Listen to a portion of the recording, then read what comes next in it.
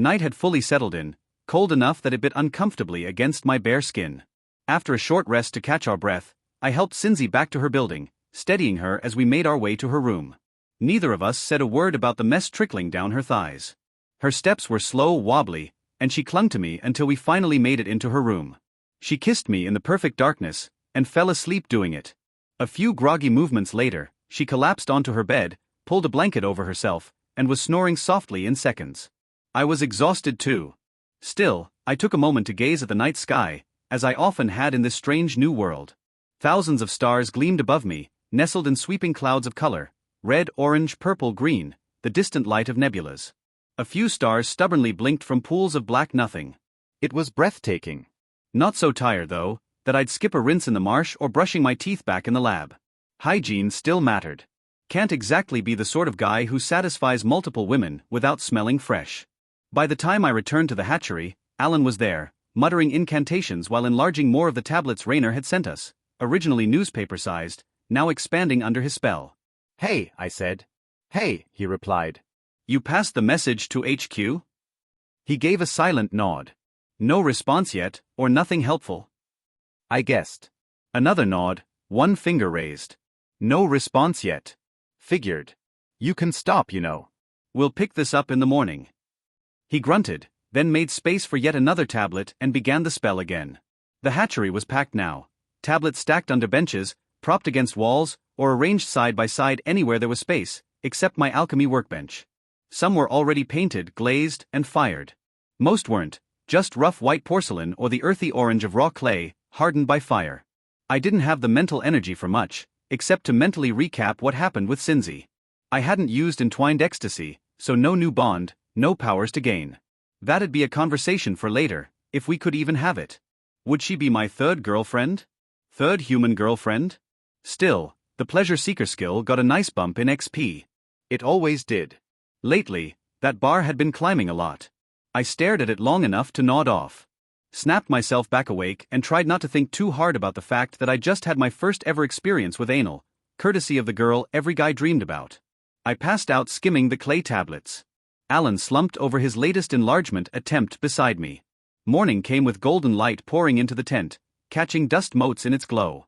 I must have stumbled out here in the middle of the night half asleep, but I had no memory of doing it. Thank the stars the sleeping bag stuck around after use, because it had been a cold night. What really woke me was the sound of lively chatter outside. With no clothes nearby, I just stretched and rolled over. I wasn't alone. "Greetings, bonded one," came a drowsy voice beside me. "Oh. Hi," I said awkwardly. "There seems to be a commotion outside," she said. "I wouldn't recommend mating again right now." "Right. Yeah. Good idea." "I'm still unclear on how often humans can mate," she added. "Did your species just happen to sync up perfectly with the Martian mating cycle?" Then her eyes drifted lower. "Oh." She'd seen it, Mr. Morningwood. "This is normal?" she asked. "It's not a curse from a sick god?" I laughed. "Nope. Human males can mate multiple times a day." That hit her like a revelation. Multiple? Every day?" I stroked her side. "Until I'm in my 40s, probably. We don't have to now, if you don't want. It'll settle soon." "It's my duty as your bonded companion to assist you," she whispered, wrapping one hand around me like it might bite. "That can't be true," I muttered, thinking of Fairy Poppins. "No," she said, already sliding on top of me, "but I cannot deny a strong urge to." And she guided me inside her. No more words were needed. And somewhere between kisses, I remembered, Valenia's tongue wasn't a single muscle. It was a handful of tentacle-like appendages, each moving independently. They twined around my tongue, dragged against the roof of my mouth, gripped, and squeezed gently. People were passing by the tent, fingers sliding across the rain fly with that vreep noise. Laughter followed. A familiar voice called out, "Wake up, sleepyhead." "Cinzy." I ignored them. Valenia fulfilled her sacred duty. 20 minutes of blissful, quiet lovemaking later, she lay exhausted, leaking onto the towel beneath her mint-green skin. "You've pleased me greatly, bonded one," she said, squeezing my hand. "The feeling's mutual," I told her. Later, addressing the team wasn't easy. They already knew. Either Alan had told them, or they read between the lines when I mentioned the god's dual affliction. This wasn't going to be a quick fix. The last god I'd healed had taken 3 days of non-stop effort. Alan, true to form, approached it scientifically, studying the patterns, degradation, and symptoms. The others listened respectfully, despite his slow stutter. Most useful insights came from the guardians, who had witnessed the divine bleeding. It was rainbow-colored at first, Isabel said. Turned yellow by the end, Ivy added. The divine ichor can appear in many colors, Krista chimed in. But true ichor is golden. She is correct, Laurel confirmed mentally. I already knew most of this. My skills fed that knowledge straight into my brain. We're with you, Ivy said, arms crossed. You picked us. We'll do the job. But what's the plan? First, we replenish ingredients, I said. Rare plants. Regina knows where. I know too. A voice called out above. Also, where are my clothes? Everyone turned as Tara descended from the sky, riding her semi-transparent Nakamaman, Araconda, like a witch on a broom. I'm glad you're all naked too, or I would have flown back. What followed was a flurry of awkward but joyous reunion, despite our total nudity. Hugs, squeals, shoulder pats, and circle dances ensued. Valinia had no hesitation and immediately embraced Tara. You are welcome here, friend of the savior of the eggs. Tara gave me a very pointed look, eyes flicking down to my groin. Her grin said she knew. Wait, she said suddenly. It took me 6 days to get here. You didn't tell HQ there were no clothes. Cue the mumbling. The shame. And my backpack? We lost those too, Regina admitted. The pills were in that bag. Pills that kept us from absorbing too much mana. Which we were now dangerously close to doing. Tara looked around. We were changing. Isabel was glowing. Ivy's tattoos had spread like wildfire. Cinzy's skin was turning alien shades. Alan was turning transparent. You didn't even notice? Tara shrieked. We thought you'd be back, I said weakly. Her fury boiled over. I want you, on the air serpent. Now. The others froze. I mounted Araconda, bare-assed. Tara joined, equally nude and visibly pissed. Once airborne, we streaked toward a familiar cliffside. She cooed to her creature, then turned to me. Tara, I began. Nope, she cut in, jabbing a finger at my chest. You're not getting off easy. I am not going back to HQ until I'm leaking like a sieve. I blinked. You're going to frack me, Fletcher. Hard. The sun was climbing, promising warmth. A subtle breeze teased across my bare skin and rustled through my green hair. Across from me, Tara strode forward, her bronze skin glowing in the early light, long legs moving with that familiar confident grace. She'd released her slitherwind and was now closing the distance between us, eyes gleaming, not bronze, which meant she'd taken one of the pills back at HQ. But she was still every bit as radiant-toned and breathtaking as I remembered. So, she said, voice steady as she approached. You better believe I gave Tara exactly what she wanted, until she was begging again. I guess it's a good thing we're already naked, I said with a smirk. Makes things easier. She tilted her head, lips twitching into a grin. You gonna give me enough to last another full week away from you? Come here, I murmured. Clamp those thighs around my head and let's find out. Whatever irritation she'd carried melted away in that moment. She leapt into my arms, locking her legs around me and kissing me like she'd been starved of touch. I held her by the thighs, heart pounding as she rubbed against me with delicious urgency. She wasn't speaking anymore, her hands did the talking. They moved over me, shoulders, back, hair, jaw. When she finally pulled back to breathe, her eyes were lit with hunger. Someone missed me, I said, amused. Yes, she whispered. I didn't know it could be like this. I don't know what you did to me, but I can't stop thinking about you. I guided her back against a tree near the edge of the cliff, letting her lean while I knelt and brought my newly enhanced tongue into play. I didn't rush. I teased and tasted until her protests turned into soft cries and then loud moans. I activated pleasure's bounty, and her pleasure intensified instantly. Longer gasps, shuddering limbs, eyes unfocused with ecstasy. She didn't last long. My tongue and fingers worked in perfect tandem, curling, stroking, exploring. She was wound so tight by the end, it only took a slight tweak of her nipple and a press of my tongue into just the right spot for her to come undone in my arms. She collapsed, panting and dazed, a blissful smile on her lips. Fork me, Fletcher, she whispered. Who the hell taught you that? I just smiled. Stand up. We're not done. She practically bounced to her feet, jumping back into my arms with a squeal. The kisses that followed were playful, passionate, and endless. I can't believe you found my G-spot, she laughed between kisses. With your fingers, and then your tongue, gods how? I said nothing.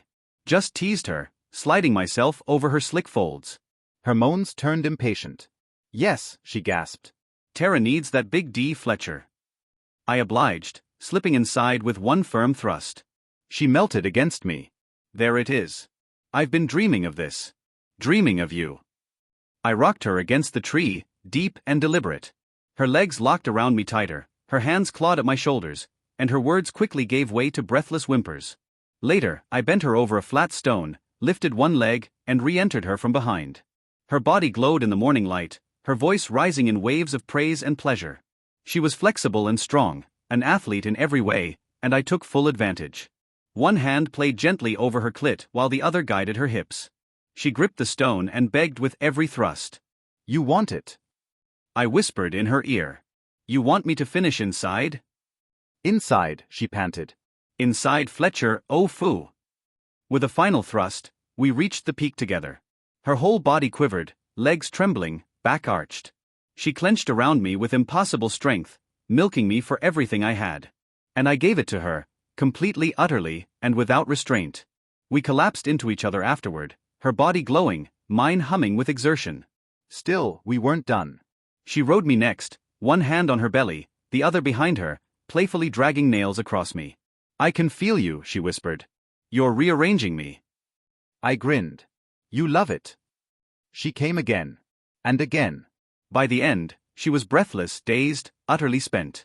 When she finally lay in my arms, sprawled across a thick branch of one of the alien trees, she drew circles on my chest and whispered, "Guess I should head back now."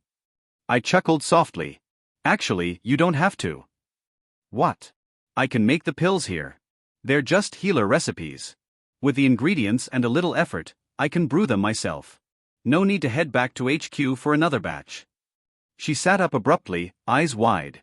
Wait, you could have done this the whole time? And instead of giving me what I needed, you sent me on a week-long wild goose chase. Well, I had other responsibilities. Leadership meetings. Egg protection. Herb gathering. And, I scratched my neck. Other girls. Her glare sharpened. Other girls. I winced. Almost everyone. Back on Earth, I was wrapping up the story for my mother. Tara and I had talked, officially. No one at the dinner table needed to know about the very physical apology she demanded, and received. Sarah leaned out from the kitchen, wide-eyed. Okay, how is everyone in that world ridiculously hot? Well, I said, my body's changed too, right? Duh. You're like a jacked version of the Toph I remember. It's the system stats, I explained. Boost physicality, you get more muscle. Boost likability, you get more charisma and attractiveness. Mom gave me a look when I phrased it that way. I ducked my head like she'd scolded me with a wooden spoon. Sarah snorted. So you're saying you're hot now because of game mechanics? Basically. We all laughed. Even Dad, off-screen in the kitchen, muttered something about alien gym rats. So did you make those pills?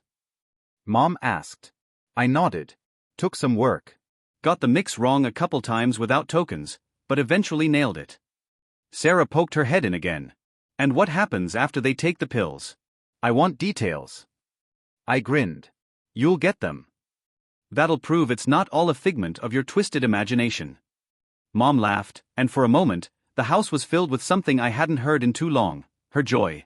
Despite the chemo, the surgeries, the years of wear and worry, she was still here, and still herself. This was Christopher, home for a little while, listening to the mother who raised him laugh. Hey, welcome to Firescale Audiobooks. If you enjoy our audiobooks, please consider subscribing to the channel. Also, feel free to share your review in the comments section below. The sun got fully into its role as Tara and I relaxed in the bough of one of the boogie trees. I relished in the warmth of the sun on every bit of my exposed skin.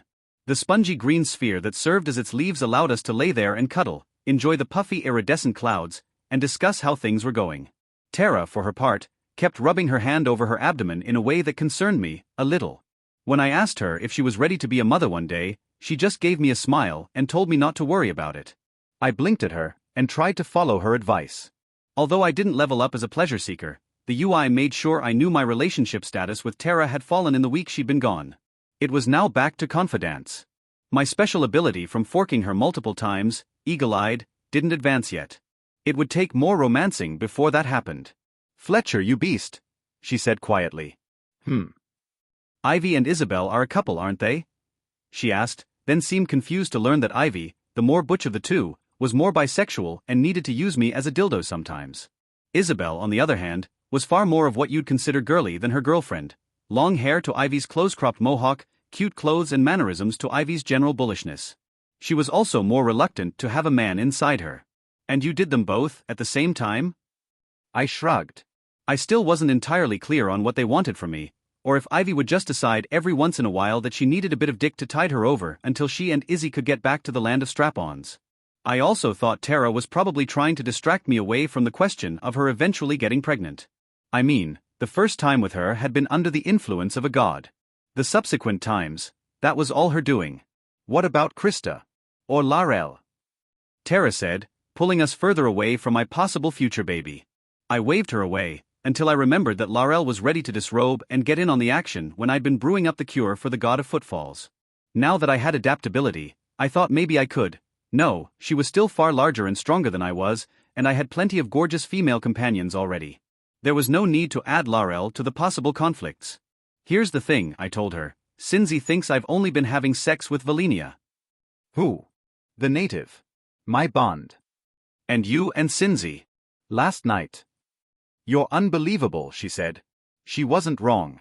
I couldn't quite believe it myself. Anyway, I have to ease her into the idea that I also have human partners. So we'll have to play it cool for some time. Ivy and Isabel don't care, they're doing each other. Regina obviously doesn't care. But I don't know about Cinzy yet. Wow, she said. Just wow. Wow, wow, wow. I can't believe it, honestly. When I met you, I thought you were kind of puppy dog cute, and then the lovers happened to us, and all that changed when I got to know you carnally. It was not planned, that's for sure, I said. Speaking of which, how are you feeling about all this information? She thought this over with an adorable look on her face, peering up like she was examining her own brain. Look, I won't lie that I'd like more of you. I like having you around. Like, I wouldn't mind being a couple. Hugging against you and looping my arm around your elbow, but I know about your other class. You're simply not as effective if you're only plowing my field. I nearly winced at the mental image of sowing seeds in her field. I can take you out from time to time, I told her. I'm thrilled at the opportunity to make you feel as beautiful as you really are.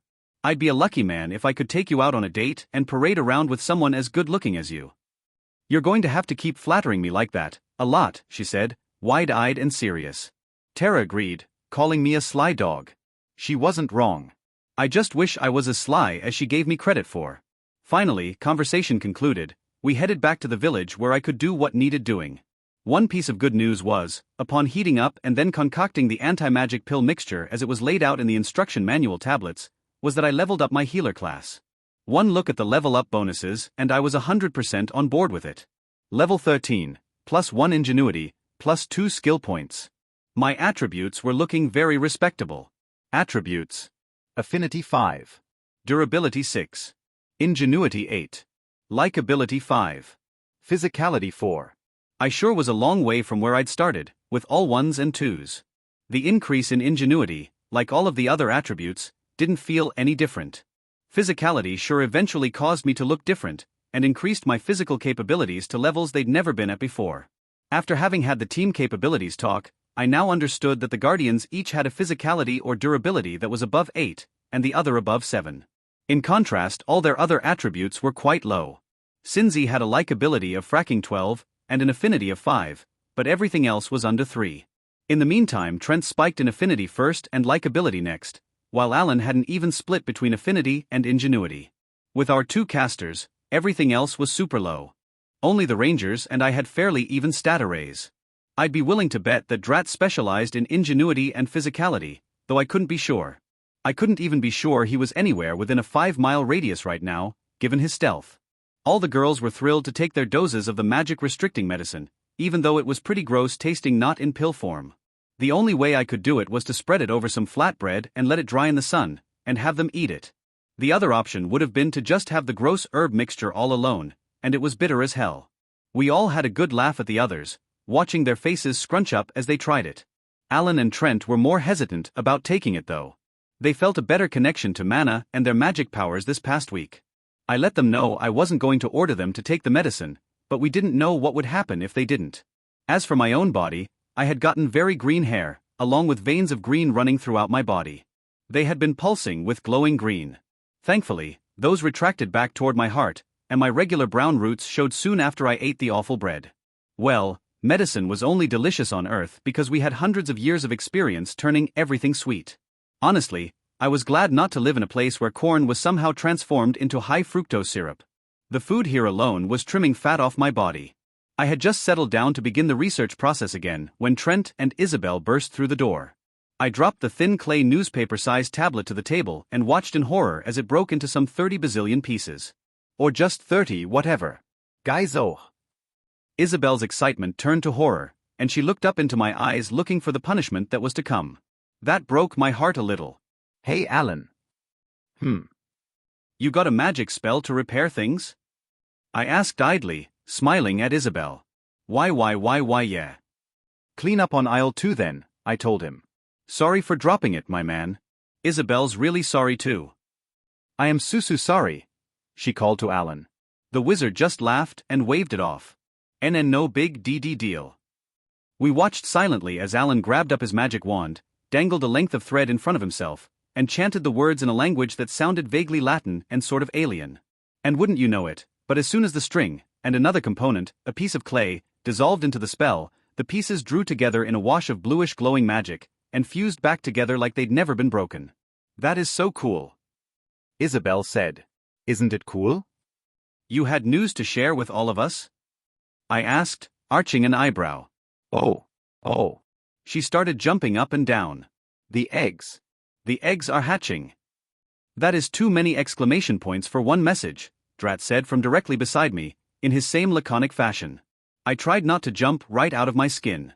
Isabel practically dragged me to the new hatchery, a large house in the village, home to something like 30 Martians.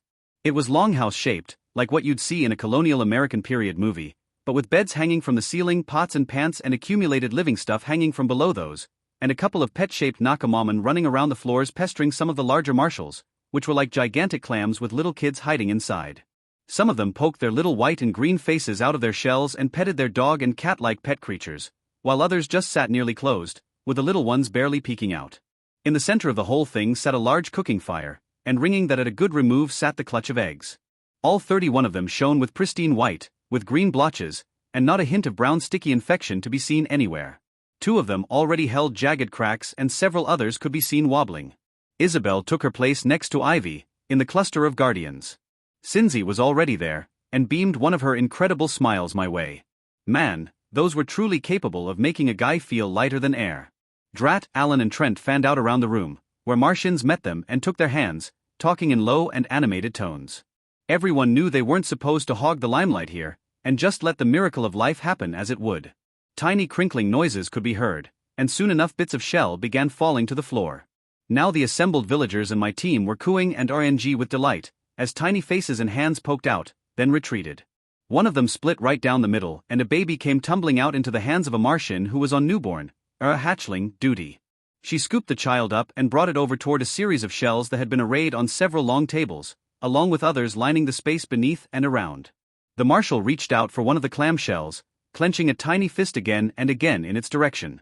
It didn't seem big enough, but the tiny baby crawled into the 2 halves of the shell like a hermit crab getting its improved home. Then the Martian on duty picked up the whole deal and shuffled off, perhaps to nurse or feed the new marshal. That is so cute. Tara gushed. I wonder if they suckle or if they get fed something. What do clams eat anyway? These aren't clams, but you know what I mean. I think clams are filter feeders.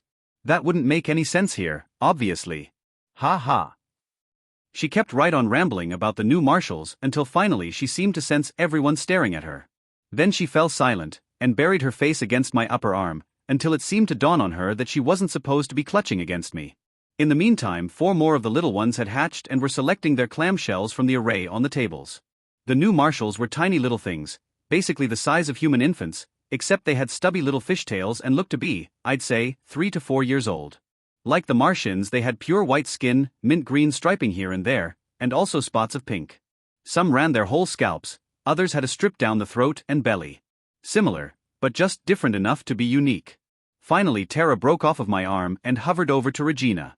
"I'm not allowed to say I want one, am I?" she whispered. Regina laughed, and once again I had the question rise up in me: what was she going to do if I put a child inside her? I wanted to ask, but now certainly wasn't the right time.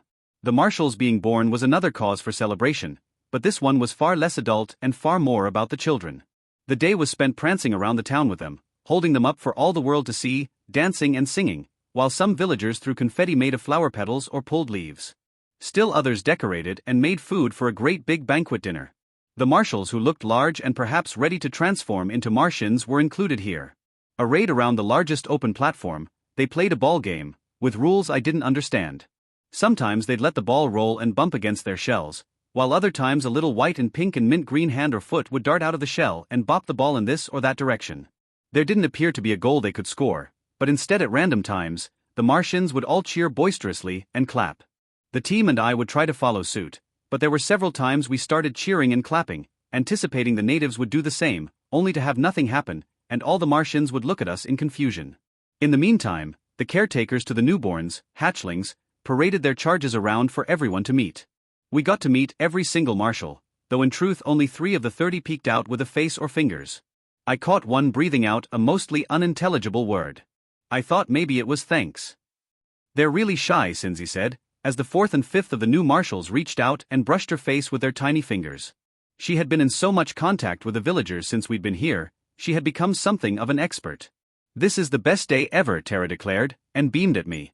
And I hoped it was my imagination, and that Cindy didn't read anything into that very affectionate smile. I went to bed that night after saying goodbye to my nephew and my pregnant sister. It had been a long night, with me talking a lot and them listening even more. I realized that I had a lot to tell them. With everything being alien, I had to explain it all. I couldn't just gloss over any specific bit. What did the Martians eat? It was almost exclusively vegetable, though they grew something identical to rice but which had a salter taste than I was used to, and had access to sugarcane. The salty sweet desserts they made up were so strange, but delicious. "It's been a long night for us," my mother said, and handed me a towel and toothbrush. When I went to take the toothbrush, she held onto it and I found myself staring into wondering eyes. Her mouth went to form a question, but stopped in the middle of it. "Mom?" I asked. Instead of saying anything, her mouth quirked up in a complicated smile. It seemed that since the diagnosis, a lot of her facial expressions had a whole lot of emotions bunched up into them. It was heartbreaking that I couldn't just get happiness or pride out of her. Right here and now there were both, but there was also a lot more. Grief, sadness. I knew she missed me, so some of that was in there. Relief at finally knowing I wasn't dead. "I'm just glad you're home," she said, and hugged me for what was probably the 20th time that day. "Me too," I told her. Had she guessed why I was here? This is Christopher knowing he's not a genius, after all.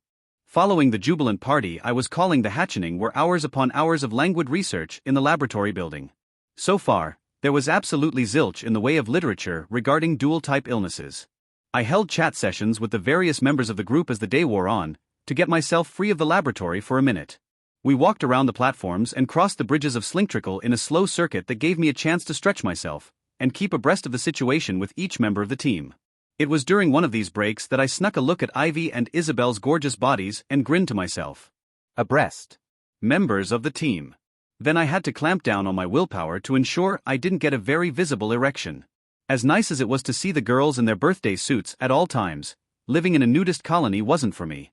My hormones were far too active to handle the situation well. I was walking around with Regina and Tara, complaining about how none of this was supposed to be possible or work like this. I couldn't treat the illness because I wasn't sure what I was treating. At least with the God of Footfalls I'd been able to blunt the weird sounds that came out every time someone walked anywhere. "I don't know what to do," I told them.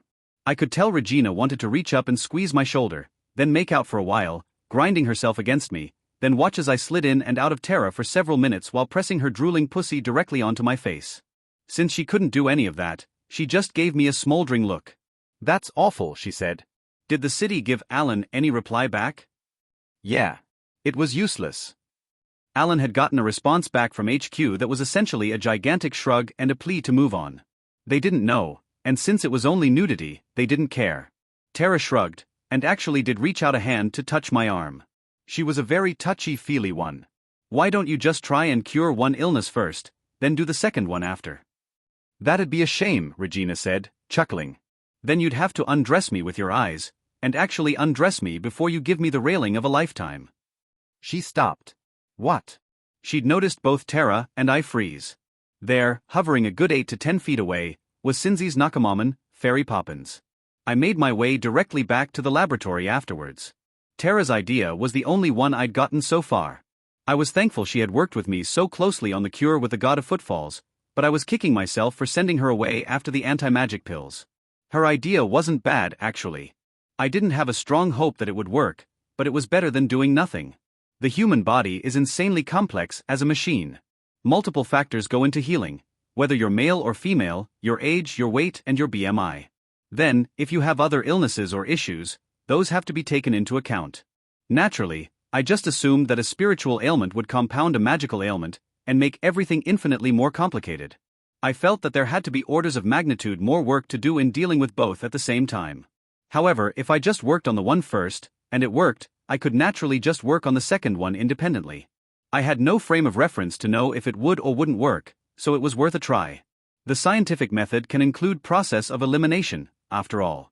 What the heck does a spiritual cure even look like? My mother asked. She was sipping at some tea and wearing a thick, comfy robe I didn't recognize. A new purchase using my God Healer funds, I was happy to learn. It looked like either a bad fur coat, or the robe you could while away a full day in. My mother was a lovely person, but not religious.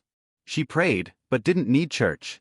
Once cancer was part of the equation, the concept of God as a benevolent being slowly fell in her mind. She still prayed for healing, but the justifications of the priests didn't interest her. She didn't like the idea she was being punished by God for something. What had she done? She didn't like the idea that God just let bad things happen to good people for no reason. The scientific method generally didn't include spiritual anything. The soul was not a measurable construct. Handling maladies of the soul generally meant therapy, and assessing emotional problems tied to faith. You're gonna love this, I told her, and poured myself some coffee. I had missed this in Dor Fili Altostratus. Dolphin Eel Allosaurus. Endorphin Ugh. I missed coffee in the other world with the name I couldn't say. It's not too different from what people think of as God appeasement strategies. You have your prayer, your incense burning, singing and dancing, which is sort of just prayer but with more people and body movements, your offerings, your sacrifices. Please tell me you didn't sacrifice those adorable fish people, she said, alarmed. The ancient peoples used to sacrifice some of their food at each meal, I told her, or goats or pigs, but sometimes they just prick themselves and sacrifice some blood. And yes, some cultures had human sacrifice, but no, we weren't about to get to that. Anyway, offerings are pretty much the same thing. You offer some of your money or your belongings or your food. These were the typical remedies. You don't want to wait for Dad to wake up? I asked. She warmed her hand against the side of her mug and slid into her seat at the dinner table. He's less interested in everything that happened. He's just glad you're back. He wants some help around the house and for you to watch me while he does some errands. I chuckled at that. He didn't need me for any of that stuff, just the pleasant familial feeling of having your offspring there while you did menial tasks and passed on that knowledge to your kids. He conscripted Sarah after you left and she's been bringing Brayden over. Then she does her Esty thing and tries to sell jewelry. She bought something to cut out stickers and paper so she could make craft things to sell online. Nodding, I considered this. It was probably the best way to make any kind of money in the face of being a single mother and being forced to spend time with your own mother, watching her in case of any emergency. Not that Mom needed it. She got up and retrieved some donuts they'd bought the day before I arrived. So tell me what happened. Okay, I said, we're going to try the simplest version, which is prayer. A dozen Martians sat down cross-legged on the floor of the laboratory in a ring, surrounding the carefully arranged clothing. Seated this way, their fishtails stuck out from their butts and created a kind of sunburst pattern if you viewed it from above. Using the incense I'd employed to suss out whether this was a spiritual malady, we periodically got a glimpse of the figure floating prone above the clothes. It became clearer then that the difficulty to diagnose this had lowered the more bits of the outfit we ended up gathering. The Martians tried the hands folded method first. Some of them rocked back and forth, and the others picked up on this. Once one of them began muttering under their breath, the others followed along. After a good hour, no progress had been made. We shifted to everyone holding hands in a circle and chanting. Someone started swaying back and forth side to side, and the rest of them got into it, but again, nothing. After a good 2 hours, still nothing. By now we were running low on the incense, and some of the materials weren't easy to collect. Oh well, I told myself, at least I'd have ample opportunities to head out away from the village and have a little alone time with Regina, Tara, Valenia, or any combination of the three. Hell, maybe all three. The second method would be song and dance, but these natives didn't know the name or the aspect of this god. They didn't have a song prepared or a dance for that matter. The tablets mentioned several hymns that were non-specific and could be used for any god. I told them that I'd consider what to do, but for now it was far easier to begin attempting to work in some sacrifices or offerings. The tablet suggested food, burned in a fire, dedicated directly to the god in question. The god in question wasn't named, which was a problem we had yet to remedy. Well then I guess we're just going to throw everything at it and see what sticks, I said. We offered some money to it, destroying the jade beads the Martians used and blowing the powder over the clothing where we knew the god's body was floating. We burned some food gestured vaguely in the god's direction, then blew the ashes over its body. Afterwards we tried just throwing some of the jade beads directly on it. Cinzi tried throwing a likability token directly into it. We tried to get water blessed and dump it onto the set of clothing. We tried offering it grasses, flowers, herbs and spices. In all cases, the materials sparked and fizzed like they were dissolving in acid or burning up, and vanished. In essence, these all failed. We tried blood, with me offering to do the deed and all the guardians freaking out. Absolutely not, they said. No way no how. Ivy had her palm slit with a pocket knife while we were arguing over the situation, and the blood similarly fizzed and popped like they were being burned. Nothing was working. Talk started up about wrangling a Nakamaman and sacrificing it to appease the god, or cure it. No. Nah, Regina said, and Tara immediately backed her up. There's no way we're sacrificing a poor defenseless creature on the off chance that violent death, which has never worked before, will suddenly now work. You can't stop us, Ivy said with a sort of calm and cold calculation you'd only see out of movie villains. We have to use clothes then. Cinzi burst out. All eyes turned toward her. It's a fashion god. Or a god of clothes anyway. We have to use clothes on it. Offer it the clothes. Ivy turned to me, as if to ask if she should go out and rustle up a bunny rabbit so I could slit its throat. I gave her a tiny shake of the head. No, we didn't need to start killing adorable whittle bunny oneies. No thank you. Geez, Ivy could be scary. We ended up asking some of the villagers to grab up articles of clothing they had, and they complied. Within a few minutes, we had Martians holding the billowing, filmy dresses and clothes they normally wore, looking at me with questioning eyes. I simply gestured at the arranged glowing clothes, as if to say, be my guest. Do we burn them? Okay, I guess not. Tara froze when the first Martian dumped the dress unceremoniously onto the arranged clothing. Once again, the material dropped onto the clothes disintegrated. This is bullsh, Ivy started then stopped. The shirt began to fill out, as though something were inflating it from below. Everyone stared, hoping for the sleeves and neck and pants to begin inflating, and have the god return to existence. For long, tense moments we all stared. More clothing, I said, and the next Martian threw in his pants. Again the shirt swelled as though something were filling it. More, I said. Martian after Martian dropped clothing on, and the inflation continued. The sleeves on the tunic began to fill out, along with the top of the pants, then the legs. Over time, the rate of expansion slowed dramatically. The first and second pieces of clothing offered up did a lot of filling out, while the later pieces didn't have much effect at all. It was barely visible. Holy, Regina went to say, but Tara clapped a hand over her mouth. It's a spiritual malady, I hissed. It literally is holy. More clothes were added. Then the kicker popped up, a message from the UI that we were doing it right. Administer cure check. This check is very difficult. You currently have administer cure at level 7 and affinity at level 5.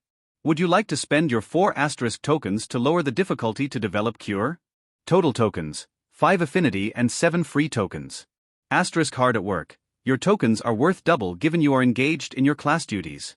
Not only were we doing it right, but we hadn't been forced to make another check to develop cure. Somehow we bypassed that, and I wasn't going to question it. It would have meant another incredibly difficult check, followed by me spending a lot of tokens I didn't want to spend. I was tempted to just spend the 4 tokens, but I had an inkling that the way this had worked with the inspiration might work again. If we just did the right thing, the difficulty should lower over time. More clothes. I shouted. Faster please. The Martians rushed out to bring in more.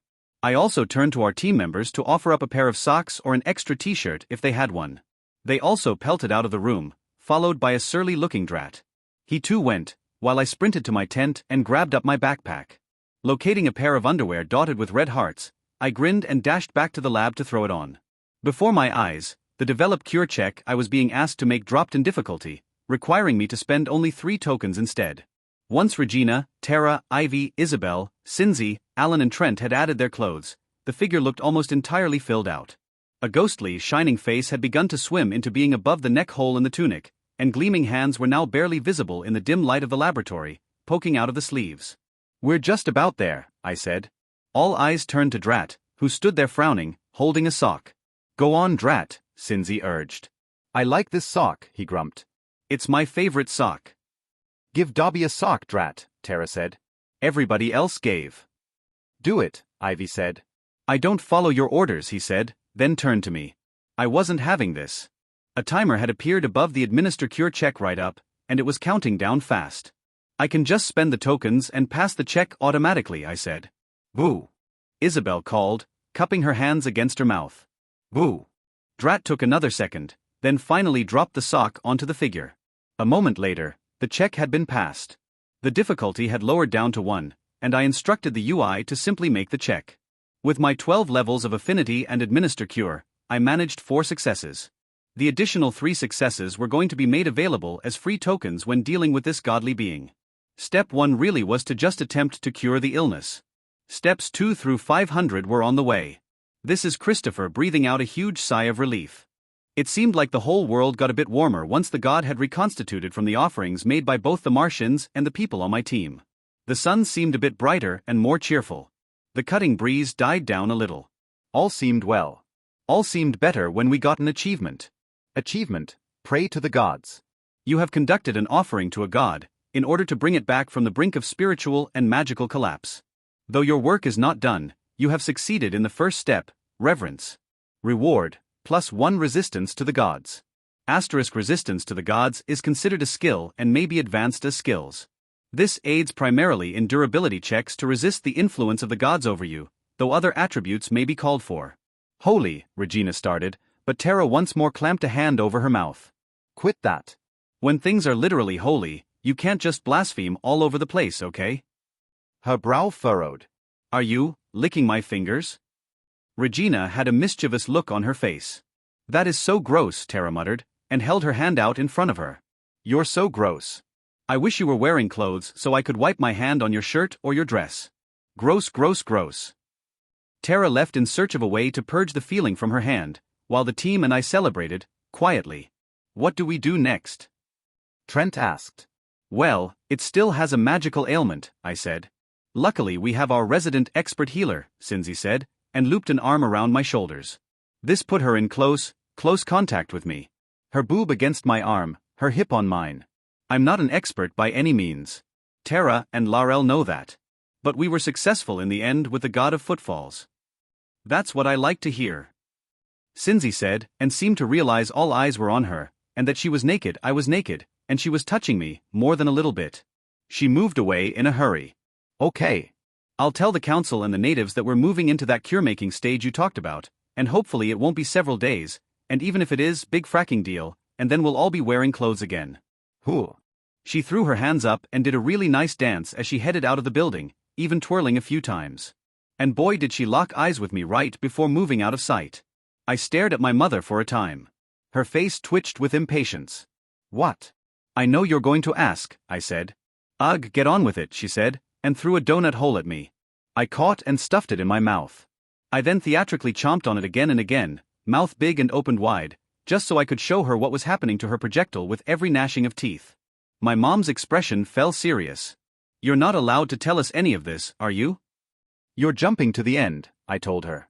"You're going to want to hear all about Glumpdumpkin and Saxwacket." "And Cunt Hustle?"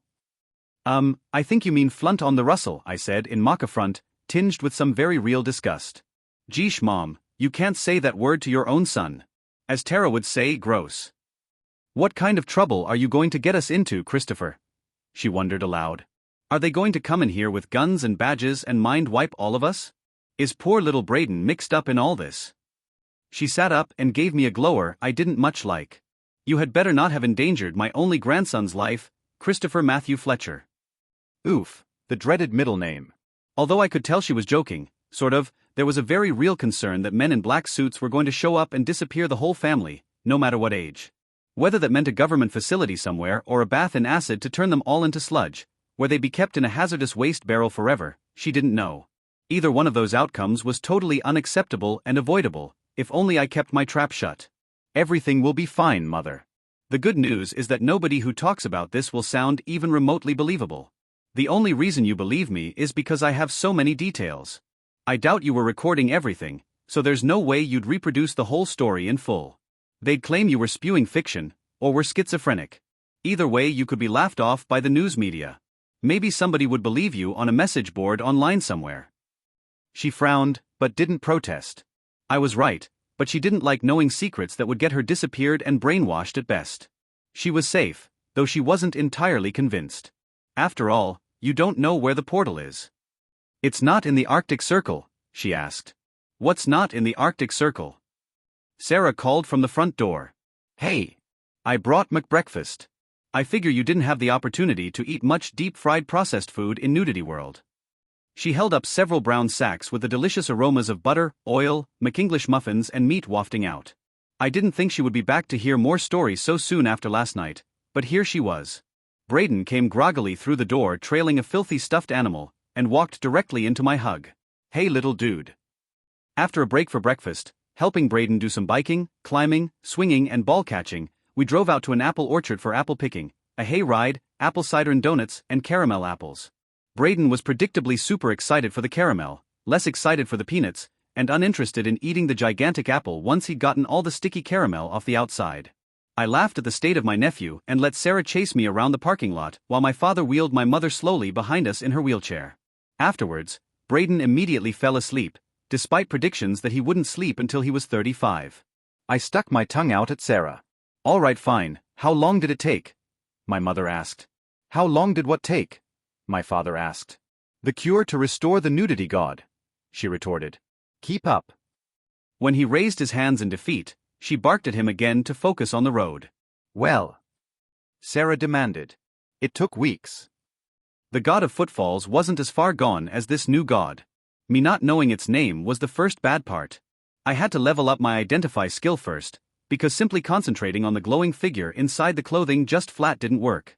Failure only really gave you the good XP the first time, more trying after that was just the definition of insanity. The UI says it's going to be nigh impossible, I grumbled. The whole team was assembled around me, except for Drat and Krista, who was presently on guardian duty. Sometimes people weren't very careful. Other times they might just trip and fall, and get a face full of divinity. Deadly, deadly divinity. They all sat around the laboratory building, still naked and still not pleased with the situation. Trent and Alan had the worst of this, though Isabel was the most self-conscious of the ladies. Laurel was the least, proudly thrusting her enormous breasts out and standing with feet confidently shoulder-width apart. Although Laurel possessed far more hair than any human on her head, she possessed not a single hair down below. I know this because I had a completely unobstructed view. Nigh impossible, the assembled team members said, and looked at one another in wonder. Yeah. Easy, moderate, difficult, very difficult, extreme, and then nigh impossible, I said. I have an ability that will double the value of my tokens, and it still said it would take 9 tokens to make this happen. After protests that maybe that wouldn't be so bad, and didn't you get 3 bonus tokens for curing the spiritual illness? I had to remind them that administering the cure would take yet another check of roughly the same difficulty. And if I wanted to use any tokens on, say, healing them when they got hurt, I would have to have some tokens. It almost certainly wouldn't have worked. I had 7 free, 3 bonus, and then 5 affinity tokens, so a total of 15, that wouldn't have been enough. And it felt like cheating. Some of my team members said they would use their tokens to lower the difficulty, but when pressed, only Alan and Trent had enough affinity to really make a difference. They had special abilities that required the use of those tokens. Isabel and Ivy didn't even have the 3 affinity in order to help lower the difficulty by a single point. The ace in the hole was Laurel, who had contributed 15 fracking tokens once upon a time, but for whatever reason she didn't offer those up at this moment. I made a mental note to ask her later, why not? To get out of the funk this put me in, I headed out on expeditions to see more wildlife and identify it using my skill. Also, I needed more herbs, plants and flowers. This also allowed me to test out my Beastmaster special ability. In the evenings, I split my days between researching the best cure for the job, and trying to make meditation work at replenishing my tokens.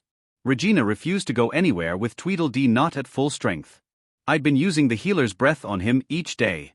Closing in on the cure for the nudity god made this easier each time, but Dee seemed to lose a few flower petals each day. His fur seemed just a shade duller as well. This meant mainly going out with Tara or Trent. With Tara, we were able to get some brief bouts of airtime on the back of Araconda. The Slitherwind didn't have the endurance to take two people far. Okay, what the heck are those things? I asked, eyeing several tiny tornadoes in the distance. They were difficult to make out against the clouds, little more than smudges of vertical cloud. As Araconda closed in, I squinted and used Beastmaster to kick in with its identify bonus. Cyclowl. Basic Nakamamon. The Cyclowl will routinely hunt in packs, using its tiny cyclones to throw smaller prey off course, or draw them from shallow waters. When larger prey is snagged by a flock member, they are happy to share the catch. Typical length, 3 to 5 foot wingspan, small. Typical weight, 2 to 4 pounds. Gender, unknown. Aspect, air/creature beast. Transformations, Cyclowl-unknown. Cyclowl has been added to your Nakamadex. That was pretty metal. The tiny cyclones crisscrossed one another and seemed to flick at other smaller creatures. Using eagle-eyed, I was able, with difficulty, to make out what they were hunting. Again, identify kicked in. Flamingo. First stage Nakamamon. Flamingos use powerful elemental fire to keep predators at bay, and to keep rivals from their main food source, valuable minerals in volcanic lava and ash. Typical length, 3 to 5 foot wingspan, small. Typical weight, 3 to 5 pounds. Gender, unknown. Aspect, fire/creature beast. Transformations, unknown-flamingo-unknown. Flamingo has been added to your Nakamadex. I couldn't keep the awe out of my voice. A surge of amazement and glee shot through me, seeing a burst of fire come out of the red flamingos, and cause the cyclones to veer away. That is so cool, I muttered. Does this mean we're close to a volcano or a vent or something? There, Tara said, pointing down at a mass of escaping steam and smoke. Dozens of flamingos were landing there and clustering around other creatures. Let's head down. The heat was palpable as we drew closer, but thankfully it lessened as we descended. Hot air rises, I told myself. I quickly located and identified the tiny offspring of the flamingos, as kindlets. These things were adorable, with big fat heads and fire smoldering over their entire little bodies in the shape of new feathers. They weren't even a foot tall, and stumbled and fell down repeatedly because of the size of their heads. I love them, Tara breathed. Then, when her bonded pet made a groan of complaint, she got in a bunch of head and neck scratches. Oh, hush you. I'm not going to replace you. Things can be cute, you know. A number of magmamanders also basked nearby, grumpily moving aside if pecked too many times by the flamingos. Wait, do you see that? Tara asked. I followed where she was pointing, but only saw a hump of glowing coal, like an ember but a good 6 feet long. Wait, is that thing breathing? It was. The system identified it as a Scorchomp. Scorchomp. Unknown Nakamamon. A rare Nakamamon with little known information. HQ records indicate that this Nakamamon should be regarded with extreme caution. Typical length, 12 to 15 feet, large. Typical weight, 1 to 2 tons. Gender, unknown. Aspect, fire/draconic. Transformations, unknown. Scorchomp has been added to your Nakamadex. Peering into the campfire was a hypnotic and meditative exercise, and this wasn't any different.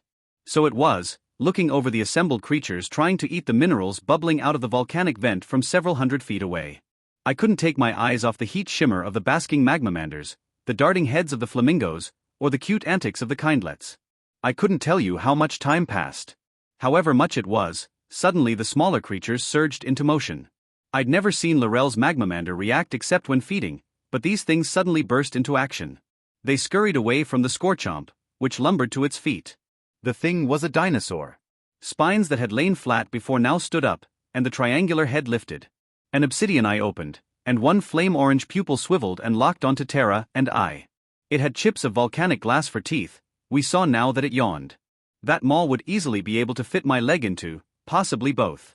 The tail unfurled behind it, long and powerful. Like a cat waking up, its maw opened in a long and relaxed yawn, and it quivered as its spine arched in a stretch.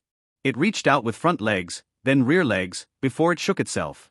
And here was the wildest part, it stuck its head directly down into the lava, then moments later disappeared down inside.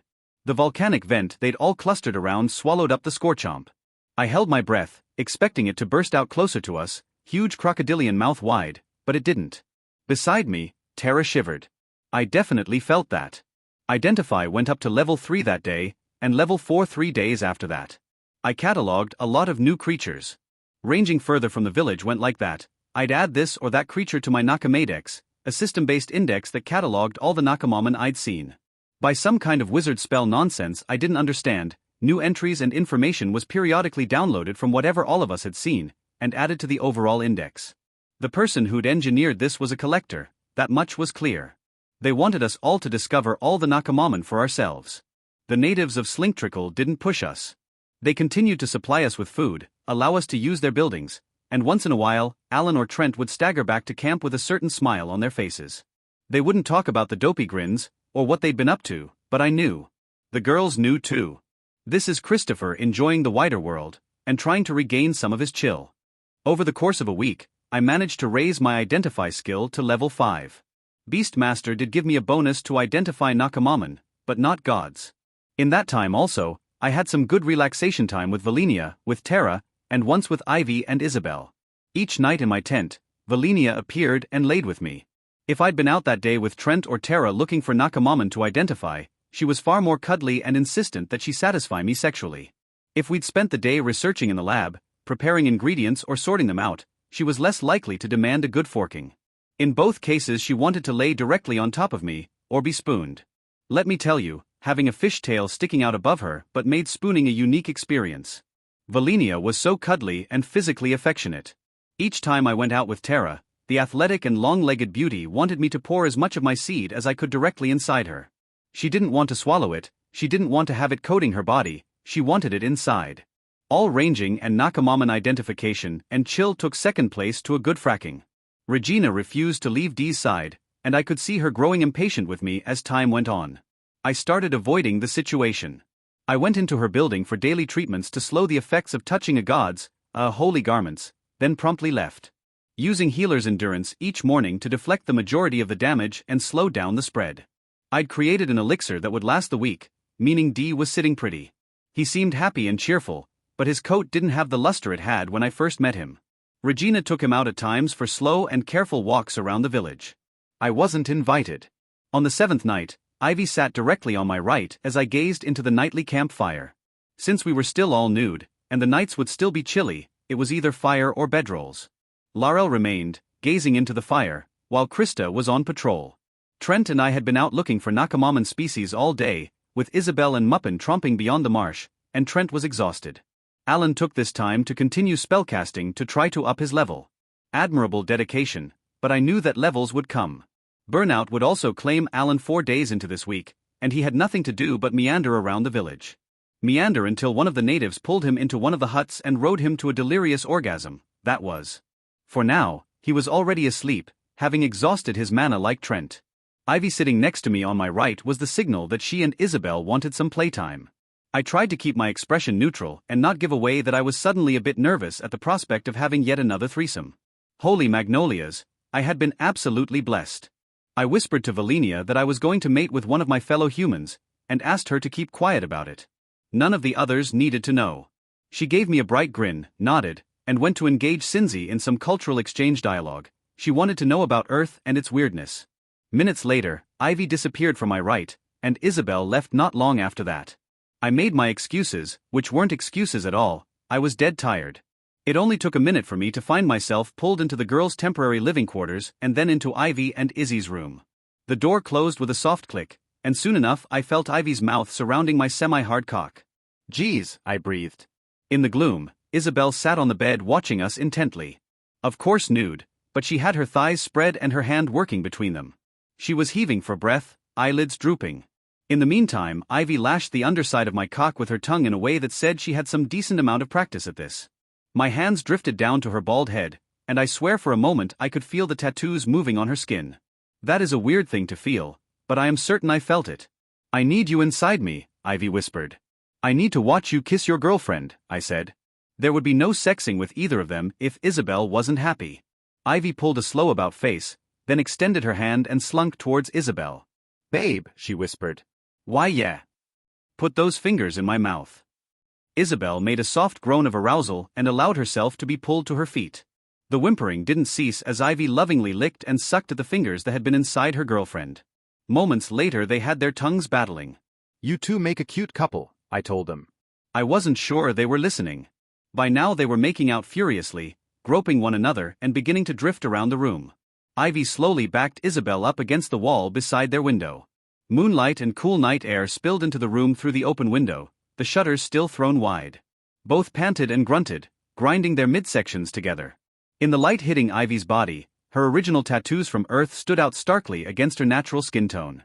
The muscles worked as she humped against Isabel, the both of them panting and periodically locking lips. Battling tongues, fingers intertwined, the two forgot I was there or focused on one another. Or so I thought. At some point Ivy's fingers closed around my rock-hard member and pulled me in. Instead of what I thought was about to happen, she rolled so that Isabel's luscious butt was pointed at me. Still pulling, she grabbed onto Izzy's other butt cheek. Baby, she breathed, Fletcher's gonna give you what I can't.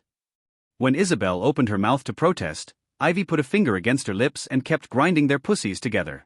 It's okay. He's good. He'll give you that power. But. And I want you to stare me in the eyes while I suck on your clit with him inside you. I love you, babe. Isabel moaned, mouthed the words in the dark. Ivy's insistent hand pulled at my hip until I pressed into Isabel's back. Tell me no, I breathed in her ear, inaudible to Ivy, and I won't. Even as Ivy ran her tongue over Isabel's lower lips and glided softly over the pleasure button. Tell me stop, and I'll stop. It was such a sight, seeing Ivy's hands wrap around Isabel's butt cheeks and massage them before pulling them open for me. It's okay, she told me, gasping and writhing. Did she want to be filled up in a way Ivy's fingers or tongue couldn't match, or was she doing this because Ivy was pushing it on her? I didn't know, and my rampant erection did not give a single solitary fork. But I had to stay in control, so this might happen again. Tap my leg and it's over, I continued, low and slow. Say zucchini and it's over. Then, incredibly, I felt Ivy take hold of my erection again, and begin rubbing it back and forth over Izzy's drenched and hot slit.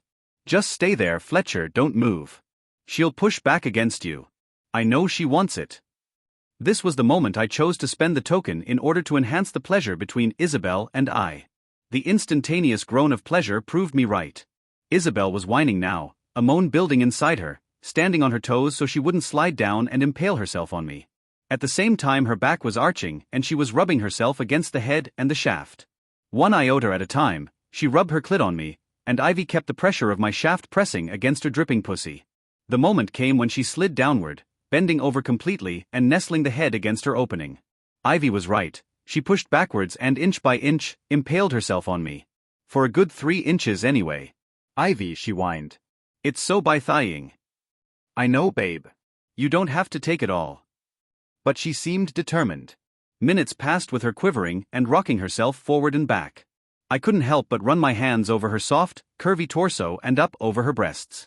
Up she goes, Ivy murmured, and I was forced to dip my hips in order to let Isabel's body straighten, her back against my chest. Now you do the work, big boy. Then, the tattooed guardian dipped forward and began licking over where we were joined. Now I don't know about you, but this was something I'd never felt before. Something I never expected to feel at all. Ivy's meaning was clear. I would slide in and out of her girlfriend so Isabel could remain in place and have her clit toyed with. You're so beautiful, I told Isabel, feeling every available inch of her while slowly rocking my hips up and in. She didn't protest when I kissed from her shoulder over to her neck, then up her neck to her ear. In fact, she didn't mind at all, laying her head back against my shoulder and turning her head so I could kiss over her cheek, her jawline, and finally her lips. Down below, I could barely make out Ivy's head between her legs, but the sensation was proof of her tongue working over the both of us. When I slid out, a wriggling tongue lashed at the underside, while she concentrated mostly on Isabel's pleasure. It wasn't long before the sharp intakes of breath announced Isabel's oncoming climax. She shifted her weight several times, while I sped up a fraction. With the pleasure-seeker qualities, and all skills, an instinctual knowledge arrived. I knew I could increase girth and length to their maximums, or retract my full size a tad.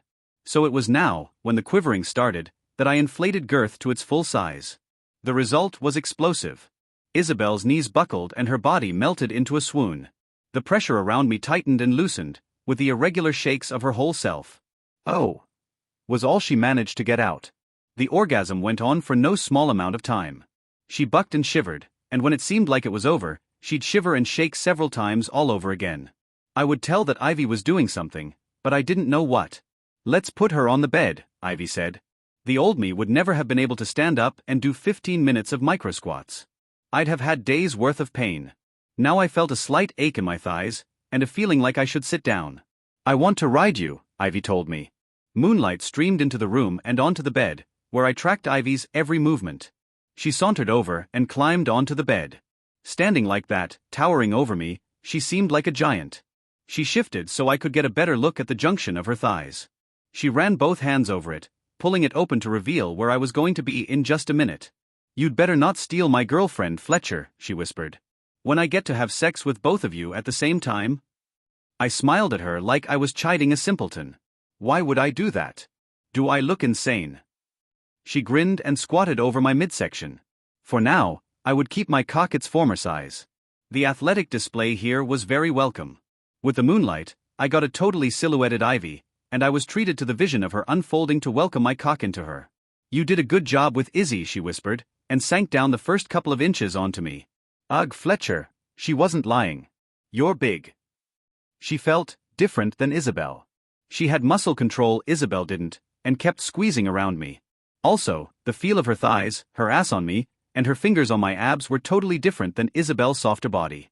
After a few minutes of getting accommodated inside her tight confines, Ivy began riding me.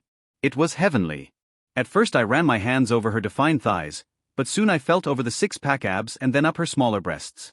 "You ever do two girls at once?" she asked, smiling down. "The only people I've ever done are all in this village," I told her. The truth that Regina and Tara had been in a clumsy and hot experimental threesome might not have gone over well. She seemed surprised by this, but didn't stop her rhythm. She'd started working at her clit, using my knee to help her keep her balance. "Phew, I needed this," she breathed. She seemed content to rise and fall on my pole just like this, but I was nearing orgasm and that wouldn't do. I got up and latched my mouth onto her nipple, surprising her, then turned and put her on her ass without breaking our union. "What? Oh yeah. Pound me good, Fletcher." I started sawing in and out of her in earnest. Whatever it was about the cowgirl position, that pressure on the underside of my cock was absent now. I saw the message with the stave off check vanish. Without missing a bead, Ivy resumed rubbing at her clit, and now added mauling one of her nipples to the mix. Something caught my eye, and I turned in the middle of filling Ivy full of my cock to behold a tiny glowing mote outside the building, just outside the window.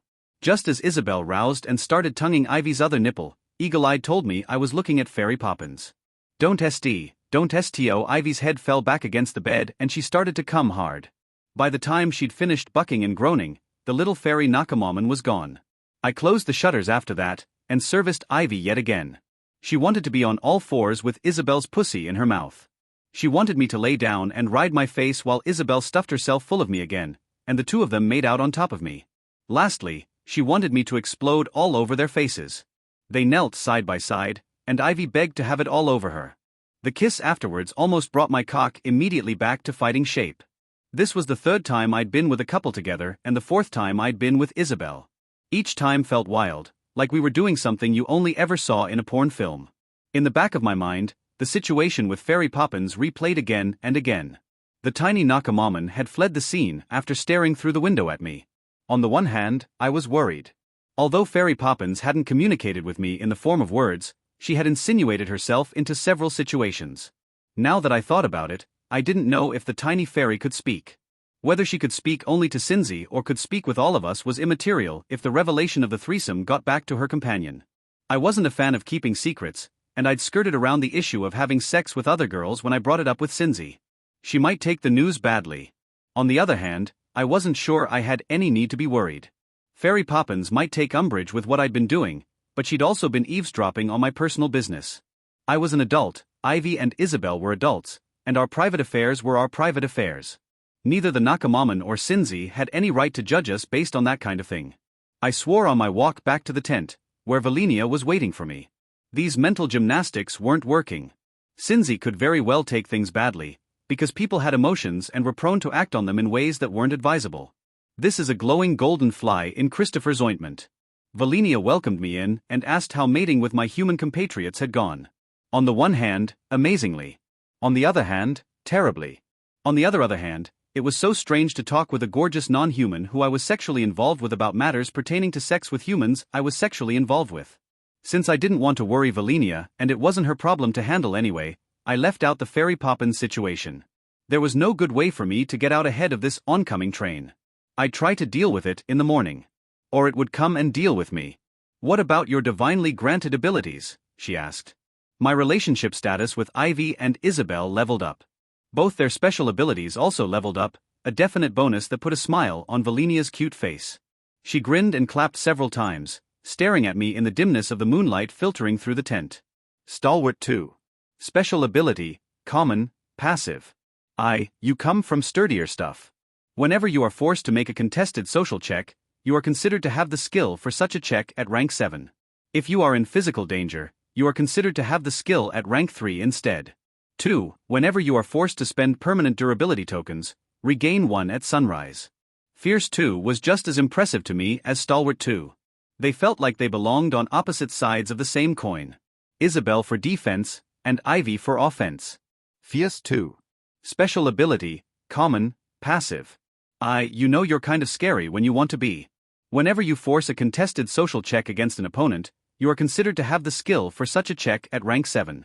When you enter a dangerous situation, you gain a temporary token in physicality and durability. These tokens disappear after an hour if unused. 2. Whenever someone attempts to use a special ability against you, the check is at +1 difficulty. If they spend tokens against you, they must spend +1 token. On defense, I would regain tokens unless I died. On offense, people would lose out if they came at me. It was a lot to keep track of, but I was thrilled to have more cool special abilities. I like the passive ones better, I said. Sometimes I'm in the middle of things and I'm just trying my best, and I forget that I have active special abilities. Valinia patted my arm in understanding. There will be a limit, she said. I stopped and looked at her. I'm sorry, what? There is a limit to how many abilities you can comfortably handle. Your body can only grasp at so much power. As it turned out, I could only have one special ability for each of my attributes. Affinity, durability, ingenuity, likability, physicality. 5, tops. Meaning right now, after Beastmaster from Regina, Eagle-Eyed from Terra, Stalwart and Fierce from Isabel and Ivy, there was only one more to gain before I was done. What about my classes?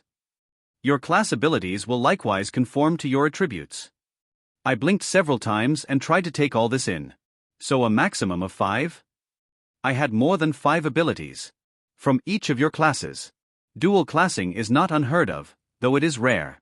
You will be blessed with 15 special abilities, given time. Holy mackerel. Valinia smiled indulgently. 5 is a special number in Dorfialto's Fletcher. I had hard at work, healer's resistance, healer's endurance, and healer's breath so far. After that I would really only get one more? And for my other class, I had Blisssense and post-sharing clarity. A radar for knowing how to grant my partner's pleasure, and a bonus for getting my freak on. There are gifts from the gods. I have a complete understanding of flowers from the goddess of the meadows. Not to mention I had entwined ecstasy and pleasure's bounty. Those. She shook her head and cut me off. The divine is limitless. Finally, I settled into my nightly snuggle fest with Valinia. A guy could get used to having a gorgeous female draped over him every night for the rest of his life. As Nakamaman went, a snuggle bunny was the best of all possible outcomes. The issue with Fairy Poppins came to a head on a perfect day. The sun rose bright and early, giving us a wonderful view of thick mist on the marsh. After getting my fill of Valinia cuddles, I extracted myself from her arms and headed out to find bright rays of sunshine warming my face. Banks of fog sat on the marsh, turning the normal and mundane into the mysterious. I started off the day by reapplying healer's resistance to Tweedledee and enduring the disapproval radiating off Regina. I was getting used to this, in a way that disappointed me, but used to it regardless. That done, I gave Dee a couple of reassuring scritches and met Valinia outside the girls' dorm building. Alan was now in the process of shrinking down the hundreds of large clay tablets we'd enlarged in our research. I felt like I now knew so much about the different cures developed by healers in the short time this world had been available to humans, but still not enough. As for the others, Ivy and Isabel were still in bed, Laurel and Krista never seemed to sleep, Tara was out with Araconda, and Trent was slow in waking up. Drat, as always, was nowhere to be found. The tiny ball of light zipped up and got right in my face. Oh hey. Fairy Poppins. A fairy of her stature shouldn't have made me nervous. I wasn't nervous of Fairy Poppins herself. She had a fairy dust ability I could shrug off more easily now that I had Stalwart and Healer's resistance, and now that Valenia was my companion. My resistance to fairy aspect magic was high. Laurel was practically immune to the fire coming off her Magmamander, so I should be immune to fairy effects. Still, her aggressive posture was disconcerting. The flitting up and down and chirping indignantly in front of my face also gave me a bad vibe. I was supposed to be enjoying the fog this morning. Of all the weather phenomena, fog was by far my favorite. What was over in that direction? Surely not the same thing that had been there the day before. Now it could have a ring of mushrooms in it, or a wise old sage, or a sleeping dragon. Anything could be right over in that boring old spot, now that it was obscured by dense fog. Also, I didn't get to hang out inside a cloud every day. Fog was just cool, like you could get lost in your own neighborhood. The tiny Tinkerbell stabbed an accusing finger at me, pointed down at the ground, and followed this up by pointing back behind her. I didn't see anything back there. Teensy chirps of anger came out at me. I don't know what you're doing here, and I can't understand what you're saying, unfortunately. I'm sorry you're upset, if that helps. It did not. Fairy Poppins was furious. She got so close to my face that I felt the pinprick of her finger against the tip of my nose, and actually saw her facial expression for once. The minuscule human was enraged, her eyes filled with fury. Is there anything I can do? I wasn't able to finish that question, because Cinzzy was there. That's enough, the bard told her Nakamamon. Fairy Poppins wasn't having this, and went right up into Cinzzy's face at once. A hushed conversation followed, with both of them muttering and hissing almost discernible whispers a good 15 feet away from me. Cinzzy pointed off several times, but the Nakamamon didn't go anywhere. It was only when Cinzzy stomped her foot on the platform's wooden planks that Fairy Poppins got the hint, and sped away. Something was going badly wrong here. And wouldn't you know it, but it was this very moment when Drat chose to appear before me. The hatchet-faced rogue still somehow looked like a goth, even though he was tall, thin, and saw practically no sunlight. It was the lanky black hair obscuring his dark eyes, and the blade of a nose protruding from beneath. "We need to talk," he said, in that sort of tone you'd reserve for conspiracies. Yeah, we do," Cinzzy said, stomping over to get in my personal space. "Why don't you go first, Drat? I think this is between Fletcher and I." Oh no, she spat. I insist. I noted the brief appearance of a token, but it disappeared before I could register what kind of token it was. She just used a special ability, probably the same one she'd used on me when it was time to administer the cure on the eggs. Where I had Stalwart to counteract the persuasion ability, Drat had nothing. Drat's brow furrowed briefly, before the concern left his face and he smiled. Weird. I didn't think I'd seen Drat smile once during this whole trip. If he had, it had been at someone else's expense. He had a dry sense of humor and wouldn't do much more than tease the others. "I found what I was looking for," he said. "And what were you looking for?" Cinzzy asked, with extra saccharine coating her tone. "I told Fletcher I would tell him alone," he said, still sounding confused but pleasantly so. Like he had just entered this room but wasn't entirely sure why. "That's perfectly okay," she said. "Fletcher won't mind." Fletcher would mind, but the force of her personality rolled into me. "Cinzzy, you don't need to do this." "Don't I?" The way she turned her head to lock eyes on me reminded me of a creepy doll movie. The contrast between the sweetness in her voice and the eerie expression couldn't have been more stark. "Don't I want to hear about whatever other secrets you have stored up, Fletcher?"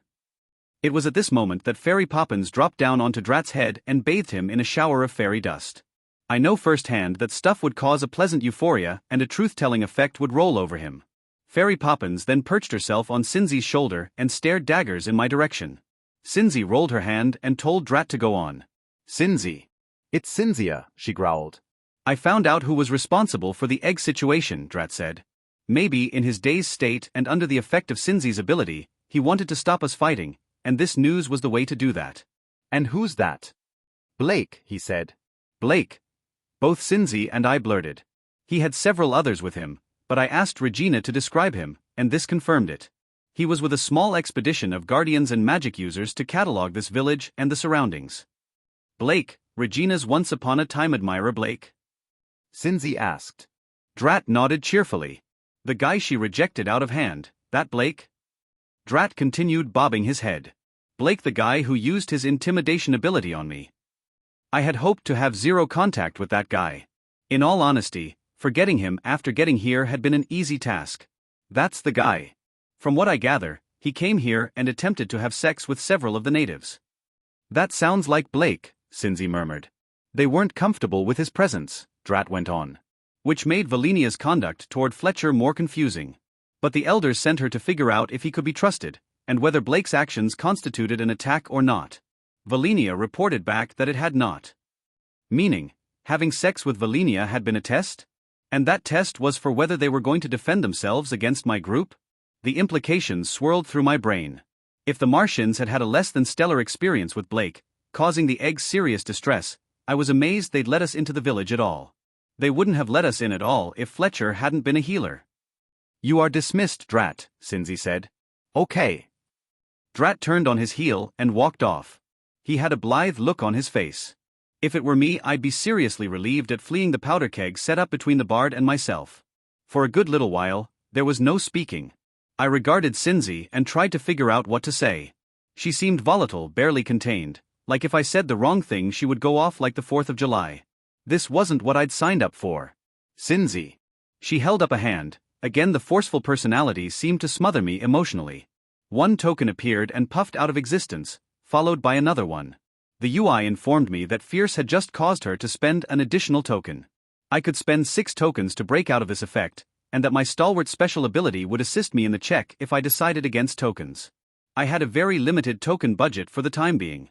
The check, even at +7 skill ranks, still only netted me 4 successes. Not enough. Cinzy walked up to me.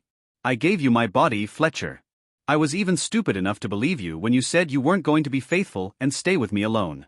Well, that was an understatement to say the least. She barked out a bitter laugh. Ivy and Isabel. Really? Not only are you banging others on the team, but you're banging the lesbian couple? I can't wait to find out who else you've stuck your cock into. Regina? Oh, probably. Tara? She's way out of your league, but who knows? What about Laurel? You got yourself a muscle mommy fetish there, Fletcher. She laughed again, 2 quick mocking jabs. Krista? I wouldn't doubt it, I guess. I don't know how you'd get your dick wet on a literal ghost, but I bet you would if you could. I wanted to roll my eyes, but the suffocating pressure of Cinzy's bard special ability or special abilities meant I could only stand there and vibrate indignantly, and a bit of shame. Yes, I should have told her I wasn't going to limit myself to only her. Suddenly Cinzy's face crumpled miserably. I thought I knew who you were, Fletcher. I thought we had something special. She was crying. Tears welled up in her eyes and one spilled down her cheek. The last words came out in a betrayed hiss, almost inaudible. I let you fuck my ass. Her words, like her mental state, seemed to warp the air around her. The gorgeous misty morning suddenly felt chilly. A breeze blew over my still nude body. The villagers who were making their way here or there suddenly looked at the two of us and gave us wide berth. All the while, tears slipped down Cinzy's cheeks. Fairy Poppins had stood and made her way over to Cinzy's neck, where she hugged against her companion. Cinzy flinched, and like she was swatting at a mosquito, catapulted the fairy Nakamaman out away from her.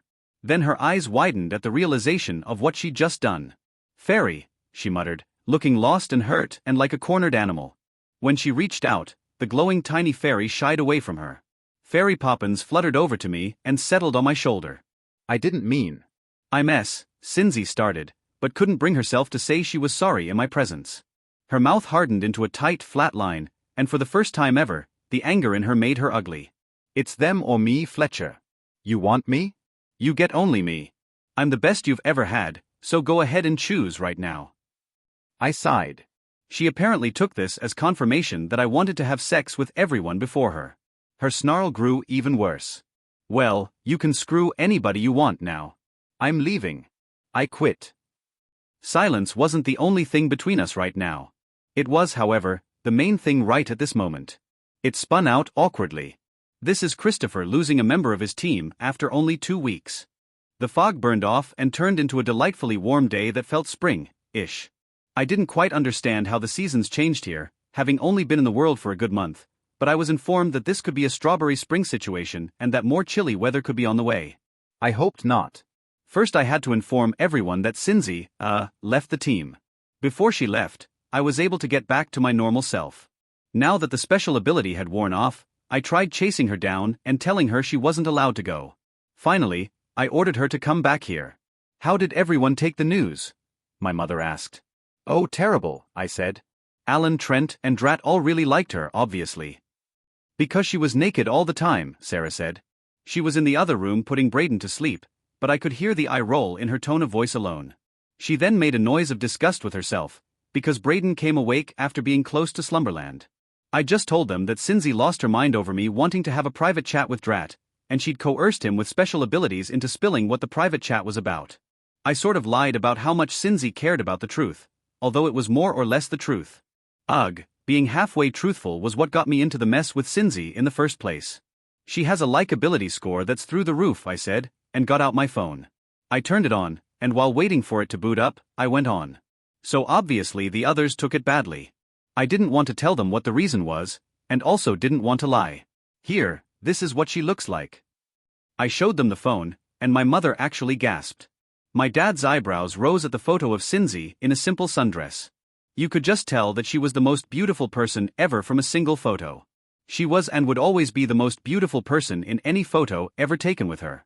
Yeah, I said, and turned the phone off again. So the girls also liked her, but were more understanding. They knew that I had ultimate say over the information. When Drat appeared and told them they were better off not knowing, they didn't like it, but they accepted it. Regina took it the worst, and stopped talking to me. She wouldn't.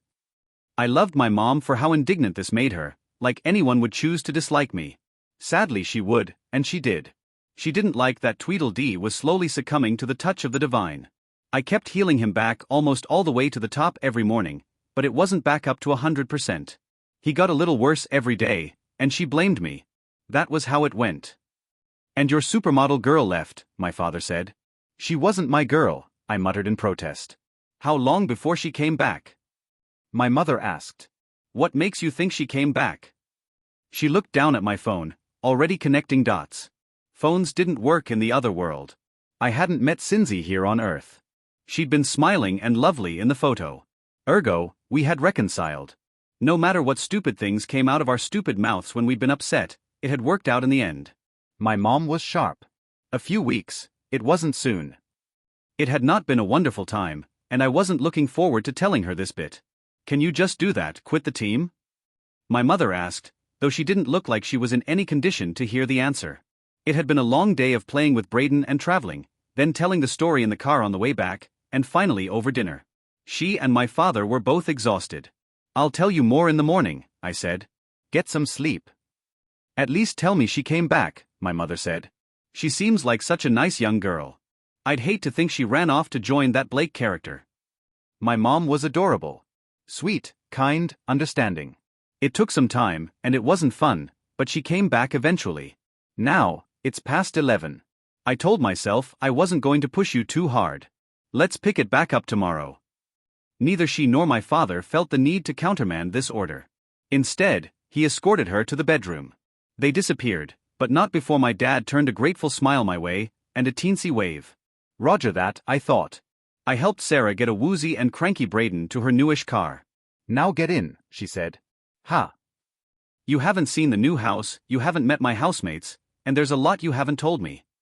I'm pretty tired, I lied. Housemates? I did not have a speck of interest in seeing which new dirtbag she had shacked up with. I didn't need to meet another guy with a wispy goatee who smelled of BO, nacho chips and weed. No way, not a chance, she said, and pushed me to the car she'd bought on the stipend I'd set up for her from my salary. Geez, what are you made of, concrete? What did they feed you over there, a dozen eggs at every meal? I laughed this off. Nah, it's. Don't care. Get in the car. On one hand, I was very glad Sarah was back in my parents' lives, and vice versa. On the other hand, there were times like this. I got in and got buckled up, and soon we were heading to her new house. Okay, now that they're out of the picture, you have to tell me why Cinzy left. I told you, she learned what Drat was doing skulking around and listening in on conversations and such. She wasn't happy to have me engaging in those sorts of activities. This sounded decent enough to me. A good mostly non-lie. And how did she learn about that? She asked. What raised her suspicions? No, there's more going on here. Shut. Sarah was much better at this than my parents, or my mother sensed it and didn't want details about my extremely complicated love life. Sarah was the kind of person who picked a scab every 12 hours. She was relentless. In some ways this was kind of good, but right now I didn't much enjoy it. I don't know. She didn't say. Maybe some Martians or marshmallows told her they'd caught Drat sneaking around or something. Or something. You're not a great liar, bro. I don't buy it. If they did, she would have convened a meeting between you and her and the villagers. There's no way you just hang out with all these naked gorgeous girls all day and all night for weeks without getting up to some monkey business. You want to know what I think? I did not, and said so. I think, she said, steamrolling me, I think you chose Drat because he was a skinny goth dude, Alan because he was a stuttering noob, and Trent because he was a geeky wannabe, meaning you'd be the most desirable male on the team, and then you spent the whole time flirting your way up these girls' skirts. You could not be more wrong, I said, resisting the urge to laugh. It would sound condescending and arrogant, and maybe like I was confirming her suspicion. She certainly had a high opinion of my flirting and skirt-chasing abilities. This physicality and likability thing went directly to your head, didn't it? She demanded. I promise, it did not. Though just before the Cinzy blow-up, I had begun to feel like them coming on to me made some sense. That was not the same, by any metric, as me going around skirt-chasing, or selecting team members based on their forkability. Okay, the Rangers are an exception to the rule. Cinzy, most gorgeous woman of all women I've ever seen in real life, was not selected with a possibility of sex anywhere near the forefront of my mind. Ditto Ivy and Isabel. I weighed the pros and cons of coming out and telling her I had begun to amass what you might technically call a harem here on Earth. At least you didn't get freaky with any of the non-human natives, she said in a deadpan, dry as a desert. The sarcasm was impossible to miss. Hey, that's not nice. I notice that's not a denial. You did that, Valenia, the guy, didn't you? If I say yes, will you stop asking your brother about his sex life? I knew it. I rolled my eyes. Could you keep it down? You already woke him up once.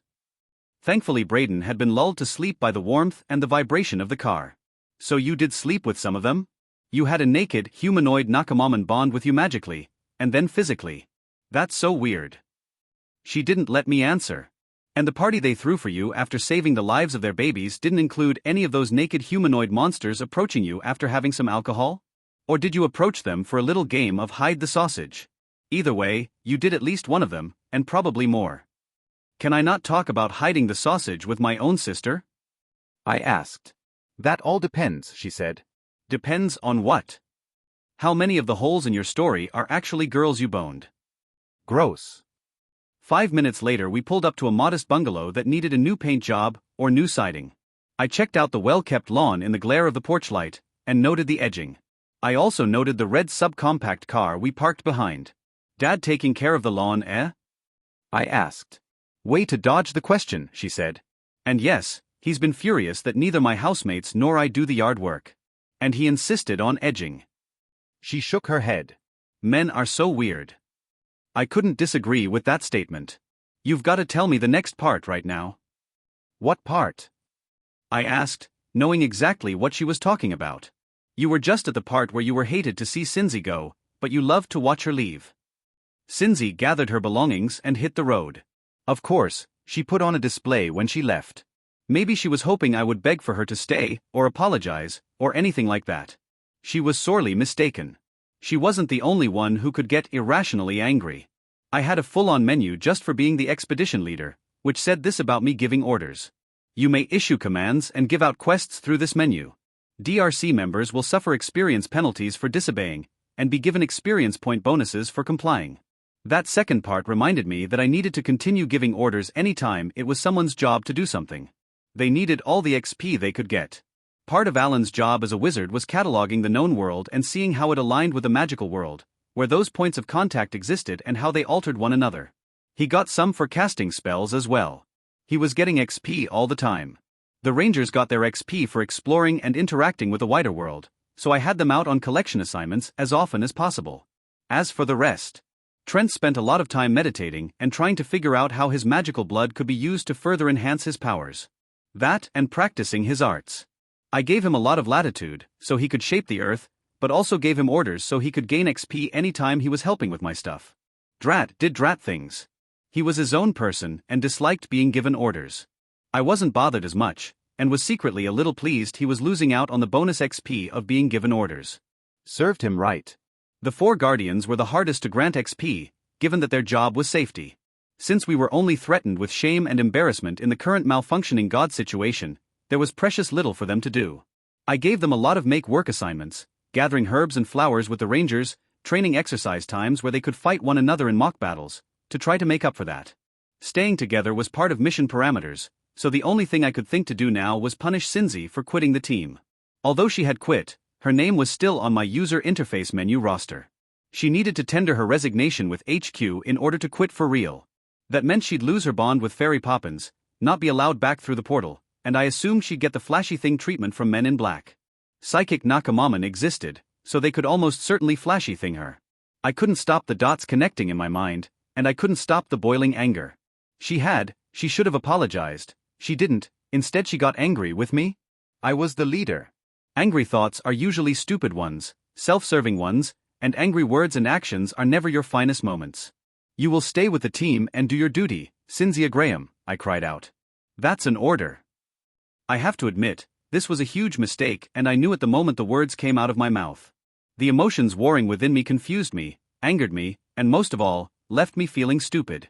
Fear had prevented me from telling her the full and unvarnished truth, fear that she wouldn't want to be with me. Why had I been so afraid to lose out on the chance to be with Cinzi? Was it the raging hormones? Was it the inexperience? Was it the possibility of dating a 10? It was a bit of all three, and it had an extra garnish of people-pleasing. At his core, Fletcher is a people-pleaser, and hates letting people down.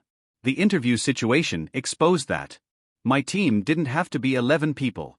I didn't, strictly speaking, need Drat to ferret out secrets, or Trent to shape the earth. I hadn't needed to choose Alan either. There were dozens of interested wizards with more experience. I hadn't needed to include 2 rangers who had both promised to be okay sharing me in bed. But Fletcher liked it when there was harmony, and leaving either Tara or Regina behind was unthinkable at the time. Their disappointment that they wouldn't be coming was not something I would handle well. Also, Fletcher was terrible at dealing with times when there wasn't harmony. I'd gotten lucky so far, very, very lucky. Drat was a disharmonious factor in the group, but he'd largely stayed away from the others. Trent's recklessness had been tamped down in a hurry. I hadn't tried to initiate Laurel and Krista into the complicated series of knots that was my fledgling sex ring. So when Cinzi did the disharmony thing with explosive anger, I reacted badly. It happened in the moment, me being in a position of authority when I never had been before, me wanting to have all the cake and eat it too, and me wanting to avoid possible difficult conversations and repercussions, only to have them slingshot right back into my face. Everybody makes mistakes. I might not make them so often, but as it turns out, I make them big, hard, and loud. Cynthia froze at hearing my "that's an order." She paused, for just a moment, which gave me almost enough time to apologize. "Cinzi, she cried out. No, don't. You ordered me to stick around. Watch what happens when things don't go well for Fletcher for once." The terrible feeling in my gut that I'd just done something really dumb, and really bad, calcified into a solid lump that made me nauseous. "Cinzi," I tried again. She defiantly slung her backpack up onto one shoulder. Big mistake. In an instant, the backpack vanished. It only took a moment for realization to set in, and then the uncaring, imperious beauty vanished. Rage overcame her. She roared in frustration and betrayal now, screaming with her enhanced powers. It hit like a physical wave, pushing me back a step, and didn't stop at me. It wasn't targeted. It rolled out over the marsh, out over the village, and spread up into the air. She'd used a special ability, and unlike the Guardian Intimidation ability, hers could and did influence a range of emotions. It was her whole job, after all. A concentrated surge of rage and hurt and disappointment and betrayal were given magical form, then spread out like Saturn's ring away from her and into the whole village. It was another mental ailment. This was how my days and days of preparation to heal up the nakedness god went from week to weeks. Cinzi kept right on going. With the fairy dust blessing from Fairy Poppins, gravity only affected her by around half. She leapt around 20 feet in the air and slowly floated down into the marsh, before leaping again. Those mighty arcs soon got her to the edge of the marsh and onto dry land, where she hopped along like she was on the moon. We had brand new problems to worry about, immediate problems. This must have been quite similar to what happened with Blake those weeks ago. Her concentrated fury, empowered with her stamina and her mana, struck the Nakamaman and poisoned them. The village wasn't large. Everyone within a quarter mile or so ended up sick. This is Christopher about to work overtime, and deserving it. I didn't get further than that. Sarah was out of the car, unclipping Braden from the car seat and getting his sleeping self gathered up. I waved her off, telling her that she was very pregnant and needed to let me handle this while I could. She grumbled about it, but acquiesced. Soon enough we were in the house, depositing Braden in his bedroom, and meeting Sarah's roommates. Plural. First was Christine. She was a willowy brunette in thick, comfy pajama bottoms and a hefty hoodie. Next I was introduced to Heather, a stocky redhead also wearing pajamas. Heather had on a cutesy cape and hood thing, with little rabbit ears popping up off the top. "Bitches, I'm home," Sarah said. "Hey," Heather said, and gave her a quick hug. "Sup slut," Christine said, and hugged her also. "This is my brother Toph." Heather nodded at me, as did Christine, just a quick flick of the head. And that was it. If they checked me out, it was behind my back where I couldn't see it. I made very sure to make eye contact and nod in polite greeting. I had entered the viper's nest, and it would do to be very careful here. I took a thoroughly conked-out Braden upstairs and Sarah lost no time in making her way to the living room, where she collapsed onto the couch and curled her feet beneath her. "Holy crap, what a day," she said. "Chrissy, if you're up, can I have some tea?" "You got it, bitch," we heard from elsewhere in the house. "So, I'll just walk back to Mom and Dad's house then." "No, you idiot, you tell me all the things you couldn't tell our parents. Starting with whoever you sank your fangs into first. Then you sleep in the guest bed, assuming you don't work your sex magic on my housemates and end up sleeping in their bed. You freak." I am not discussing this here with your housemates here, and I'm not talking about my sex life with my own sister. She nodded sagely. "You said sex life, meaning you have had sex over there." I was right. 1 point for me. Stop it. Stop what? Piecing together what really happened, since your story doesn't take everything into account? You could just tell me what really went on. Christine reappeared with 2 steaming mugs, and gave one of them to a grateful Sarah and the other to me. Her bending down to pass me the tea made me realize she'd ditched the frumpy hoodie, and I got a deep look down the open neck of her loose nightshirt. "Pretend you don't see anything out of the ordinary, Christopher." Sarah warmed her hands with her tea, while the lanky brunette sat on the couch and began absently massaging Sarah's feet one at a time. "I can't really.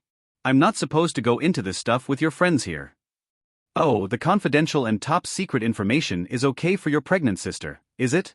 But it's too much for a complete stranger who doesn't know any of these people and isn't going to believe you anyway."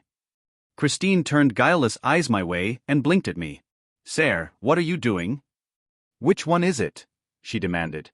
"I don't know what you're talking about." Honestly, I didn't know what this question meant. "Which one is your girlfriend?" "None of them." She frowned and took a drink. "Okay then, which one was your butt buddy? And don't tell me you didn't sleep with any of them, because I'm calling bull on that nonsense." I sighed. It was at this point that Heather came into the room. She'd also ditched her hoodie, and it was instantly clear that she had no bra on, and very large nipples. The cape with the cutesy ears was still on her head, and she entered with a bowl of chips in one hand, and a plate of quartered sandwiches in the other. "Do not look at your sister's friend's nipples," I told myself. "Do not look at her nipples." I wanted to ask her what was happening right now, but her question had caught me off guard. "I know you did well," she said, "but I don't think she's the only one. I think you went to work for this company and they worked you to the bone, you got a bunch of muscles, and the girls were throwing themselves at you. So, out with it. Cinzy left because you were screwing somebody else on the team, right?" I sighed. "Yeah." She clapped excitedly. "Seriously, it was only the juicy gossip stuff that got my sister's attention. All the weird and wonderful otherworld bits, the magic and marvels were nothing to her, only spilled tea." "Good. There we go." Admitting it is a good first step. Because she wanted you, or because you hopped into bed with her and didn't tell her about somebody else you were bumping uglies with? Ugh. Can we not? Just answer the question. She chomped down on a chip as she waited, and I watched Christine rub her feet while I thought it over. Lying to her wasn't working. She seemed to have a bullshit detector that I couldn't skirt around or dissuade her from using. I felt cornered and annoyed, honestly. This wasn't her business. "Look, this is none of your..." She sat up, cutting me off. "Then you shouldn't have started telling me your insane story to begin with. Now, you went through all the boring stuff with Mom and Dad, you get to go through the spicy stuff with me. Now you did it with Cinzy, or you were about to, and she found out." "Did it?" I said, rolling my eyes. She turned to Heather and Christine. "I saw her in photo form." She's way, way out of his league. But you believe him? Christine asked. When he says he did this super hot girl? For some reason, I do, Sarah said. Hang on, Christine said, pausing in her foot massage to finally make eye contact. So this most beautiful girl in the world, let's call her Zendaya. So Zendaya wanted you, and you got her. Correct, I said. And then you lost Zendaya, the insanely beautiful one, because she caught you doing somebody else. A huge sigh out of me. Are you a special kind of stupid? I'm seriously wishing this line of questioning would end, I said truthfully. Woo-woo, Heather said again. Now, let's get back on track, Sarah said. Who was it? Tara, Regina, Laurel, Krista. Ivy, I said. Ivy. The les girl with a fracking girlfriend. She laughed. Now you've got me doing it. Okay, one more time. The lesbian girl with the fucking girlfriend. And Isabel, I said, shaking my head, eyes closed. If I could mitigate the damage a little, that would be good. Give her something juicy and she wouldn't keep asking about me getting into bed with anyone other than Cindy, Ivy or Isabel. Something soft bounced off my head. I looked up to find it was a quarter of a sandwich. I feel like I know what that was for. Look, can we drop this? You need to tell me everything, Sarah said. We're not going to bed until I wring every drop of detail out of you. I stared until she relented. Okay, bad choice of words, but you know what I mean. You don't want just the main thrust of the story, I said. Her mouth fell open. What you want are all the juicy ins and outs of what happened. What took place out back. You really want to bend this story over. Okay, you don't. Get your fingers in there. You can SD. You want to drill down to the meat of the matter. Gross, stop. With my sister. Her housemates were busy laughing it up. Christine had a high-pitched giggle, while Heather kept her theme of being almost silent and laughing without a single sound. I did a quick gloss over of the real actual story. Isabel approached me secretly to test me out, because her girlfriend was actually very bisexual and wanted an occasional filler. This led to several threesomes where I made sure Isabel was the main pleasure focus first, and then gave Ivy what she was asking for. I also made sure they both knew that I wasn't looking to break them up. I wasn't looking for a throuple or whatever you call a threesome couple arrangement. This was how I framed it. Cindy had been trying to date me the whole time. Would you have done a throuple if they proposed the idea? I had considered this, and the appeal wasn't really there. I couldn't see the point of adding myself as Isabel's competition. The concept of a throuple didn't really make sense to me. I saw it instead as a series of 3 different relationships that needed careful maintenance at all times. One between me and Ivy, who seemed like she had a temper, one with Isabel who had some kind of man-related trauma I didn't want to detangle, and one between the two of them I would probably only be intruding upon. That felt like so much work. No thanks. I can't believe you cheated on Cindy, Sarah said. Now that I've seen her. It wasn't cheating. This thing happened with Ivy and Isabel while Cindy was waffling around, trying to decide if she wanted to go out on a date, and we were just talking. Maybe light flirting. That sounds fair, Christine said. Yeah. Sounds fair, Heather echoed. I made it plain that I wasn't looking for a girlfriend. She wasn't my girlfriend. We just kind of tried to go out on a date. But we were supposed to be working literally 7 days a week. So when she decided to heck with it, and told me we were going to skip right to the sex part, I flat out told her, hey, I can't just be in a relationship now. And she went ahead and sexed me anyway. You're bad, Sarah said, but she had finally lost the demanding edge to her voice. Giggles erupted out of her and the other two. Finally, her laughter trailed off and she yawned.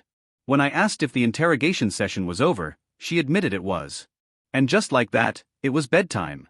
It kind of surprised me to learn that neither of the housemates had been tasked with finding out whether I was well endowed. That was the first thing I expected to have happen. It didn't. Either that or Sarah asked them, and both Heather and Christine refused. Did they give a hell nah, or tell her she was gross for wanting to know if I had a huge dong? Or was I just imagining things were hypersexual everywhere, and they really only were in the other world? I didn't have an answer to those questions, but was thankful that hadn't happened. Because, and this won't shock anyone hearing or reading this story, there's a lot more sex that will go on over the course of the next 5 months of not making it back to Earth. It surprised me to learn that Sarah was up early with the sun, and that Braden slept in. She hefted her heavily pregnant self out of bed, and Christine and Heather seemed to have accepted their roles as substitute housewives or husbands, and chipped in on her behalf. Those two cooked up a quick breakfast and started on some early morning laundry, while Sarah waddled around the house and periodically complained about her back. Your housemates seem like good people, I told her. Nope, she declared. On with the story. I need to know what happens next, and now you don't leave out any of the really salacious stuff, okay? She narrowed her eyes in challenge. Sarah might be prone to getting the wrong kind of men to impregnate her, but she wasn't stupid. She saw through my tendency to skip over the places where I plunged headlong into caverns both moist and hot. I sighed. Well, I accepted a cup of coffee and a plate of breakfast while sighing. The very first thing I needed to do was employ my healer's resistance to shrug off the damage to myself. Cinzy's little tantrum had once again thrown a huge mental ailment to blanket most of the town, and the healer needed healing fast to tackle it. This cost me a durability token. In a flash, the gigantic coin went CLA cling into being, and I barely glimpsed the figure in relief before it vanished. The bent back, the gigantic heavy pack perched atop it, you could practically feel your body ache and the sweat pop out over your entire self. Another durability token gave me some resistance to this type of damage permanently. Thanks, Isabel, I muttered. Stalwart gave me the ability to replenish a durability token every morning, and I was going to use that to build up a resistance. What followed was several full days of me whipping up batches of treatment potions just as fast as I could go. The whole team got involved this time, learning basic potion craft in a heartbeat. Isabel used her healer's breath special ability out where no one could see. She treated the marshmallows who had been affected, but she treated them down on the surface of the marsh, at the boat launches. It wasn't fun work, since Cinzy's departure soured the mood considerably. Nobody felt good, even when treated. Quick potions do the job, but they're less than delicious. They clear the damage, but this was another mental and emotional illness she'd left in her wake. Like the eggs, this was emotional. People suffered from depression. If things went badly for them for too long, their simmering anger could explode into screaming and vicious insults that weren't true and they didn't mean. This caused the sickness to spread. Healer's resistance would have worked, but I simply didn't have the tokens to insulate the team from the effects for a single day, let alone multiple days. The text said you may spend a durability token to resist damage from any source. Long-term effects are reduced by 75%. Onsets of all diseases, venoms, poisons, or other afflictions are tripled, as are intervals. Lasts 1 day. You may spend an ingenuity token to gift this ability to a willing target for 1 day. It luckily didn't take a durability and an ingenuity token, but I had no will to spend multiple ingenuity tokens every day. If only I'd been able to deal with mediation. Instead, I started off every day whipping up a batch of the treatment potion, and once the team had theirs, they would get right to work. I will say this for the team though, they picked up the skill quicker than I was able to handle upgrading my identify. They also got into the process of mass-producing the simple feel-better potion, and handled organizing tasks. Regina and Tara were on ingredient gathering detail, Alan and Trent on mana infusion duty, while Drat and the Guardians did the container washing, the grinding with a mortar and pestle, temperature control, mixing and stirring, and other basic tasks. They also organized the distribution network, so all the affected patients got their doses every day. Once we had a good production line, I whipped up another batch of the mental cure. This one strained resources further. Of course it did. I wanted to save all available tokens for working on the nudity god, only to have a curveball thrown my way. I kept telling myself this was fine. I needed experience in my healer class. This was something I'd dealt with before. It wasn't new, even though it was a far larger job than the egg situation had been. After a few hours of searching through Alan's archives on day 2, I found the cure again, and had him enlarge the clay tablet it was inscribed on. This one was going to need a few adjustments, seeing as it wasn't for small creatures, but medium. Also, this recipe was for fairy types, which were the eggs and the Martians. Oh, also the marshals and marshmallows. The team members weren't fairy aspect Nakamamon, they were humans, and an ice ghost, and whatever the heck Larel was. I made a mental note to identify her. Either I'd need to make 2 separate cures for the same ailment, or one that applied to different species. It was not a leap to believe that the Martians and my teammates might benefit from the same mental cure, which boosted positive feelings and banished the depression and negativity from Cinzy's shout. All the afflicted had sapient minds. They were all thinking beings, so I could work with that. On top of the sun drinker, which was like a magical sunflower, and the common numpties, I added tears of laughter to the recipe. It was difficult to remember to gather these, but I had some specially packed away in insulated containers. Everyone considered laughter to be the best medicine, and the water fairies here were no different. I grabbed out the sun drinker seeds and petals, and the common numpty. I sent a silent thanks up to the girls for running around the area surrounding the marsh and collecting up so many flowers. We were going to need a lot more than what I used to cure the eggs. In fact, We were going to need the biggest cauldron available. Thank Fork for Muppin being an amazing pack beast, I muttered. The common numpty I ground up and put in, while adjusting the temperature to 180.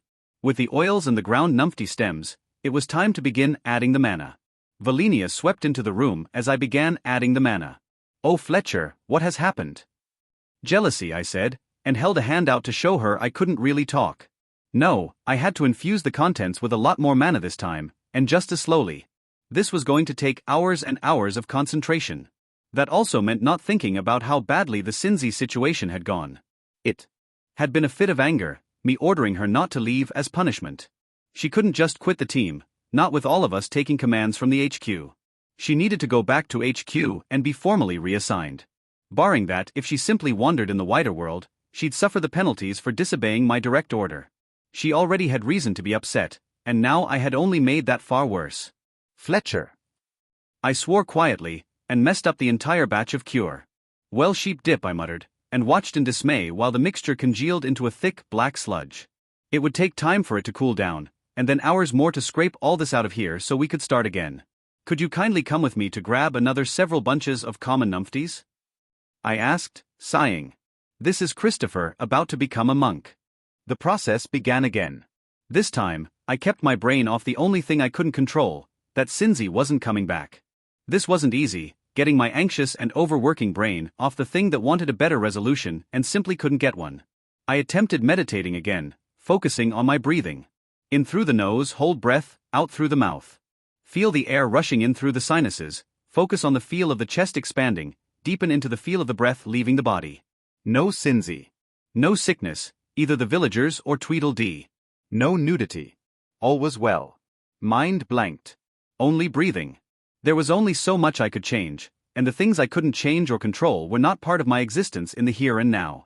I could accomplish only what was possible for me, given the resources at my disposal. My eyes shot open and I reached for my character sheet. Then I stopped. Congratulations. You have gained the meditation skill at level 1. This skill allows for a purity of thought. While in use, mana channeling and mana regeneration are increased. I knew that with higher levels of meditation I could eventually regain tokens. I immediately put a skill point into it, but was stopped when the system informed me boosting it again wouldn't be possible without a level up. Ugh, fine. I would level up healer soon enough. This much potion making and cure creation would make that happen, sure as the sun rising each morning. With some clarity of thought, I got back to work. Common numpties ground. Cauldron suspended above Linnell's dozing magmamander and heating the oil. Sundrinker petals and stalks separated for later. Mana at the ready. Valinia collecting more of both ingredients in case I messed this up again. I smiled. Valinia might not be a pack animal like Muppin, or a golden snitch like Fairy Poppins, or an assistant in hiding or earthbending, but she was smart, kind, and dynamite in bed. I was lucky to have her. With another 10 minutes of meditation, I began the process again. This time the hours passed with a quickness that made little sense. The sun dipped below the horizon and people filed in to get status reports, only to disappear again when Laurel told them I needed to focus. I sensed Tara's eyes on me, but just kept feeding mana into the cure. The temperature needed to be raised up to 300 for the infusion of mana, the stirring, and the adding of the Sundrinker stems. Then, after those were in, I had to bring it back down to 220. I found a clarity of mind in the middle of this act, like I was watching the waves crash against the shore, or staring into a campfire. Time passed but didn't seem to matter. Not even my body or my needs mattered. Only the act before me and the final product I was creating had any significance. I was able to adjust the legs of the tripod holding up the cauldron while feeding more magic into the concoction. It was like I'd hypnotized myself. More Sundrinker petals went in, along with more mana. More stirring. More semi-conscious meditation while working. Finally, with a burst of mana, I tipped the tears of laughter into the mixture and hoped this wouldn't break the whole thing. The develop cure mental check was more intense than the one for the eggs. It was a bigger issue than the egg situation. Develop cure, medium/fairy check. This check is extreme, 9. You currently have 5 likability, 0 levels in medium Nakamamon, and 0 levels in fairy aspect Nakamamon. Would you like to spend your 5 tokens to automatically succeed at this check? Total tokens, 5 likability and 7 free tokens. Asterisk hard at work. Your tokens are worth double given you are engaged in your class duties. I didn't say a lot more intense, but more intense. Luckily, not a lot more difficult. However, I was able to get Valenia to spend 3 of his likability tokens to lower the difficulty by 1, and that meant I would only need 4 tokens to pass this check.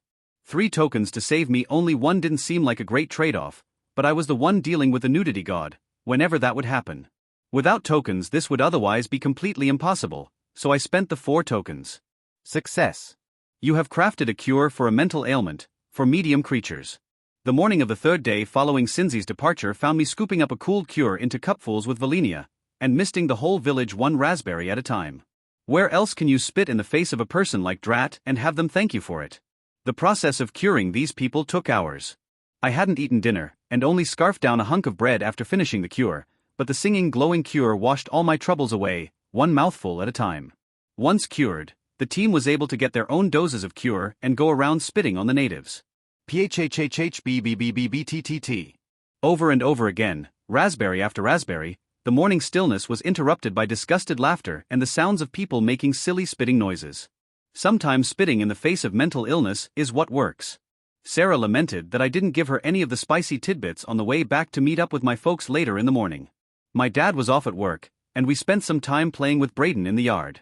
It was getting to be late fall, and that meant raking up leaves into huge piles and flinging the boy at them. Either he was flinging himself or I was flinging him. Then he had a cranky period, followed by a hefty nap. "It's time," my mother said, smiling. "Time to continue the story?" I asked with an easy smile.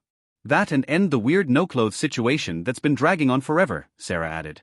"He's going to get there eventually," my mother said. "Patience."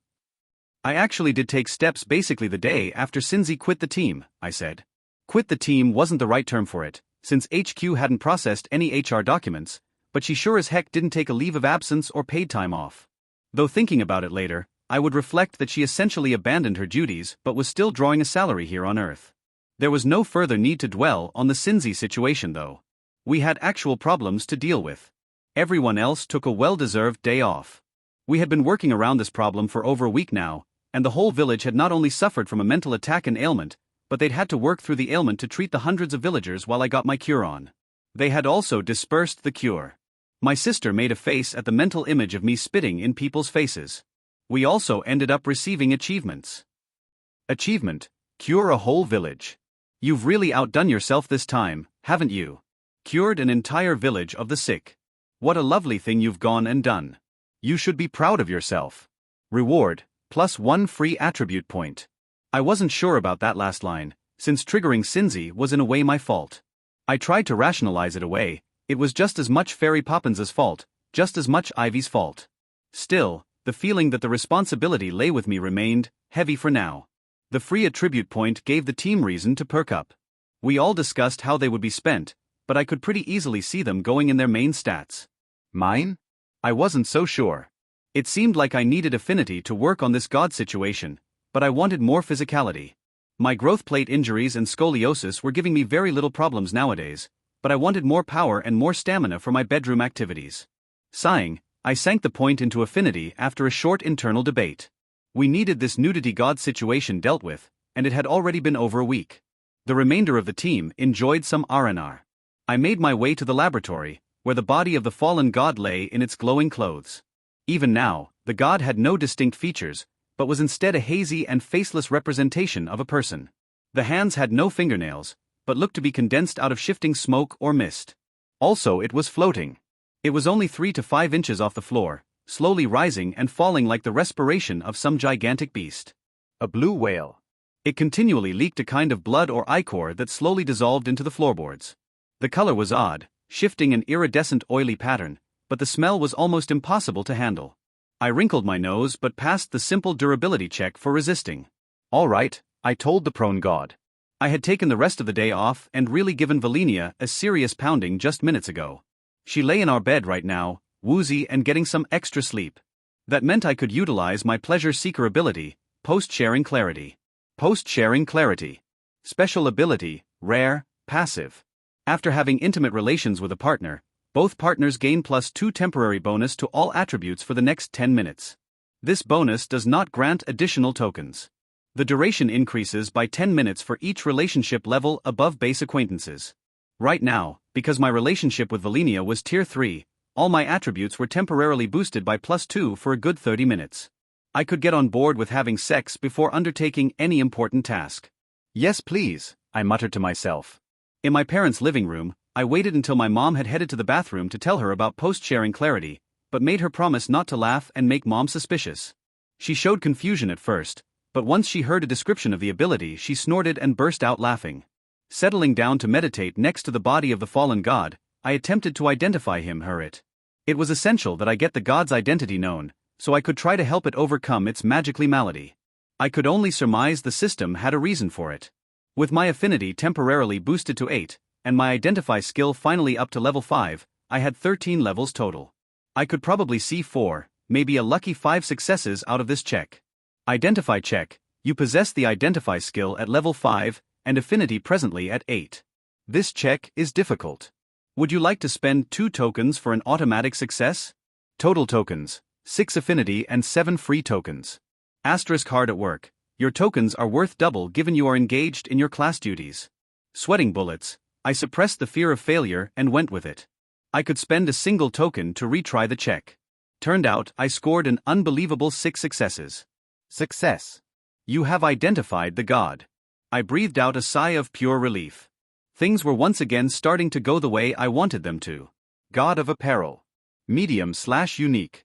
Description: this god governs the covering of the body through artificial means, the wearing of clothing. History: you have diagnosed this god with a magical sickness, which is in an advanced state. The sickness completed its course, killing it. Dying then discorporated this being into component parts. These were flung and scattered to nearby locations. By bringing these parts together and giving the god items of clothing in offering, you have successfully reconstituted it. The god has been brought back to life. If enough time passes without intervention, the sickness will take it once more. It will die and discorporate yet again. The consequences of this will be more severe than the original death. Progress. Glorious progress. I leapt to my feet and pumped a fist in the air, then experienced the dizziness of getting to my feet too quickly and steadied myself against a workbench. It wouldn't do to slump over and make full contact with a divine being again. Not when I was the only one who could whip up treatments and slowly brew up a cure. Also, the god was dead? Holy crap. I had resurrected a god. Achievement: resurrect a dead god. Not a sentence you ever thought you'd see written, did you? Nor is it a sentence you ever thought you would see written about you. But you did it. Not only have you brought a dead god back to life, but now that you've successfully identified it, you gain this achievement. Reward: the favor of the god. Holy crap. The description of the achievement wasn't wrong. I never imagined that sentence would exist, let alone be pointed in my direction. Although I knew what favor of the god meant in vague terms, it had been different in every instance. The goddess of the meadows gave me the innate ability to know all flowers ever. The god of footfalls gave me divine footwear that made it so I'd never get tired. The lovers gifted me with a second class. These were so wide-ranging and bizarre that I could only wildly speculate as to the gift I might end up with from the god of apparel. The ability to become instantly nude if I thought about it? That one made me chuckle. The ability to wear nothing but have other people believe I was wearing clothes, like the emperor's new clothes? An item like the shoes from the god of footfalls, where I could make it fly off my body with a thought. It would be great if I could make it fly onto me like the wizard's cape from those superhero films, and tangle people's limbs up and such. Each idea I had was funnier and dumber than the last. After this, I created a treatment for the magical illness, an elixir I spent a couple of tokens on. This put me over the edge of not 1, but 2 level ups. Level 14, ability upgrades, hard at work and healer's endurance. Level 15, plus 2 skill points. Oh yes, I said. I wasn't about to start thanking Cinzy for putting me through so much business for these level ups, but I was grateful for being closer to level 25. The special ability hard at work had upgraded to level 3, and I was secretly excited to see what happened after level 4. Wild Lore had offered to go up to level 5, or switch over to a higher tier ability, so I was already looking forward to a more powerful healing ability. Then I remembered this was only level 3, and would take some serious time to upgrade it not once, but twice more. Let's get a look at you then, I said. Hard at work 3. Special ability, common, passive. When engaged in checks that pertain to your class, your tokens are worth double. 2. When you assist someone in their job, and seek to reduce the difficulty of a check, 2 tokens will reduce the difficulty by 1, instead of 3 tokens for 1 reduced difficulty. When you reduce the difficulty of your own checks, 2 tokens. 3. When you engage in a check that pertains to your class and don't spend tokens, you gain 1 free retry. You may spend tokens on the subsequent retry. I wasn't expecting much from this first ever ability, but I was pleasantly surprised. A free retry was worth a token. This would help me push my luck a bit, use the check system without automatically spending myself dry like before. Nice. And a second ability upgrade as well. Let's check you out. Healer's Endurance 2. Special ability, common, active. You may spend a durability token to resist the need for sleep for 24 hours. Penalties for sleeplessness are suppressed during this time, but take effect afterwards. This is Christopher, pleased as punch. 2 important things happened in the wake of my level up. 1. The duration of Healer's Endurance shot from 10 to 24 hours. 2. The penalties for sleeplessness were no longer doubled. I hadn't used this ability much, but I was seriously considering it now. With Stalwart, I regained a durability token each morning. This was good, like never sleep again good. Nope, I told myself, squashing that impulse. If there was a future version where I never took the penalties for sleeplessness after using the ability, then I'd consider it, but not like this. If I went for more than 5 days without sleep, I was liable to seriously injure myself. Still, this was great. I'd begin on the cure for the God of Apparel right away, and I wouldn't stop until I got it right. Creating a treatment for the God of Apparel was the first stop. There was no way to open its misty, smoky mouth to pour a potion or elixir in there. No, this one needed a compress on its exposed head and hands. Compresses used salves or unguents, or sometimes tinctures. I hadn't made an unguent or a tincture yet, but I had the basic knowledge. Tincture, concentrated herbal or plant remedy made by soaking and reducing the material down in liquid. It would be a liquid treatment, but required no boiling. Instead, the plant matter dissolved in a solvent. I had 2 basic possibilities here: alcohol or glycerin, sugar alcohol. Unguent, grease or oil-based remedies spread on the affected area. The tincture, unlike potion or elixir, would work without being drunk. It was topical. It could soak through the god's clothing and get into the mass of its body. The unguent couldn't. We'd have to peel its clothing off to do that, and there was no way in hell I was going to strip down the literal god of getting naked to do that. Tincture it is, I told the room. The reason I'd stayed away from tinctures so far was very, very simple. They used alcohol or glycerin as a solvent. I had been issued both of these by HQ when I left, but in limited amounts. So far as I knew, the natives didn't have the technology level necessary to turn vegetable oil into glycerin. You needed tiny amounts of sulfuric acid, and a whole host of other materials. You needed time as well. Neither pure alcohol nor glycerin could be manufactured in this other world. And we were now far enough away that getting a resupply was going to be difficult, maybe impossible. For now, except in the event of an emergency, I needed to stick to oil-based elixirs, salves or unguents, or oil and water-based potions. This was one such emergency. I retrieved the glycerin jars, thankful that Trent's stunt in the first week of our mission had only destroyed our supply of the anti-magic pills and not these babies. Glycerin from HQ was pharmaceutical grade, a clear white liquid and viscous, like nail polish remover. I took a deep breath. This was all I had, and getting more would be a serious pain in my bare naked behind. Therefore, getting the tincture recipe out with Alan's help, I saw only a single remedy listed for gods of medium size. Sighing, I put a single skill point into Develop Cure Medium, and found that I'd already had a point in there. I blinked at it, and concentrated on the skill. The UI did the work for me, informing me that I'd gained a first skill level through sheer research over the last 2 weeks. I knew that it had been applied when Alan and I were reading over the entire handbook on healing, in our half-exhausted state. I must have missed it. If I lucked out and got another level before developing the cure, I could spend another skill point. Level 2 would have to be enough. Once again, the familiar rush of knowledge trickled over my brain. It felt like the one time I'd smoked marijuana, but in reverse. Instead of the weed making my brain feel like it was cupped in a pair of hands and squeezed, this felt like a warm liquid poured onto my brain helped it to feel larger and fluffier than before. Fluffier was the right word for it. That knowledge? The correct temperature to distill the rough dosage for medium-sized gods and Nakamaman entered my mind. I knew all the flowers, and how potent they were. I knew a large number of the herbaceous plants and how potent those were as well. Now those aligned to form a clearer picture of the correct amounts to use when developing the cure. It was time. This is Christopher putting this thing to bed. The tincture set me back only another 3 hours. The laboratory grew a little heady with the mixture of herbs and flowers, in addition to the weird smell of heat coming off the magmamander. This is Christopher putting this thing to bed. The tincture set me back only another 3 hours. The laboratory grew a little heady with the mixture of herbs and flowers, in addition to the weird smell of heat coming off the magmamander. I carefully added flowers in a single layer to the tray of glycerin, and only stirred once it was clear the alcohol was breaking them down.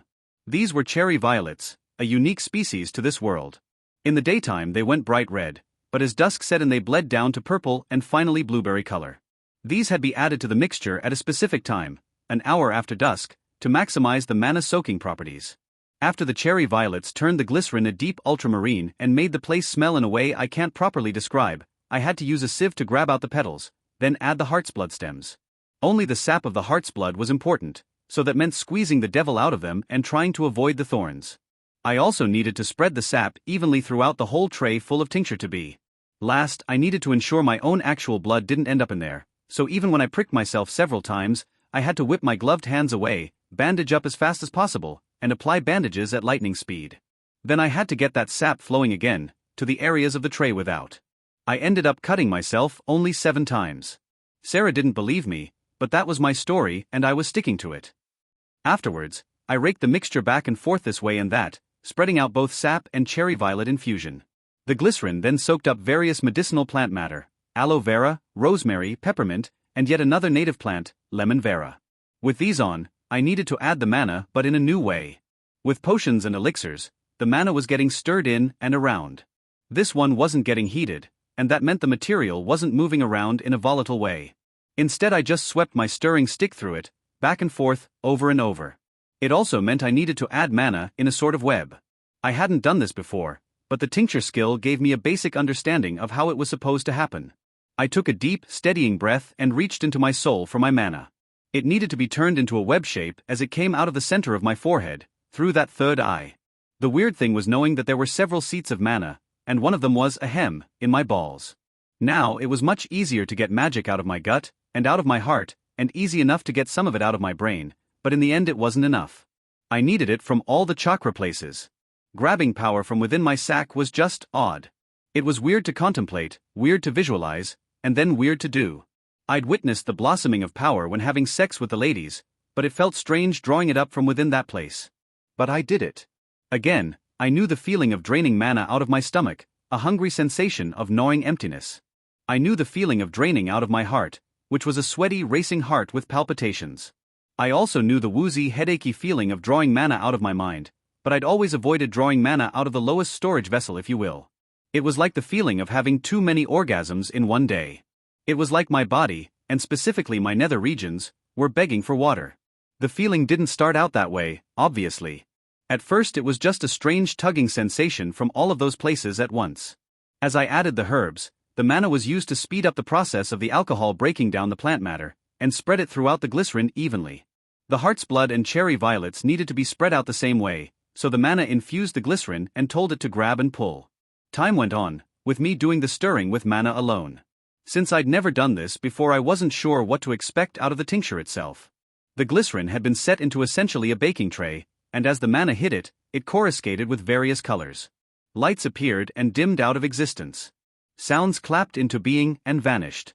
In short, magical remedies were fracking weird. To help me handle the oddness of this, and the even flow of mana from my body and out through the third eye, I entered the meditative state. It was much easier, now that the temperature on my skin, the floor on my feet, the workbench feeling on my hands and the sights of the tincture tray and laboratory all faded to the background. Instead there was only mana. Only my body slowly drawing it out of the air, and the sources of mana producing a stream that went up through my spine, into my brain, then out in a net to the tray. Treatment check: you have the associated skill treatment, tinctures, at level 3, and affinity at level 6. This check is difficult, requiring 4 successes. Would you like to spend 2 tokens for an automatic success? Total tokens: 5 affinity and 7 free tokens. Asterisk hard at work: your tokens are worth double given you are engaged in your class duties. With hard at work and play, I decided to chance it. The new level of the ability would give me a free retry without spending a token, so I could afford to fail. Which I did. It had been possible on 9 levels to hit 4 successes, but unlikely. So after the skill check reappeared, I spent the 2 affinity tokens. They came into being, CLA Cling. CLA Cling. And spinning just once to reveal the Fairy Poppins looking figure with one outstretched leg, and the dragonfly wings. They vanished just as soon as they had appeared, in a shower of multicolored sparkles. The UI notified me of the success, and I smiled a triumphant grin. Then I got on with finishing the dam treatment. This was, at best, fairly sloppy. Mana bounced off the tray edges where I failed to line things up well, and flowed out into the world where it created random sounds, bursts of image, colors, smells, and even tactile sensations. These were just mana doing what mana did when it was used: change things. I registered very little, except the sensation of a large blubbery creature brushing up against my hand on the workbench. I didn't even notice team members come or go, intent on not disturbing me. They probably saw the shimmer of magic passing down into the tray, and the intent way I was staring at the tray of glycerin before me, and decided not to mess with me. Only Laurel made her way around the workbench and displayed her female parts to me. I almost choked with laughter, seeing her do what Terra had done when we concocted the cure for the god of footfalls. Thank all the gods that it didn't completely wreck my concentration. The affinity tokens I'd spent helped to solidify my control, shaky as it was, and assisted me in crossing the finish line. That wasn't necessary, I told her shakily, once I'd slumped forward and almost gotten my hair in the tincture. The UI was telling me I'd done such a great job, and that I was being awarded XP. I ended up getting some bonus XP for messing up the first check, causing me to chuckle. Wonderful. I thought this was a human tradition, Laurel told me mentally. It was merely Terra being Terra. I am uncertain as to what that actually means. She was trying to help keep me focused, with her body. It was halfway a joke, and halfway not. She narrowed her eyes. The tincture smelled heavily of medicine. It was the strongest cough syrup smell I'd ever beheld. It made my eyes water, honestly. Tincture made, it was time to apply it. The first thing I did was soak 3 rags, fold and press those rags down onto the being's fog-swirly forehead, and the backs of its resting hands. I then poured the rest of the mixture directly onto the god's shirt and pants. Then I nearly jumped out of my skin when my boxers and socks reappeared on my body. It took about 2 minutes for everyone to come swarming into the laboratory and start dancing around me. The girls were now in their bras and panties, along with socks. The guys were in their underwear and socks, like me. Although some demanded explanations, Terra was quick to explain. When we had treated the god of footfalls, the strange effect of all our footsteps sounding insane had muted. Not gone away, but it got dramatically better. You could actually hear yourself think when you were walking down the hallways. I got a lot of hands clapped on my shoulders and plenty of cheerful thanks. It's so weird now, Trent said, eyeing his boxer briefs. He then seemed to sense, all at once, that he was wearing a golden pendant. Oh my gosh, I'm so glad this is back. YYYUKNN now, Alan said, and everyone hushed. WWWWSH should LL look for A or any backpacks, or all the things we were holding or wearing that disappeared. Terra shouted, right over top Alan. My backpack might be out there. I went over to give Alan thanks for his dynamite idea. As it happened, most of the discarded clothing and backpacks were recoverable. Valinia and I found Terra's bulging rucksack in the marsh waters, along with several others that had been on people's shoulders when they crossed the boundary and into the god of apparel's influence. Regina and Muppin had headed down the long and difficult way, around the cliff that Trent took us directly through. She brought us to the place where her clothes and backpack disappeared, and we found it in under 10 minutes. More celebration was on the menu, and I allowed myself to be swept up into that joy. The girls were now dancing around in bra and panties, and in a lot of ways this felt even more lewd and erotic than before. There's an undressing paradox, where the more you see, the less it affects your mind. I don't know if I can explain it well, but it goes a bit like this. If you see a woman fully covered save for her hands and head, anything she removes, no matter how insignificant, will seem like a lot. If she suddenly has a plunging neckline with just a hint of cleavage, that cleavage will seem extra provocative and sexy. If instead she has a sliver of midriff showing, you'd better believe that midriff will draw the eye and get more of a reaction than a girl who habitually wears a tube top and micro miniskirt. Similarly, for whatever reason, if the skirt and the knee-high socks leave a 2-inch gap of thigh, it's somehow infinitely sexier than bare legs all the way down to her shoes. In this way, semi-transparent stockings are sexier than bare legs.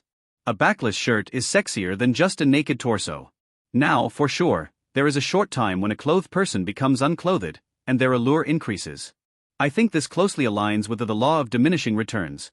The more you see a woman naked, the more it will seem normal as opposed to mind-blowing and erotic. All this is to say that I couldn't keep my eyes off the girls now that they were half-naked. It sounds ridiculous, but it was true. Isabel wore cutesy floral-patterned purple underwear with a silky shine to it. Ivy had similar but with less adornment, and all in black. Tara and Regina were full functional, white and plain. Now I was sure that Cinzia had some dynamite underwear. Call it a hunch or call it intuition, but she was the type of girl who really gave her wardrobe some thought. And yes, it was a massive shame that she'd left, but no, it wasn't just because I wanted to see her in underwear that cost more than my dad's car. One should not lust after one's co-workers. This is Christopher changing his name to Hoopsie Daisy. But not really. The night of rest and relaxation ended under a pair of simply enormous moons. I don't know what trick of magic or atmosphere caused it, but one of the moons was a white-yellow color, like the one we know and love on Earth, while the other had a decidedly bluish tone to it. The blue one was larger. The air smelled fresh and sweet, after the overbearing herbal scents of my lab, and I got several lungfuls with eyes closed before studying the moons. It felt weird seeing that moon out, and so big. It wasn't until a shimmer of rainbow light passed in front of it, because of the manna in the air, that I understood. Everything, and I mean everything in this world, was so wildly different than everything I knew and experienced on Earth. The flowers and grasses, the trees and shrubs and mountains and creatures, everything. Even the clouds had shimmers of manna that made them look odd. So for just a second, the moon reminded me that Earth now only existed. Fresh air inhaled, I then joined the team in their fireside ruminations. Some were staring into the fire, while others stared up into the sky at the spectacle of the moons. Frankly, it felt perfect right this moment. Yes, Cinzia might be gone, but she had taken a whole lot of drama with her. And Fairy Poppins remained here with us. I found her fluttering near the edge of the platform, and invited her over. What are they called? Drat asked from behind me. The moons. They have names, right? Come on, I whispered, and stretched out a hand to her. It took some time, while Krista thought and then answered, for Fairy Poppins to flit over toward me and land on my hand. I brought her back toward the fire. There are names for them, Krista answered. However, the names given by your human leaders caused laughter and joy. The sounds one must make in order to say Glumpdumpkin please us, and so the name was adopted. All of us stared around at one another. It seemed unreal to have these sapient creatures not just accept but embrace the silliness of it. It seemed they didn't understand the lewdness or the innuendo associated with them. Which is why we have renamed the yellow moon Shagnasty, and the blue moon Snuffletrouser Von Zip Yankee. Isabel was the first to break, but the rest of the team erupted into snorts and laughter not long after. The laughter had a rebounding effect. Watching Isabel abandon herself made the rest of us laugh, and watching first Tara and then Regina fall out of their chairs laughing caused her to snort. Her snort set off Trent and Ivy even more, until several of us were pointing and laughing. Pointing at Regina, kicking her feet and holding her sides. Things were beginning to look up, and I definitely wasn't cursing myself and my team for that thought. I had a hunch that my newly bonded Nakamaman sexbot was laying in my sleeping bag, buck naked and bone white but up in the air. I don't know why this knowledge appeared in my mind, but it was there nonetheless. Valinia was on her stomach with her but pointed up at me, and it was bedtime, and not only that, but I knew she had been fingering herself. You know how sometimes you can just tell when someone's home? Even if you're on another floor, you can sort of sense that someone's there. It's a comforting feeling, and you don't have to go looking to check that your mom is in the kitchen, or your dad is in the workshop or the basement. You just know. This was like that feeling, but stronger. So when Alan approached me on the way to my tent, I wasn't really ready to have a conversation. I was starting to get hard, because, and I swear this is true, I could feel Valinia caressing the junction of her thighs. Normally it was just a blank expanse of white with some mint green, but with enough fooling around, a sex organ appeared. F. Fletcher, he said. Kind of late, huh? Valinia was pulling her lower lips apart and grinding herself against my pillow. She had her eyes closed and very delicately, was pulling her clit up with tiny flicks of a single finger. He nodded. Listen, there's a MMMMM. A message? From HQ. He nodded both times. Is it critical to get to it now? I hated to cut him off because it probably felt shitty on account of his stutter, but I couldn't help it. Valinia was psychically calling out to me somehow. He nodded again. I held off on the compulsion to swear. Okay. Hit me. Little shocks of pleasure were coming from my own nether region, as though Vel and I were already having sex. And that was awesome. Would have been awesome were it not the wrong time. Her mouth was open and all 6 of her tiny tongues were darting around looking for my cock. My now very hard cock. Alan informed me that the situation in Glumpdumpkin was worsening, and that this delay wasn't helping in the slightest. I knew the problem they sent us out there to handle probably wouldn't be getting better while we messed around here, but now that Tweedledee was suffering from divinity poisoning, I absolutely had to cure the god of apparel. Regina would do something more drastic than cutting off the flow of sex if I let D dwindle and die. With Alan, the explanation took extra time. His stutter made leaving impossible, and I'd already used up my quota of rudeness. I felt like a dick and didn't want to make it any worse than it already was. Which made the Valinia situation all the more difficult. She was now rubbing that one finger back and forth, up and down over her clit. It was the slightest of feather touches, but like a well-tuned violin it still produced a clear tone of pleasure in my mind. She was growing impatient, her other hand was pressing one finger into her tight hole with excruciating slowness. It was setting off fireworks in my brain. "WWW, what should I tell the HQ?" he asked. "Why you okay FFF?" "Not okay," I groaned, doubled over. "Must have been something I ate." The finger got as far as a single knuckle inside. She was slowly building up the tension of a really nice climax, and I was going to be there for it. "I'll tell you in the morning," I muttered, and hurried off to my tent. I had just ripped open the flap of my tent when another call came up. "Fletcher." I turned to see Tara striding towards me. Somewhere, probably her reclaimed backpack, she had gotten a set of matching bra and panties that were sapphire blue, along with a pair of stockings that went up to mid-thigh. "Holy," I muttered.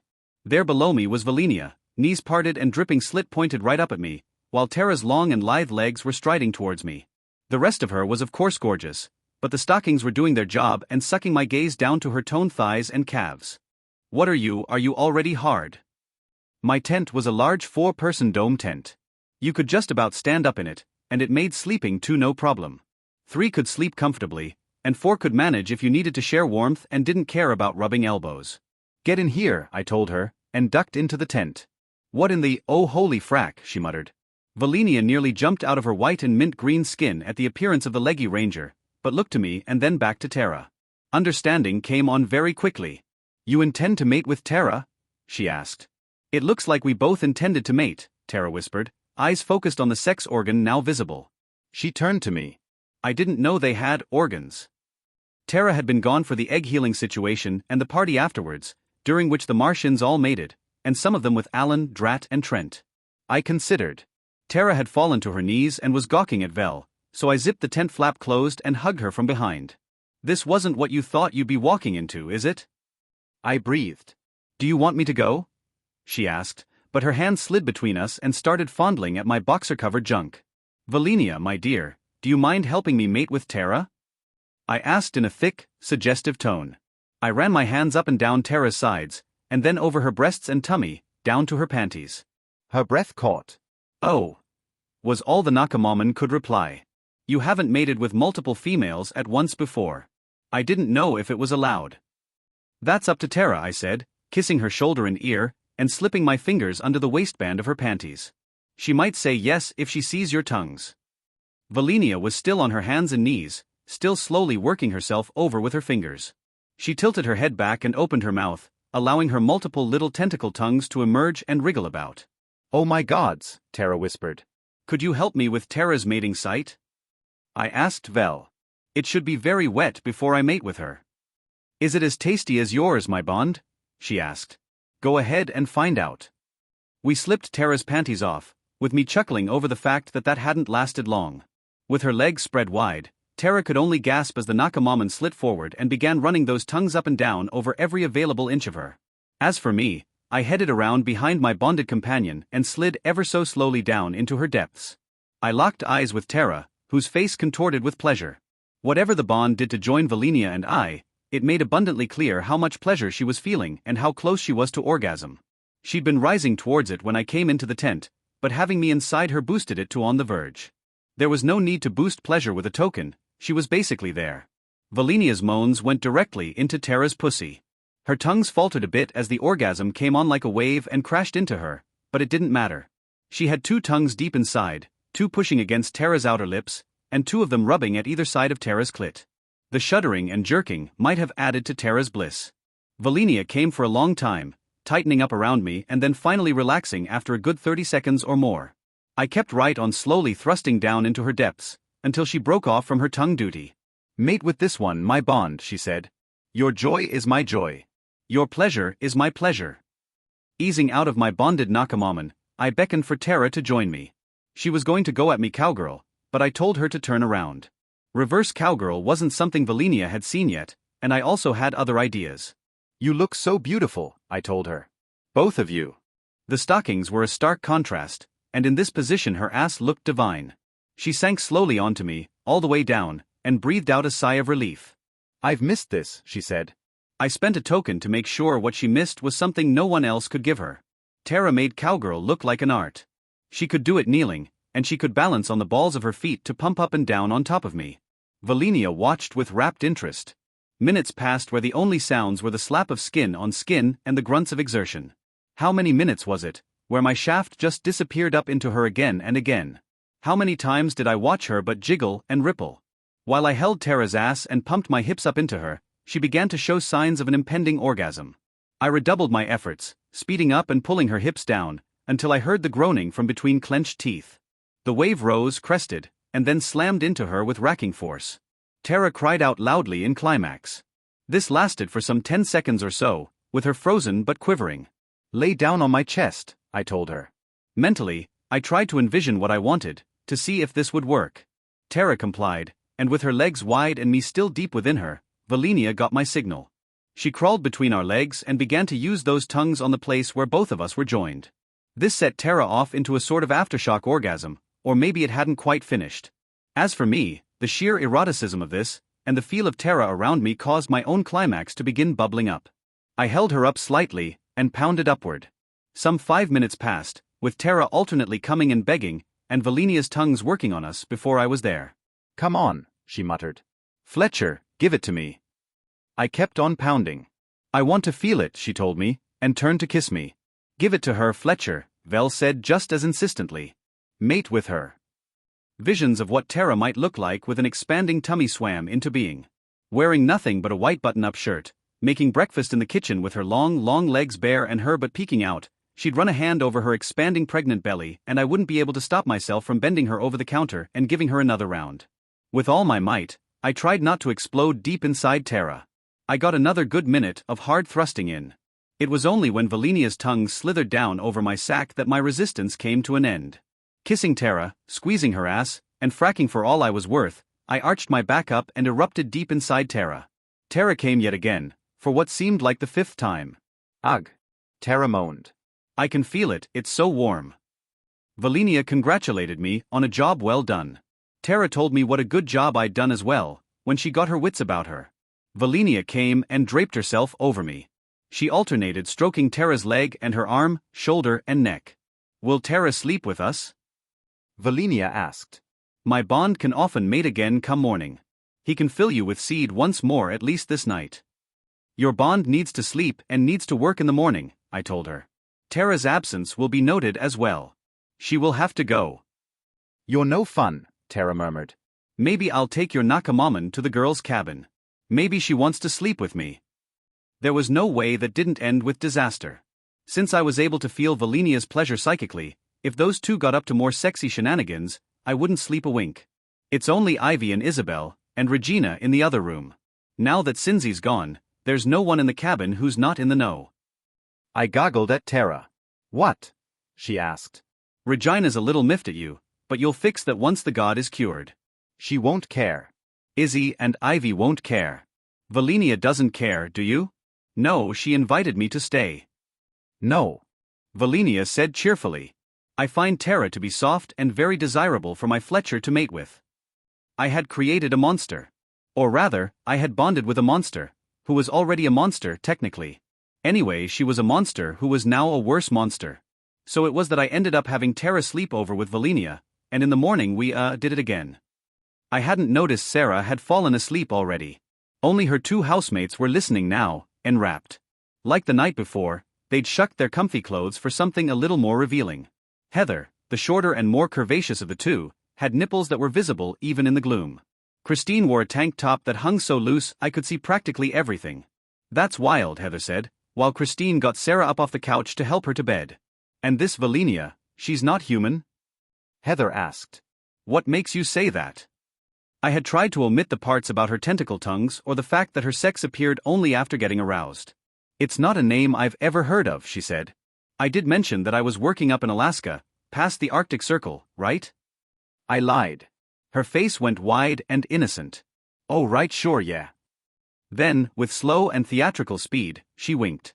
"Leave it, Heather," Christine Stage whispered. "Come on, we're headed to bed." Heather hung back and looked at me. She was a shorter and slightly heftier version of Regina, though Heather had curly red hair to Regina's straighter red hair. She also sported a huge pair of breasts, with the biggest nipples I'd ever seen, and I hadn't even seen them properly.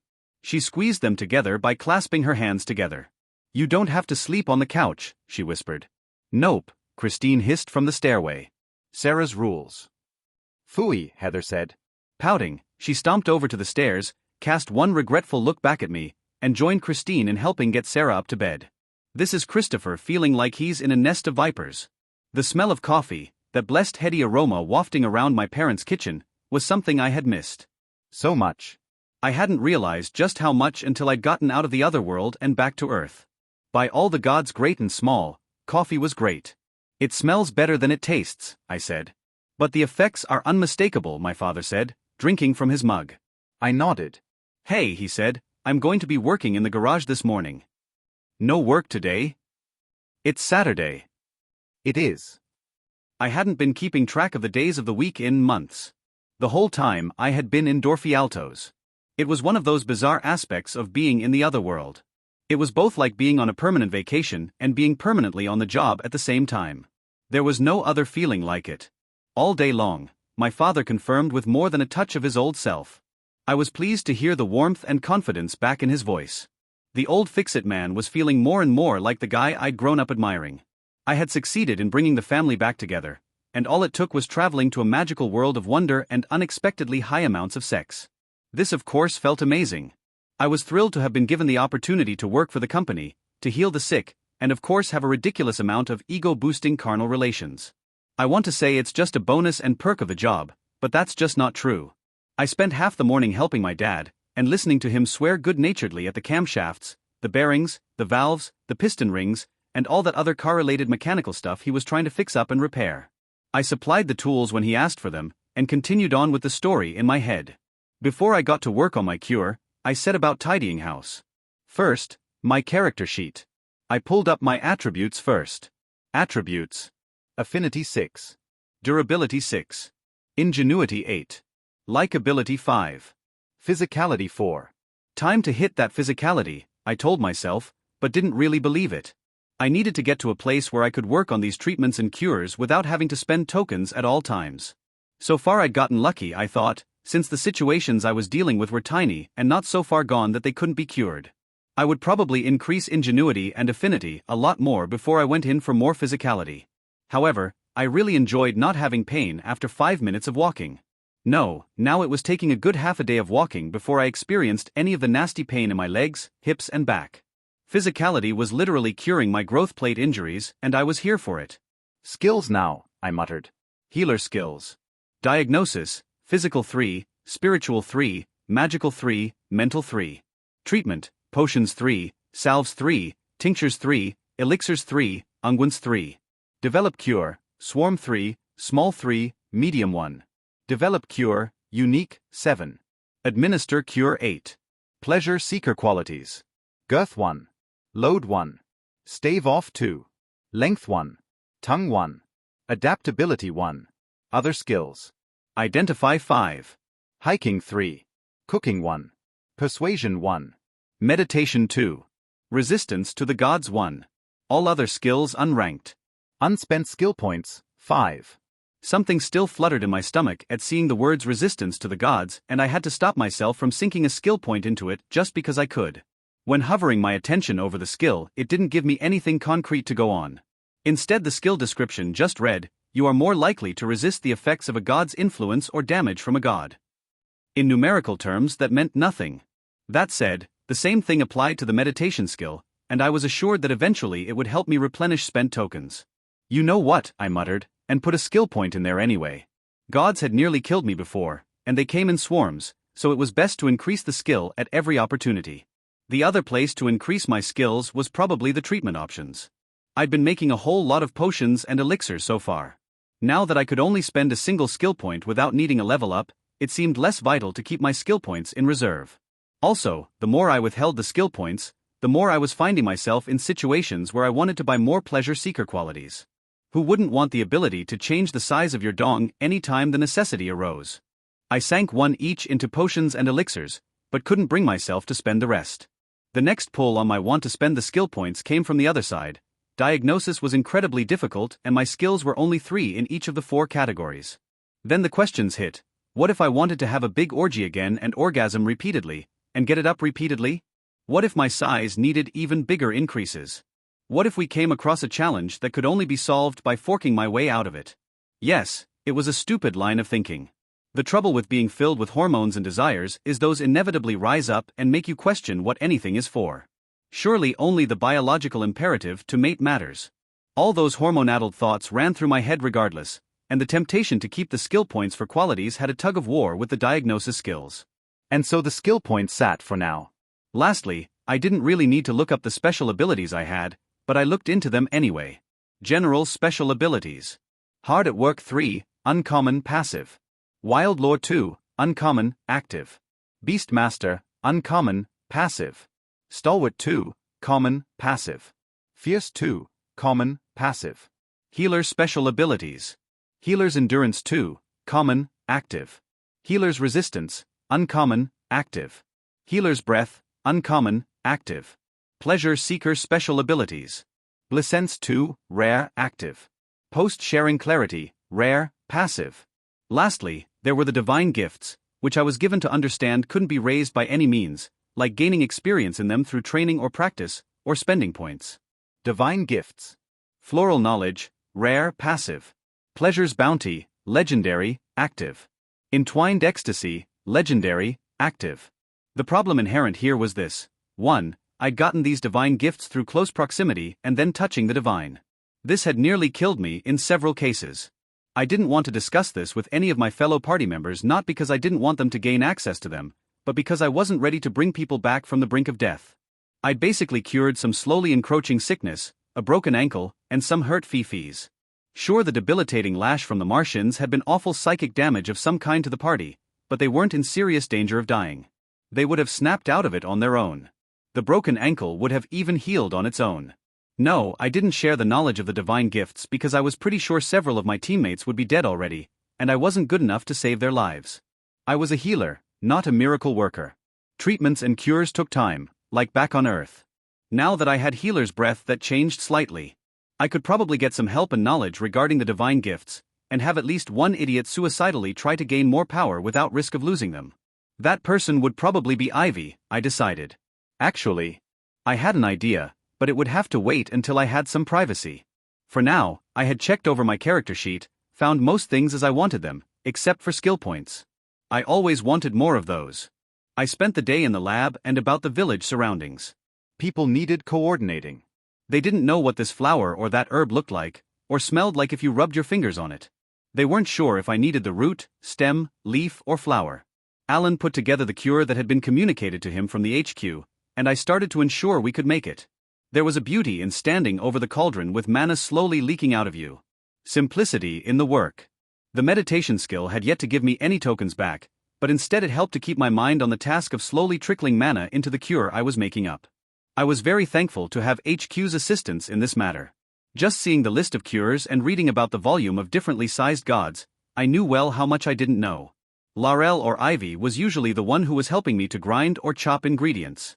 Alan or Trent generally helped organize everything and keep me on task, while Tara was best at flower finding and reclamation. Now that Drat's main job was over, he did nothing but hang around and provide wry commentary. Usually he sat on a workbench and knocked his heels against the drawers.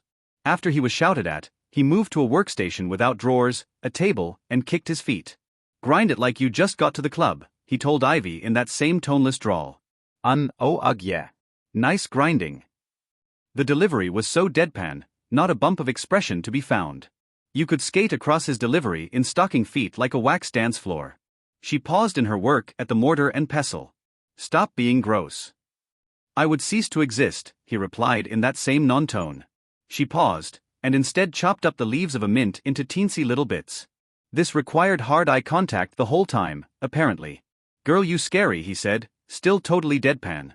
"I liked you better when you were invisible, and not around," Ivy said. "You wound me," he said. "Boss, how long are we stuck here?" I sighed. The recipe is going to require me to work on it continuously for 2 straight days, I told him. 2 days. Finally, I hear a hint of expression in his tone, disbelief. Yes. I have a special ability that allows me to work through the night without incurring penalties, which I'm going to activate once the sun goes down. But you're going to find me here again in the morning, adding mana and stirring and adjusting the temperature. It will be the very definition of boring. Copy that. He nodded, hopped off the table, and made to leave. Turning at the door, he gave me a sad smile. Your abilities suck, bro. I waved cheerfully at him as he left. I didn't have the heart to tell him I had an ability that made me more awesome when I had sex, or a series of skills that literally transformed my body into that of a sex god. Instead, I got down to work. What followed were several days spent working up a cure. I was informed by HQ that the magical cure I'd used for the god of footfalls would not suffice. The extent of the injuries through this magical illness had effectively killed the god. It was much further along. I was forced to record the symptoms of its illness each morning and send the intel along to Raynor and the HQ Healer Knowledge Compendium wizards so that I could get an idea of what the affliction was actually called. I reported that the mana of the creature was disappearing as it bled out. Like my affinity checks couldn't track where the mana was going, even when I passed those checks. It was like the mana simply ceased to exist. And aside from the infused mana that came with the treatment elixirs I made several days later, it wasn't gaining any mana from the surroundings. 2 days of watching, recording, and reporting these symptoms later, Raynor informed me that my efforts had borne fruit. Alan reported that this was called disjointed mana syndrome. This meant the entire god was out of phase with the reality. If the whole reality was the numbers 1 and 2, somehow the god of apparel had slipped in between 1 and 2. It was 1.37, in a manner of speaking. Maybe before the spiritual cure with the offering of clothing, it had been exactly 1.5, right between 1, alive, and 2, dead, and slipping out of existence entirely. With the tincture, it was being brought closer to 1, where mana could once again energize its body and soul. You said it would be 2 days, Drat said, now sitting cross-legged on the work table. How do we reorient the body of a god to the reality it occupies? I asked, ignoring the rogue. So a couple of things I glossed over here. 1, there are multiple realities. That one was pretty easy to accept, due in large part to the portal linking Earth to this other world. Okay, no problem there. 2, mana essentially is the means by which reality is allowed to change from one state to another. On Earth, this is biological processes and laws of physics. Somehow mana allows people to briefly alter those things, by speeding up biological processes, freezing them in place, stopping them entirely, imposing extra gravity on an object, causing spontaneous combustion, that kind of stuff. Fletcher, this place is a backwater and there's no more secrets to ferret out. I'm friggin' dying here. Head out with Terra and find where the other 3 towns are. Glumpdumpkin needs us there soon, but I'm not going to leave a patient. What? Really? If any of the Guardians volunteers, you can take one of them too, for protection. PFF, no worries there. Allow me to reconsider. Take one of the Guardians. I think Krista is the quietest and fastest. Stealthy and fast is the way to go. All right. He was nodding, while I continued to boil an infusion of several different herbs Raynor thought I needed. We'll check out in an hour. Your orders are to find information on the location of the target towns, and any other information you can glean without entering the town or speaking to any inhabitants. They don't need to know who we are or that we're coming, especially if the situation is bad. Once you have that information, you are to return. The silence that followed let me know he really didn't love that direct order. Listen, I said. I can send Terra alone. She can travel fastest on her Nakamaman, put eyes on the target, and come back in probably a day or 2. No way. I'm going, he protested. Then just be aware that going against my direct order will cost you XP, and HQ might even learn because the system will log that you disobeyed. Fine, he relented, clearly wanting to get into the town and start snuffling around. I'll grab Krista and Terra. I couldn't really blame him for wanting to do his job, just like I couldn't really blame him for wanting to find out how bad it was in Glumpdumpkin. I had a feeling it was far worse than hanging out naked in town. Thankful to have his attitude out of earshot and away from me, I continued work. Healing here was a lot like on Earth, slow, boring, technical, methodical, sometimes grueling, and in some cases frantic. I'd been awake for 2 days already on symptom watch, but I was relieved by Trent and Alan, and got some shut-eye the 3rd night. It was already 2 weeks after dealing with the egg situation and nearly having the whole village pull a zombie, psychic attack situation on all of us. Every day since I'd reconstituted the god of apparel, The Martians and their larval forms, the marshals, had been coming by to pay their respects and offer up prayers. I awoke on the third day ready to craft the cure. I just wished the bonuses from post-sharing clarity would last a good 48 hours. Sadly, all I could manage right now was a half hour after having delightful sex with Valenia. 2 full days of heating, steeping, infusing, stirring, grating, chopping, sifting, separating, and directing mana lay ahead of me. This is Christopher quietly loving his job. With the weather warming, 48 hours felt easier and easier to handle. When I wasn't working in a laboratory constantly baking with the heat of Laurel's magmamander, I was nipping in to treat Dee, supply plenty of ear and belly scratches, and give Regina a bit of hope. Which was good, because she was laying on the floor curled around the poor creature and wouldn't even look at me when I came in. "Don't you worry, lil guy," I told the flower fox. "Uncle Fletcher's going to finish up this cure starting today. I'm going to have you just like new in no time." Tweedledee's tongue lolled and he lay panting happily on the floor of Regina's room, tails wagging slowly with quiet bliss. That said, he'd lost a lot of flowers from around his ears and tails. The ones that remained were in some state of drooping and withering. His coat didn't hold the same bright orange sheen as before. "You mean it?" Regina asked. She turned red-rimmed eyes up to me for the first time. "I mean it," I told her. "Your sweet little companion here is going to be right as rain, and that's not just some doctor's office BS either. Once the cure is in place and the god does his disappearing act, it will be like he was never sick. I promise." I really hoped I could keep my promise. This was easily the most difficult patient I'd ever had to deal with. With healer's breath used to treat Dee, I finished preparations and began the cure as outlined by Raynor. A cure to reorient the god of apparel with this reality was going to be a hell of a shock. It involved a massive amount of stimulant. Raynor identified several stimulants, and we were going to use Nefcat, a natural amphetamine. On Earth there was a version of this, but not imbued with the sort of potency a magical plant could supply. For obvious reasons, the knowledge of the existence of this plant was strictly confidential. This stuff could kill you easy if you didn't know what you were doing. Raynor had even given it an innocuous name, so nobody got any ideas about it.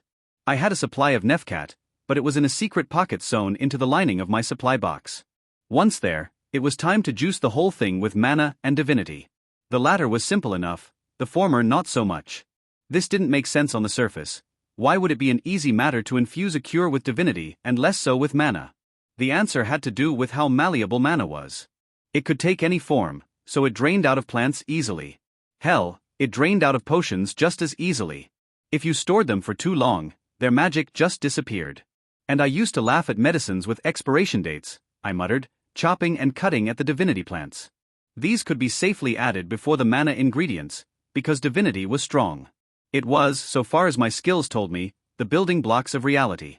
That didn't make much sense on the surface, and I wanted to know more, but I trusted the automatically gained knowledge. When I didn't have a resentful girlfriend or fuck buddy, distraught over the worsening state of her best doggo, and we weren't needed in another city to help with whatever the declining situation there happened to be, maybe I would investigate what divinity meant. For now it meant getting golden halos and radiant primroses steeping separately, concentrating their power and readying to add them to the main mixture. "I'll just add these?" Trent asked. "You definitely won't," I told him. "I don't want to have to scrape you off the walls." He froze, staring down at the flower petals as they dissolved into the heated oil and the melted beeswax. What?" "Divine plants release tiny amounts of divinity," I told him. "Ah." I could tell he wasn't on the same page. Meaning if we add them at the same time, they might explode with divine energy. Remember, we're not supposed to touch divinity directly. Right. He was looking down at the steeping plants with much more respect now. "And we can't get these other ingredients yet, because the mana-infused ingredients need their mana fresh and topped off when we harvest them. Otherwise they'll leak out mana or begin transforming into other plants while we wait." With extreme care, I stirred the radiant primroses clockwise as the recipe directed. "We don't have a lead-lined container for that kind of thing." "It's portable," I said, tipping my head toward what looked like a beer cooler, sitting in the corner surrounded by caution signs. "And it's already stocked with our reserves of mana potions." "Our dwindling reserves of mana potions. Don't tell me you're getting antsy and bored too." "I wish I could be useful," he admitted. "What happened to the native you, befriended on celebration night?" Not only did he redden, but he also ducked a bit. It was a little easier to broach certain topics in underwear, but not foolproof. It didn't work out," he said. I gave him a suspicious look while summoning him to hold the large cooking pot. I scooped the radiant primrose concoction into the master cure, chuckling a bit at Trent's discomfort. He looked terrified that I was about to blast us both with divine energy and splatter us all over the place. Care to explain? I asked. Everybody was under orders not to anger the natives. Had he been messing around with multiple natives? Or did he break her heart some other way? Don't look at me like that, he said. It wasn't my fault. She suddenly said she wanted to be with Egg, and he stirred the master cure while I worked on the golden halos. That's it. No egg with human. All right. Hey man, I could ask you the same thing about Cinzy. What happened with her, huh? I'm not blaming you, I told him. I just want us to be careful. With Cinzy gone, we have to smooth out any wrinkles by ourselves. And no, I'm not going to go into personal matters. She had a problem with me and thought the best way to resolve it was not by talking the situation out. We worked in silence for some time, stirring according to the recipe, and later adding the syrup of golden halos to the main mass of the cure. From there it was mixing time. The divinity needed a lot of stirring to mix with the powerful stimulating properties of the nefkit. It was maybe 30 minutes later, maybe an hour or more. I couldn't tell. I was adding a steady stream of mana to the fledgling concoction before we got to the mana addition properties, when he finally spoke up. It doesn't seem like her, that's all I'm saying. I know. I'm not happy she's gone. I think we're going to need her more for Glumpdumpkin. He snorted. Such a dumb name. I love it. I nodded, focused on making sure the mana I added was continuous, steady, and the correct amount. What I was doing now was willing the divinity to cooperate with the stimulating amphetamine properties of the nefkit, and it took a whole lot of mental effort, as well as a whole lot of time. You ever sit and build a jigsaw puzzle of 5,000 pieces over the course of like 12 straight hours without a break? One of the ones that's like 3 colors, or just the yellow faces of building block guys. The sheer mindfudgery possible is immense. The crazy part is that the system stops notifying you of penalties due to sleeplessness. Your mind can't handle as much when you're running on fumes, and the system is the first thing to go. That means you literally have no idea how far you're falling. And since this cure required roughly 48 hours, I needed to keep my wits about me. To assist, Healer's Endurance was there for me. I activated the ability, and I was thrilled to regain the durability token once the system judged that another day had dawned. Trent eventually fell asleep, and was replaced by Alan. The others had also been in, Ivy and Isabel, holding hands and laughing at something, Laurel, who removes Trent and carries him in her enormous arms out of the laboratory and back to the tent he shares with Alan, and even Regina. She hadn't left Tweedledee's side in weeks. Although I'd been feeling guilty about the situation the little guy put himself in, I was confident this cure would be the end of his misery. Not like put him out of his misery, but ease his suffering. In a good way. Why did it keep sounding like I was pronouncing doom and gloom for Regina's best boy? Almost 24 hours had passed by now, and I was getting low on mana. I was still a low-level healer, though I did have 15 levels of growth as a pleasure seeker. I wished that meant I would gain the hit points and mana of both classes, effectively making me doubly hard to kill and doubly capable of creating magic cures, but it isn't to be. Each class granted me roughly half of what they otherwise would. The upshot was the attribute and skill growth, though I had an additional set of skills. The real upshot was the special abilities. Well, unless you factored in that I wanted all the special abilities to level up, and there were more of them to upgrade. Ugh. Attribute growth seemed to be the only tangible benefit of having 2 classes, and that was only because in my off time, I was able to gain XP between the sheets. The fun way. Everybody else only got to level up their skills doing class-specific stuff, and less experience growth helping out others. Read me, as they went about their class-specific duties. Hey, I said, trying not to get sidetracked. It was just about time to add the first of the mana-specific ingredients. You okay? She nodded absently. She wasn't okay. Just wanted to check on you. Hey, Alan. I pointed a finger at him. Sorry, he's under strict instructions not to speak to anyone since he's on stirring detail. Stir too fast and the divinity-laden mixture, which was also boiling hot, could kill you. Stir too slowly and the whole thing could harden into a taffy-like sludge before turning into a block of cement. That would mean a brand new cauldron, and those things weren't so easy to come by in a marsh village a week's travel from HQ. No thank you. He's super busy, sorry, I said. Sorry about that, if he fails now we start over. It'll be another 2 or 3 days to get back to where we are. She nodded, this time with more vigor. Sure. Thanks for going out on ingredient runs, I told her, and continued swirling the cherry violet mixture. This one needed 12 hours. Since the cherry violets went from health focus to mana focus starting at dusk, I needed to work on them all throughout the night in order to enhance the mana properties. At precisely dawn, they'd be as capable as possible of shifting mana.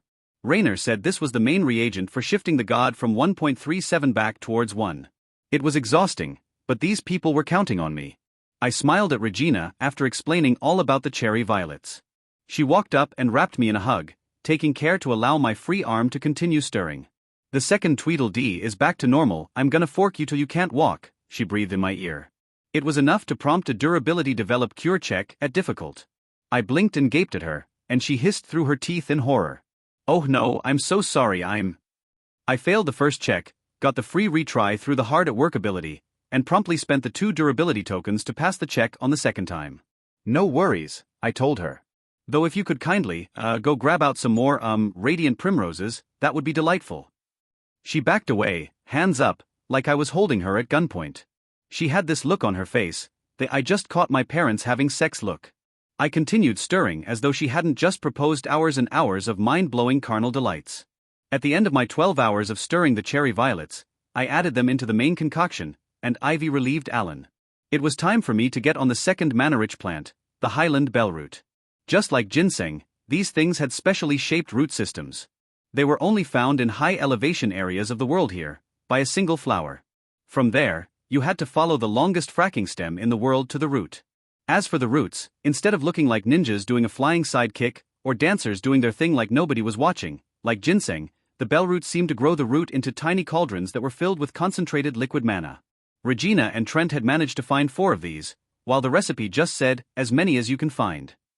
I crushed the root balls with the flat of my blade, scraping the thick iridescent blue mana juice into a bit of alcohol and stirring it. And adding even more mana. Even more mana. This thing was so filled with mana, I was amazed it didn't transform into a fracking dragon and eat our faces off. Or swallow us whole. I'd only ever seen the Scorchomp. Finally, I'd gotten to the point where my own mana fizzled out, so I was forced to use another of the mana potions. "Where are we at?" Ivy asked. "We're at the heat, stirring, and mana phase," I told her. "If I don't have enough mana, we start over. If I stir it wrong, we start over. If the temperature is wrong, we start over?" Ivy asked, rolling her eyes. "Actually, I think it turns into a super dense sort of black hole made of acidic magic, destroys the lab, falls through the floor, and drains all the water out of the marsh," I said nonchalantly. "Somewhere in there we all get sucked in and compacted into a singularity the size of a baseball. So we all die." The utter astonishment on her face was totally worth it. "I'm kidding, mostly. But I don't want to do this again." She just nodded, not sure what to make of what I just said. The UI window for the develop cure check came at the 43-hour mark. This is Christopher getting his eyes on the finish line. I felt the warmth of healer's endurance keeping me alight during the hours that followed. It was naught but stirring, trickling mana into the cure, and the bubbling of the whole thing from the magmamander radiating the heat from the below. Assistants came and went. Alan, Trent, Ivy, Isabel, Laurel. Regina was out helping to replenish the stores of materials I would need, but she popped her face in before heading off to sleep, smiling encouragingly. Hours came and went. I entered a meditative state with the help of the meditation skill, and that helped quite a lot to while the hours away without me losing focus and making a mistake. With meditation, the outer world fell away. Emotion receded. Anxieties disappeared. Nothing remained save for the here and now, and the task at hand. So when the develop cure check finally came, it didn't faze me as it had with the God of Footfalls. Develop cure, medium/unique check. This check is nigh impossible difficulty. Although the difficulty is 16, presently 12 tokens asterisk will suffice to automatically succeed at the check. Since the difficulty of this check is higher than your current combined skill and attribute level, a penalty of 4 tokens has been imposed. Would you like to spend these tokens to succeed? Total tokens, 6 affinity and 7 free tokens. Asterisk hard at work. Your tokens are worth double given you are engaged in your class duties. Holy, I muttered, and made a quick note of the circle that appeared next to the prompt, ticking down the time. I had only a few seconds to decide whether to dump all of my affinity tokens plus all of the free ones. Obviously, I had no chance of success without spending tokens. With 1 level of medium, 7 levels of unique, and 6 levels of affinity, I had 4 successes I could count on, and maybe 6 if I was lucky, but even if I succeeded with every single available skill and attribute level, it wouldn't be enough. I gave my mental assent, and vowed in the future to have Trent or Alan on hand to help by spending their affinity tokens. Tara had helped back with a God of Footfalls by spending 3 of her affinity tokens and lowering the difficulty by 2, and that meant I could count on the sorcerer or the wizard to supply me with at least double that, possibly triple. That much of an expenditure probably wouldn't be necessary, and I didn't want to strain their resources, but this was critical. If I could lower the difficulty to be even with my skill level, it would save me 4 tokens going forward. Success. You have crafted a magical cure for a unique creature. I breathed a huge sigh of relief and slumped back against the nearest workbench. Ivy watched in interest, and slung my arm around her shoulders. "You okay, killer?" she asked. The accumulated stress and sleeplessness hadn't fully hit me, they would. For now, I gave her a smile tinged with not quite my full level of exhaustion. "Yeah, I'm good." It was still another hour before Regina came to relieve Ivy. She found the tattooed guardian cuddling with me in my tent. "Hey," Regina said, ducking in. Ivy sprang to her feet. Regina chuckled. "It's all right. I know you were just making sure he was okay after that ridiculous potion-making situation." "Yeah," Ivy said. "Yeah, exactly. Where's Izzy?" Regina grinned and shrugged, and Ivy hustled out. "Didn't find you in the lab. I thought you might be taking a nap. You okay?" I smiled tiredly. The sun was going to be making its way up in another hour or so. "I've been worse." It was a lot of tokens, but we did it. You've never seen a girl smile like Regina smiled at me. Okay, you probably have. You just need to save her beloved pet's life, or fundamentally alter her life for the better. I still had to administer the cure with another skill check. "When do you want to administer the cure?" she asked. The sooner the better, as it turned out. We were about out of tincture, and people were getting used to having their underwear on again. Nobody wanted to go back to being fully exposed on the regular. Regina grinned. "Just let me know, okay?" The potion I'd slaved over for 2 days would require me to administer it within 2 more days. I wouldn't have time to try meditating and grab more tokens back. Also, I was over Slinktrickle. It was cozy and quaint, but there were other people out there that needed me. The scouting missions that helped me raise Identify had shown me there was a lot more of the world yet to see, and the Scorchomp reinforced that. It was so awesome and cool and mind-boggling that I needed to see more of them. I wanted to see a real, super awesome dragon, and that wasn't about to happen in this marsh village. I wouldn't rest until I'd added more and more draconic aspect Nakamoman. "Let's do it," I told her. Something had happened while I was out, and I felt it immediately the moment I turned toward the laboratory to go fill the syringe and administer the cure. There was a force of nature trying to push me away. It was visible when I exited the tent, a wavering to the air without color. The heat haze shimmer didn't rise up like it would if it made pavement look like water in the far distance, but instead radiated outward from the lab. What the? I had to force my way into the building that had been the hatchery, the simple square building with the shutters instead of window glass, the workbenches and the area over to the side where the formerly dead god lay in its clothes. The UI informed me that I would be making a durability check, and added the divine resistance skill. I pumped a skill point into it immediately, and with the 8 total levels, scored 2 successes. It was enough to force my way through the space and into the lab. Ingenuity and the Develop Cure unique skill coupled with the Develop Cure medium skill explained just what in the heck was happening. The god had begun to discorporate again.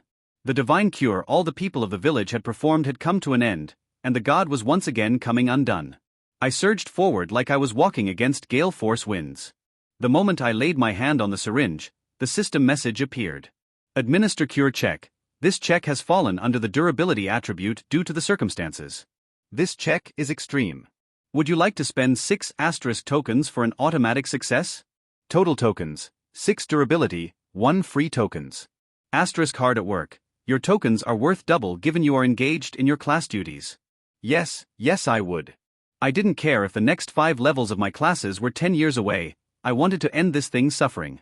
Paying the toll for the check helped immediately, making me resistant to the waves of divinity now pouring out of the body.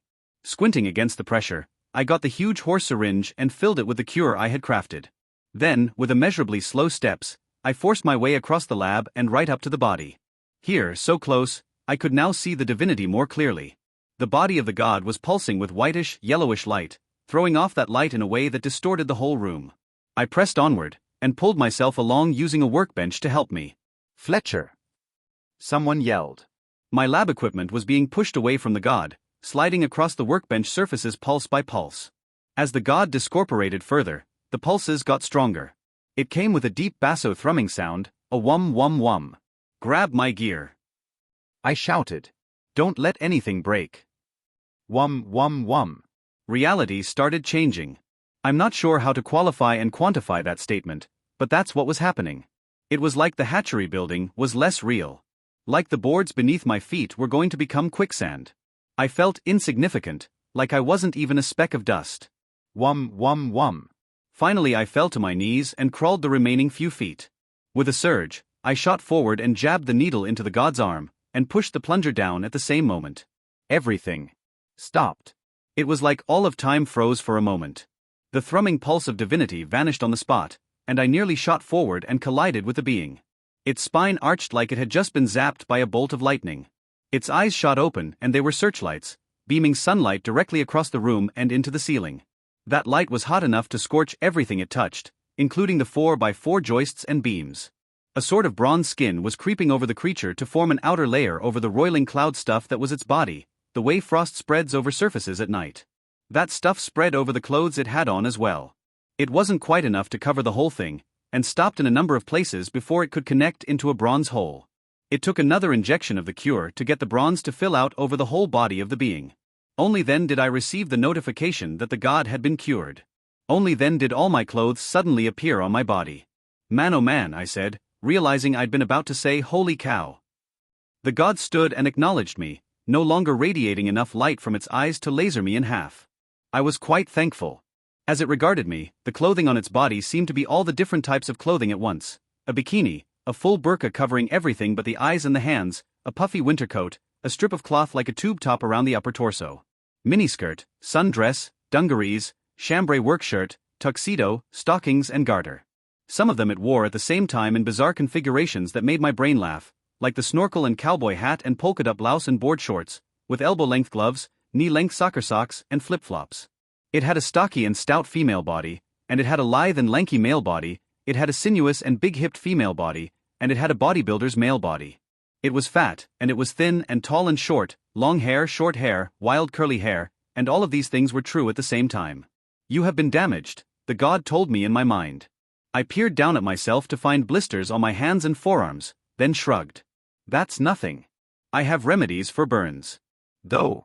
I appreciate the concern. As you will then. The god vanished, as though it had never been there at all. God of apparel, appreciates your efforts in saving it. You have been gifted, prismatic apparel.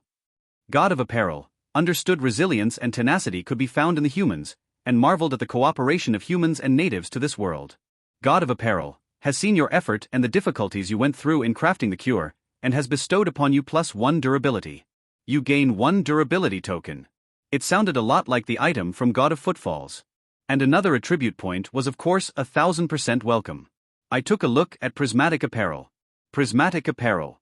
Item, wondrous, legendary. This set of clothing is able to be shaped in any way the wearer wishes. Merely turn the articles inside out to alter their form. The color of the new form will be randomized. This item has the following properties: God's Bane, unbreakable, soulbound, returning. God's Bane. While wearing this clothing you are assumed to have +5 divine resistance. Unbreakable. This item never takes damage and can never be destroyed except by divine power. Soulbound. This item belongs solely to you. You may gift this item to another, but the item may never be taken from you. Returning. This item returns to your possession at a thought. Everything about this item seemed better and better. Now that I had an outfit to go with the shoes, it seemed like any of these God-given items would be unbreakable, soul-bound and returned to me if I ever lent them out just by thinking about it. The new property was puzzling to be sure, but wonderful nonetheless. It made sense of course, with the God of Apparel dealing me a wound just by being in its blast radius. The wounds themselves were golden blisters that wept iridescent and color-shifting liquid when I lanced them. They ran over the fingers and backs of my hands, over my wrists, and halfway up my forearms. Once I lanced them with what looked like the love child of a scalpel and a pushpin, beneath glowed faintly golden in color, though there was a hint of oily iridescent color from the residue of whatever the liquid had been. Holy pus? Also they didn't hurt? That was almost as odd as the words holy and pus together in the same sentence. Hey Fletcher, is it safe to come in? I didn't know the answer to that question, so I told them that for the time being, No, it wasn't safe. Isabel came in a few minutes later, blue magic shield blazing, and held out defensively. One look at me had her gaping, and not in the lewd post-sex way. What the hecky Becky happened to you? I haven't seen a mirror, is it bad? You look like an oil slick. She stared in morbid fascination, like I was a dissection experiment in science class. Then she winced. I probably shouldn't have said that. Come on, Isabel, have some tact. My diagnosis skill informed me this was a spiritual injury, not an illness, which was important, which came from the waves of divinity coming off the god of apparel. It looked physical, but it turned out not to be. Luckily, the same type of plants were listed in the manual as the ones I could use in a salve. So, an injury I could just handle with the treatment skill. Develop and administer cure skills wouldn't be necessary. Working quickly, an infusion of golden halos, sacred lotus, and the radiant primroses all mixed with the oil and beeswax to use as the paste. With my trusty magmamander on loan from Laurel, I had the one temperature shift handled without difficulty, and the 3 different flowers were infused into the salve. I passed the difficult check by failing to get the 4 successes the first time, then getting my free retry with hard at work. With Isabel helping on the second try, using 3 durability tokens to lower the difficulty by 1, I was able to get it on the second attempt just by chancing it. The second time, I scored 5 successes. Her tokens hadn't been necessary after all. I would need to investigate the chance of success and failure a little bit closer. Sometimes I could get over 40% of my skill levels to succeed, other times barely over a quarter. Best to consider it later. For now, I smeared the cooled salve onto my hands and forearms with Isabel's help. She kept a tightly controlled expression now and refused to say anything, even when I prodded her.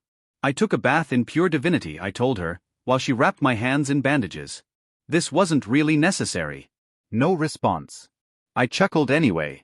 Do you want to check inside my clothes? Her eyes flickered up to mine, and the vague frown deepened. Okay, I'm kidding. Unless you want to check inside my clothes.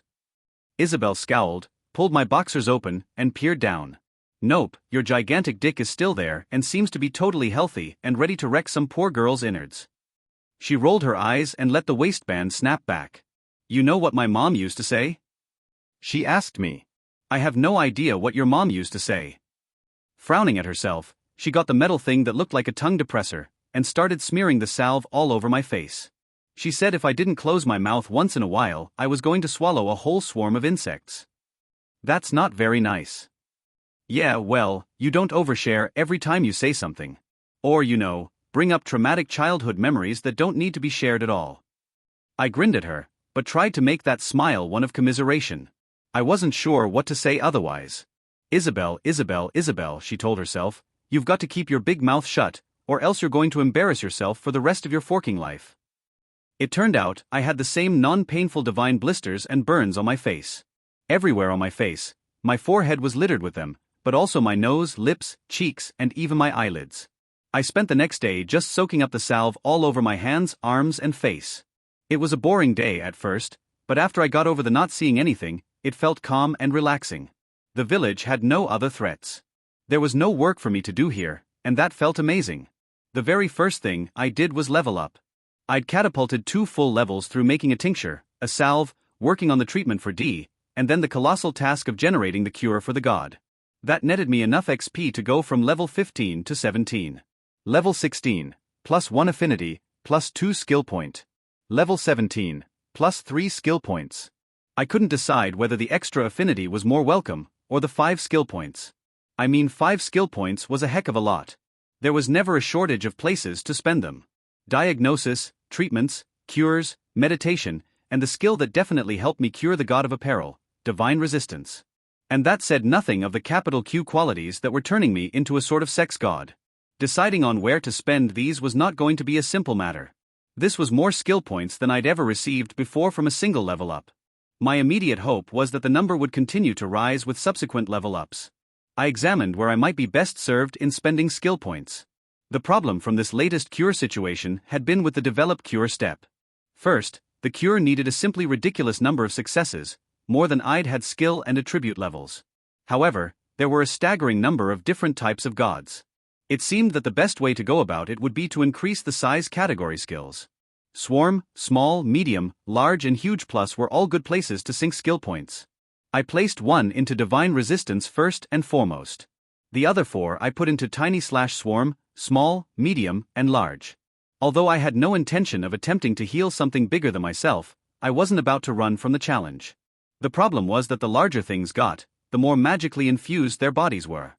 So what we think of as an adult dragon would be able to contain and handle exponentially more mana than something the size of an elephant, and that was exponentially more mana than something person-sized. So if my mana pool was X, then an elephant's would be X times 100, a dragon's mana pool would be X times 10 to the power of 1,000. This was the way Mustache Head had explained it, anyway. If something was huge, there was no way I would be able to handle treating it. The difficulty of doing so would be, what, higher than 50 successes? Or perhaps even higher. My healer skills now looked a tad more respectable than before, with diagnosis, magical, and treatment, potions, having leveled just from enough practice. Healer skills. Diagnosis, physical 3, spiritual 3, magical 4, mental 3. Treatment, potions 4, salves 3, tinctures 3, elixirs 3, unguents 3. Develop cure, swarm 4, small 4, medium 2, large 1. Develop cure, unique 7. Administer cure 8. Ah yeah, I muttered, laying there with salve all over my face, and only able to see because the system had somehow gotten into my brain. Valinia snickered. Well? What in the names of all the many, many gods are you doing here? I asked. Not disturbing you, my bond replied. Aside from that, watching over you. And considering whether or not you are well enough that I may mate with you. You're insatiable, I said, but in response I felt my own libido rise to the challenge. Could I mate without the ability to see what I was doing? I was certain it was possible. Can I help it if I am completely filled with my bond mate each time you press into me? Can I help it if the pleasure you lend to me is more than I ever dreamed? It is like this hole was meant to be stuffed with Fletcher. Please, for the love of all that is holy, tell me there's no one else in this tent, I said. We are alone, she said, from much closer than she had been just a moment ago. Feather-light fingers drifted over where my cock was presently stirring. Does that mean I should erect your tower and bury it in my cave's deepest recesses? I would have said yes, but I wasn't certain whether the divinity I still had in my body was contagious or not. I'm going to hate saying this, but not now. I might be able to poison you with divinity. She made a pouty sound that made me laugh. I could tell she wasn't being serious, mostly anyway. Also, you chose to bond with me knowing that one day I would leave your village. Are you prepared to depart Slinktrickle with me, long term? Oh, she said. This sobered her up, and that didn't please me. She hadn't thought this through in the long-term sense. I do hope you're not regretting your choice to bond with me, I told her. Oh no, of course not. I have been gifted with an exceptional human. You are the finest member of your species I have met. She said member. And how many humans have you met? Including your 9 team members? Almost 20. A staggering amount. You're very kind, I said, genuinely thankful she thought so. I didn't think she had nearly enough of a sample to be representational, but so far as I knew, the bond wasn't something that could be broken. It couldn't be rescinded. I wasn't even sure that someone could have their bond member die and then bond another. The program was new enough that this information just didn't exist. We discussed what she might need and who she might want to talk to, which included Laurel. Vel promised she would prepare to depart, but paused before exiting the tent. Then fingers were fumbling at my pants. What are you doing? I asked. This was a great deal simpler when the god of apparel was sick, she muttered, with a twinge of annoyance. Soon though she had my pants open, and quickly slurped my cock into her mouth. Those tentacle tongues of hers went right to work fluttering around every available bit of me. The moment I began to harden, she pulled away. Bond mate, I will return. I laughed and cursed her for turning me on, but she was already gone. It was up to me to get my pants back in order. Laurel was next to visit. That familiar voice intruded on my thoughts. How are you feeling, healer? I'm well, thank you. You have done a great service to this village, to the team, and to your species, she told me. I wasn't entirely sure what to say to that, so I didn't. I will make preparations to depart when you are well. Tara, Drat, and Krista have returned from their scouting mission and informed me about what they have found. Fear not, all will be in readiness when you are healed. When it became clear she wasn't about to share that information, I got a bit grumpy. I'd like to see if I can replenish any of my spent tokens then. Your wish will be respected. I will keep the remainder of the team from disturbing you. This wasn't entirely what I'd hoped for, but that's what happened regardless. I soon had peace and quiet, and practiced my meditation skill for the remainder of the day. Since I'd burned through all my tokens for affinity and durability, and all of my free tokens, I was in a place where I could really use them. It only took a solid half day of meditating before the check came. Meditation check. For purposes of replenishing tokens, this check falls under the auspices of affinity. This check is difficult. You may not attempt an automatic success. As it happened, my 6 levels of affinity and my 2 levels of meditation were not up to the task of 4 successes. For the first 6 hours at least. Interesting that it should say for the purposes of replenishing tokens, meaning I would need to seek out Laurel and ask what the other uses there were for meditation. Clamping down on my frustration, I tried again. Within a few minutes the calm and focus descended back down upon me, a blanket smothering outside distractions. I couldn't imagine anything like this in the current day and age. With a cell phone in my hand, there was simply no way to shut out the outside world. Notifications and alerts were constant, along with a constant desire lurking in the back of my mind that there was something more to see, whether that was on Tweetly or MeBook, Instantify or Personagram. Or hell, any of the tubes, depending on how you wanted to watch your videos. BoobTube for old TV show episodes, NoobTube for tutorials on everything imaginable, ToonsTube for music, ToonTube for cartoons, CubeTube for science or math lessons or the others. By the time it was feeling like dusk, I had been given another check, and this time succeeded. Congratulations! You have regained a token. It has been applied to affinity. Nice, I said, and wondered if some other woman was going to comment about me talking to myself, followed by sex stuff. Achievement: first meditation success. You have begun the ascent on your progression path towards enlightenment. The road is long, and sometimes steep. The journey can be circuitous, and must be walked alone. Reward: +1 token replenished. It has been applied to durability. I drifted off to sleep contented. On the second day, I woke up to giggles and the feeling of cool breath rushing over my naked body. Specifically, someone was sliding my boxers down my thighs and possibly another someone was kissing and licking between my legs. HRM. I mumbled. Wazara. Someone's body slid up and over mine, smooth and warm, and with curves I reached out to grab. Hands pulled mine away. Don't open your eyes, she whispered, don't move.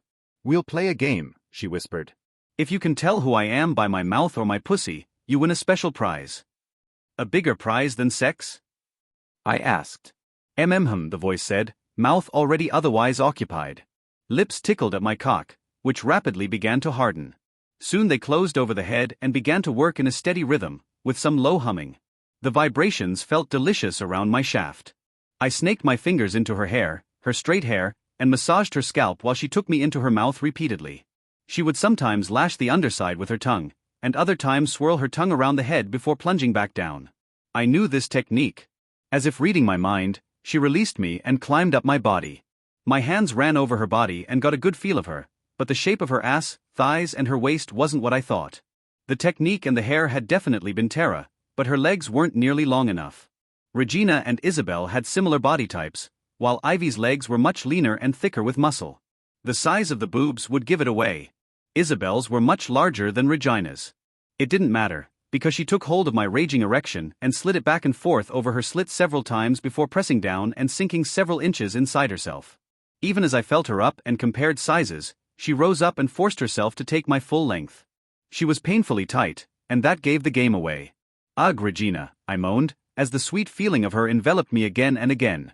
I've missed this, she breathed. Regina's not the only one here, Tara whispered in my ear. Now you'll need to return the favor.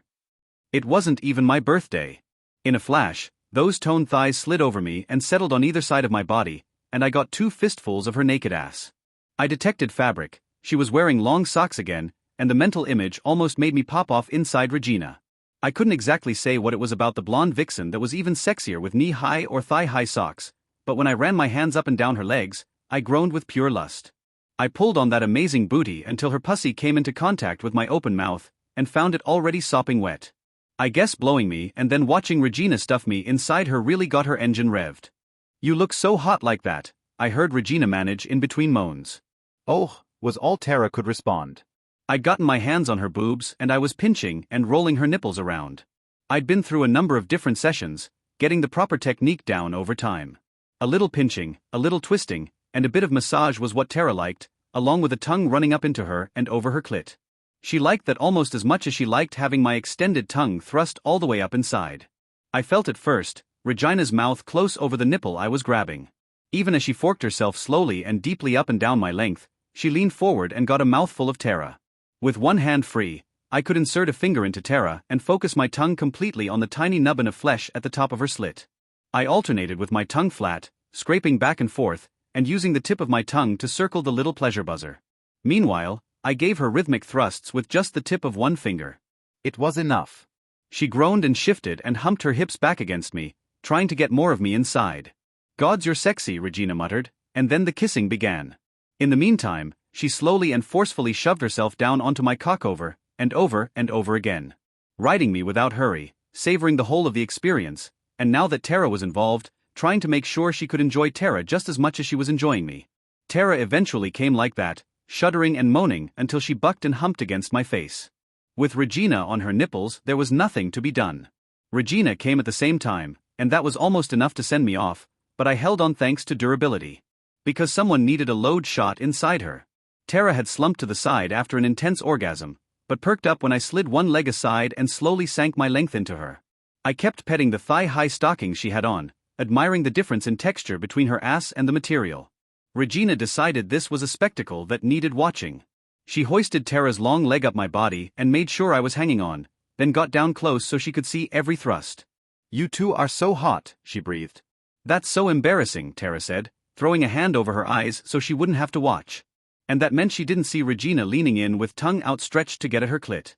Meanwhile, Terra's wetness accommodated me perfectly, pushing me ever closer to my own explosion. Somehow, seeing Regina's wanton behavior did it for me. I groaned loudly in warning. "Come in her," Regina hissed. "She wants it." "You want it, don't you?" Terra, forehead slick with sweat and eyes shaded by her forearm, nodded wordlessly. I had a powerful mental image of Terra wandering around our shared house with her hands cradling a bulge in her stomach, popping out her belly button. Her breasts were swollen and leaked milk. She had her hands on her lower back and winced, but she still looked over her shoulder at me like I needed to be giving her even more seed. I needed to bend her over and let her know I was still committed to her even though she had my child inside her. And in my mental image, I saw myself bend her over the dishes she was doing, and take her just like that. That did it. This is Christopher letting out a strangled groan and once again trying to breed Terra. Eagle-eyed 3. Special ability, common, passive. Your eyesight and hearing become better than human. You are able to discern details at a distance, and analyze close objects much better than base humans. 2. Your peripheral vision and reactions are increased beyond human maximums. You may not be caught off guard. The changes to eagle-eyed were subtle, just a few words. Important words, though. These included no longer being able to be caught off guard, at all, not even when asleep, and adding hearing to the list of affected senses. Both excellent additions. Beast Talker 2. Special ability, uncommon, passive. Your likability is considered +3 when dealing with non-humanoid Nakamamon found in the wild. You gain a persuasion skill of +3 with them as well. Your identify is considered +5 when used on a new species. 2. Your likability and persuasion are considered +1 with all Nakamamon. Asterisk note: these bonuses are lost if you take hostile action against any Nakamamon. I like the bonuses for dealing with sapient, humanoid Nakamamon, which stacked with the non-humanoid ones. As for Pleasure Seeker, level 16, +3 skill points. Those were excellent. 3 was better than the usual 2, obviously. I was definitely going to give them a good thinking about and consider what to do with them. There were a lot of ways to spend those points, and I didn't want to do it wrong. We got moving later that day. The Martians, Marshals and Marshmallows all turned up and gave us a warm send-off, and for the first time since I'd met them, they wore clothes. Since they had white skin with green and sometimes pink stripes on their bodies, their clothes were for some reason the same colors. This would be a theme going forward. "I love that all your people are wearing white and pink and mint green," I told Vel. "What do you mean?" she asked. "Nothing," I said. "Out of curiosity, how much have you been outside your village?" "Oh, never." I nodded thoughtfully, sure that she was about to be in for a world of surprise.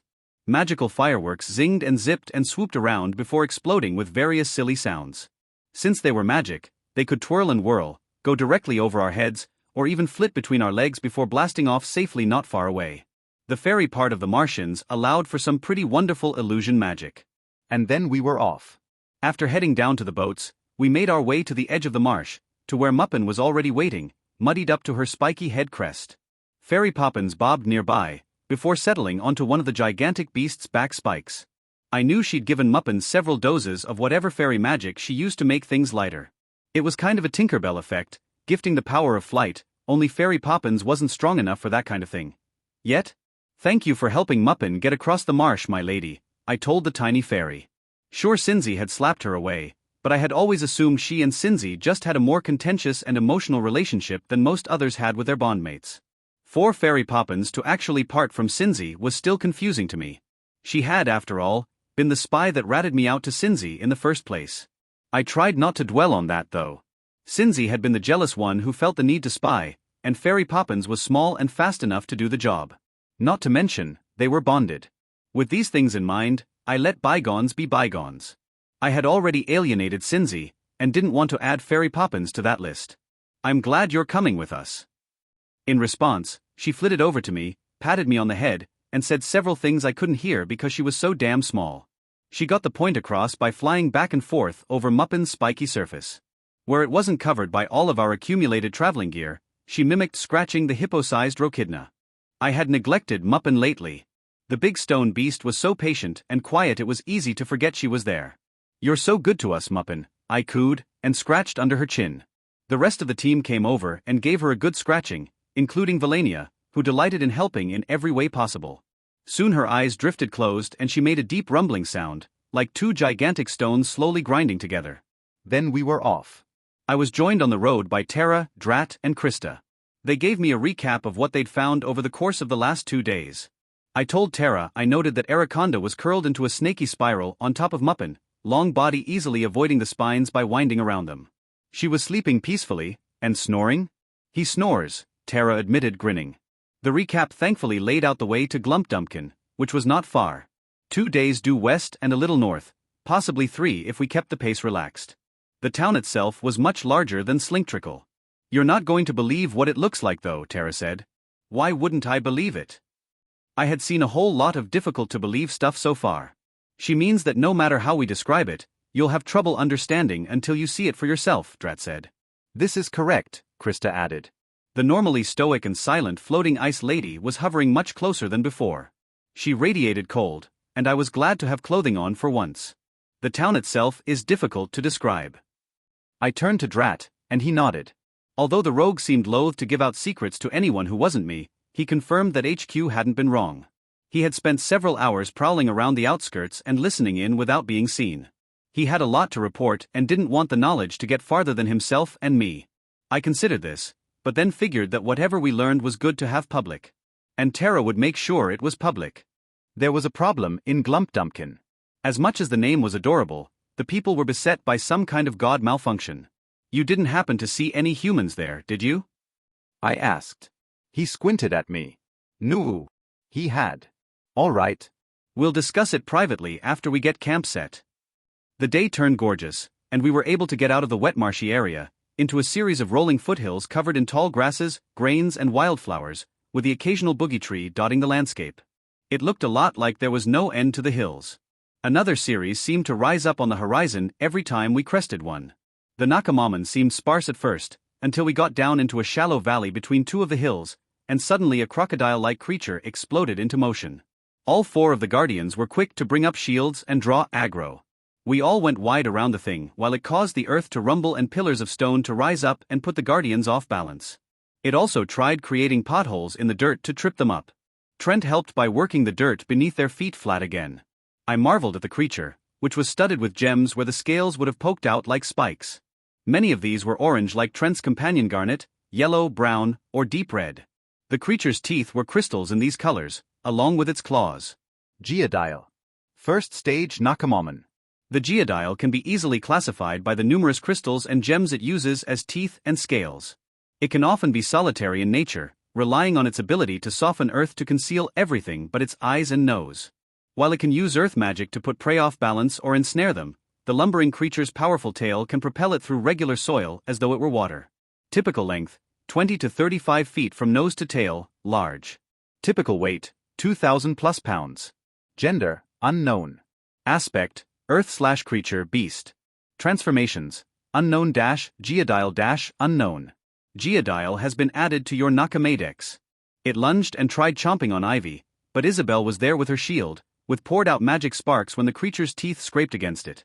Ivy seemed to grow to 3 times her size, and that caused the thing to reconsider eating her. Once we were out of striking range, the guardians backed off. Trent assisted with a timely sinkhole beneath the creature. "Don't see a lot of those as bonded companions," Trent announced, and the others laughed. Some things I took to be features of the environment were instead Nakamoman. Several bushes burst into motion when we approached them, and I employed identify yet again. Shrubbit. Basic Nakamoman. Shrubbit are excellent at camouflage, preferring to disguise themselves as tufts of grass or bushes and able to sit absolutely still for hours. When that fails, they are extremely fast. Typical length, 1 to 1.5 feet, small. Typical weight, 3 to 8 pounds. Gender, unknown. Aspect, plant/creature beast. Transformations, Shrubbit-unknown. Shrubbit has been added to your Nakamadex. We then ran across a nest of tulipids, which had various different flowers growing out of each of their many body segments, not tulips, not sure why they went in that direction, and one enormous rock turned out to be a boulder. Please tell me it isn't a big stupid troll and we called it Dur, because it's not that smart. Would you prefer Boulderp? Regina asked, and gave me a wink. Actually, I kind of did. When it turned to regard us with its too big head, there was a derpy tongue lolling out from one side that made it look especially dumb. Although the guardians were on their guard, the thing didn't react at all, except to track us with its eyes. It stuck one rocky finger into one rocky ear and wiggled it around, then seemed to forget we were there and contemplate whatever it had just pulled out. Overhead, more things flew around, but they were either too fast or too far away to track. I definitely spotted another Slitherwind, but otherwise several new creatures I hadn't seen before. Achievement: enter 50 Nakamoman into your Nakamadex. Gotta classify them all, adventurer. The world of Nakamoman is endless, vast, variable, and full of surprises. Keep your eyes peeled for even more. Reward: +1 identify skill level, +1 skill point. Wow! Everybody else, save Alan, had already gotten this achievement, but they still shared in my exuberance. We went through the weirdest and coolest examples of creatures we'd seen in our Nakamadexes, and the Scorchomp draconic aspect earned some jealousy and low whistles. There weren't many draconics to be found. That was fair, since the Scorchomp lived inside a magma vein. The thing was enormous and powerful enough to be immune to all fire damage. There were creatures that were made entirely out of crystal, like garnet, but some of them weren't just gem-shaped Nakamoman. Some looked like moles or other tunneling animals, but it wasn't unheard of to have them in humanoid shape, or the shape of sea creatures. After all, there'd been a crocodile that could swim through the dirt beneath your feet. Thankfully, Muppin the Rochidna smashed its gigantic feet into the ground with every step, announcing that there would be trouble for any of the geodiles or other predators that tried to get the people traveling near it. Ithth though the AR admin said NNN. Alan paused and growled at himself in frustration. NNN no VV violence, he asked. Regina clapped a hand on his back and gave him a good comforting rub between the shoulder blades, and he smiled in return. That applies to the sapient types here, Krista said. We have used our magic and abilities to defend ourselves from predators since time immemorial. And the predators here can be, she trailed off. Large? Fast? Powerful? Tara asked. Vicious? Ambush predators? Coordinated? Isabel asked. Precisely, Krista affirmed. She then went on to describe how, when she was still just an ice aspect Nakamoman and not yet dead, their village had been attacked by a number of orca-like Nakamoman during an exploration and fishing expedition. One of their number had been killed, but they had also taken one of the colossal orca things with them. While the other orcas went insane and eventually feasted on their own companion rather than the tiny ice creatures, Krista and her people had been able to get away. Secretly, I wanted to know why the ice ghost had opened up in the last 2 days. She had spoken more in just the last 10 minutes than she had on all the other expedition days combined. Nobody asked. It would have been Cinzy's thing. Well, I hope there isn't a gravity god that's sick and needs curing, I muttered, staring at Glumpdumpkin. See, there was this, let's call it a mountain. It looked like a half-pipe, in a way, where the ground rose smoothly in an arc up the sheer cliff face. This mountain got thinner and thinner until it appeared to be as thin as a potato chip, and not only were there houses and buildings covering the whole thing, they were on both sides of the potato chip thin part some several hundred feet in the air. Imagine being a window washer for the Empire State Building, Trent said in awe, but you have to live on the outside of the building. Tara snapped her fingers and gave him the finger guns. That's how I should have described it. This wasn't the end of the weirdness. And somehow the river ran over the midpoint of that thing, branching out into 3 tributaries, and one of them ran up the slope. Down the slope, my father said. You'd like to think that's how it worked, I told him. I mean, I was on a lake when it transformed into a dragon and took us into the sky, so here we were looking at a new impossible thing. That's wild, my mother said. If only you could have gotten a picture of it. I was able to create something like it using an AI image generator on my parents' 10-year-old desktop computer, but I had to point out several places where it wasn't quite right. The river didn't run through the valley, it ran over the hump of land here. Yes, that meant the water was held in at an angle, defying gravity. The one tributary ran through the valley. On the other side of the valley, it rose up into another thin spire of earth, with even more houses on it. These ones didn't seem so much like they contradicted gravity, but it was still weird to see a heavy building several stories high on an outcropping of land only about 3 feet thick. It was like the earth should have cracked and sent everybody's houses tumbling down and shattering into a million pieces. Well, Glumpdumpkin doesn't sound like the right name for it at all, my mother said. You've got that right, my father said. It sounds more like it should be called Death Wall. Not Hump Thruster either. I cringed. Mom, it's called Flunt on the Russell. Well, what were the people like in Glumpdumpkin?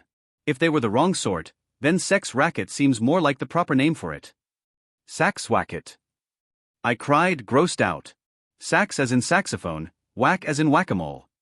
She shrugged and gave me a guileless smile. I thought you said sex racket.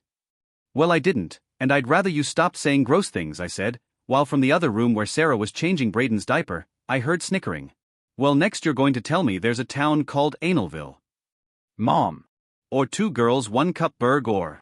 Okay, that's enough of that. Sarah called from the other room. My father was breathing through his nose, hands clenched in a white-knuckle grip and looking like he was about to have an aneurysm. Trying not to laugh, clearly. How do you even know? No, you know what, absolutely not. I don't want to know where you heard that from. Gross, gross, gross. My mom sat stock still, staring like she had no idea what was happening, which made me totally certain she knew what she was doing and that she was having fun watching me squirm. It also told me she knew why I'd come back home and why I was telling her all this. She had already guessed the plan. That meant I needed to get through the next 4 months of what had happened during my stay in Dorfialtos, and get the plan moving. This is Christopher, amazed at his mom's dirty, dirty mind. A pleasant warmth from the sun, and a gentle breeze played over us as we looked down on the town that definitely had a silly name and not a dirty one. I had to wonder if Glumpdumpkin had somehow slid sideways, or if it was constantly in motion, seesawing back and forth up and down. I mean, I'd seen mountains simply float over on top of other mountains. This could be like that. Tara's Slitherwind companion helped us find a more navigable road, though the going wasn't very slow as it was. The road had fewer ambush predators, so that was a plus. We joined a stream of people moving toward the town, though I used the word people pretty loosely. None of them were humans. There were all sorts of Nakamomen headed into town at Glumpdumpkin. Some of them were bipedal and appeared sentient, though the boulder had been bipedal but barely capable of grooming itself. It was kind of Susian, to be honest.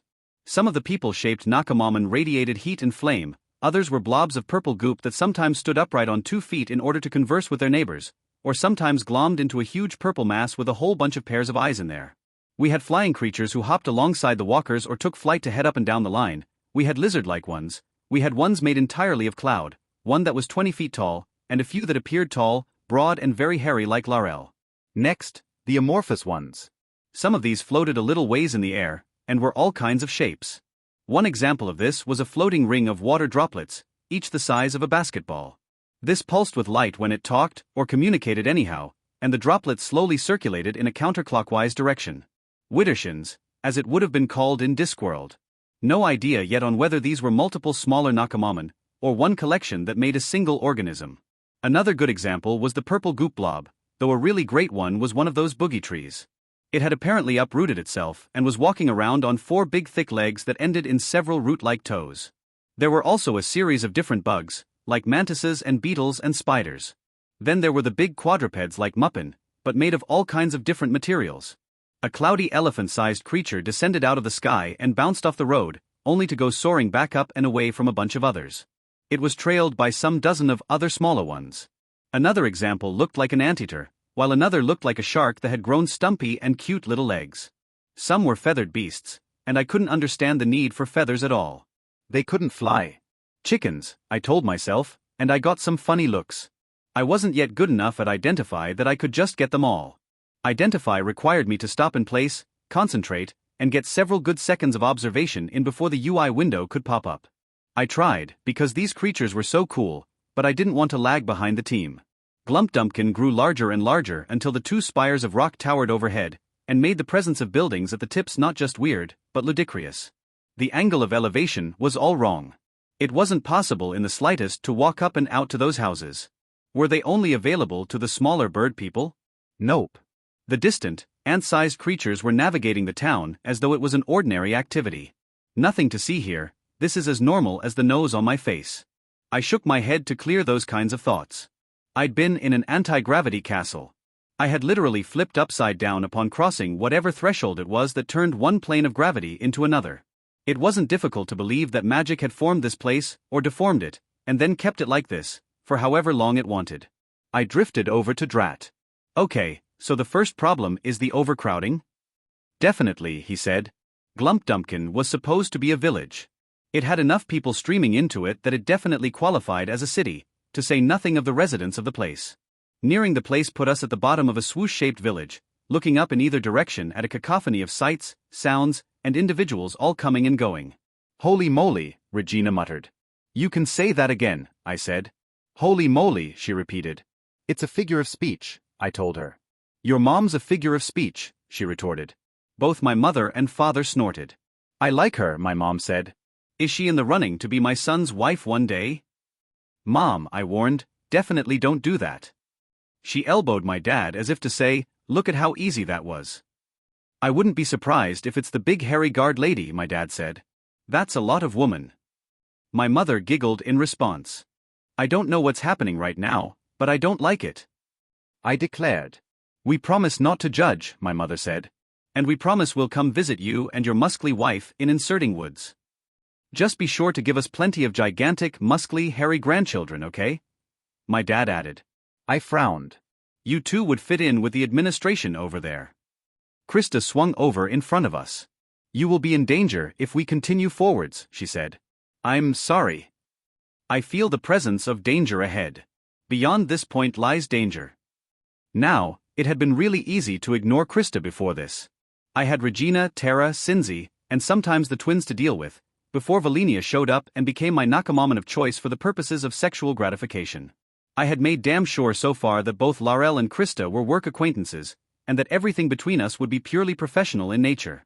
But when Krista hovered directly in front of me like this, it was impossible to miss a few things. 1. She was always nude. She hadn't suffered one bit under the influence of the god of apparel. She was lithe and slender, with a white body that ended in the midsection area. I had noticed that as the weather cooled, she seemed to become taller. Meaning that when it was colder out, I could see her crotch and the top half of her thighs before they faded out of visibility. Nothing lewd on her slim build, no visible genitalia or nipples, which was why she seemed like maybe she was wearing a bodysuit. She wasn't. 2. Though I knew she could multiply the number of arms she had, she appeared at first glance to have only 2. Her hair likewise became transparent halfway down her back. Overall, she was visually striking, and if you hadn't seen the proliferation of her arms, you might wonder how it was she ended up as a guardian.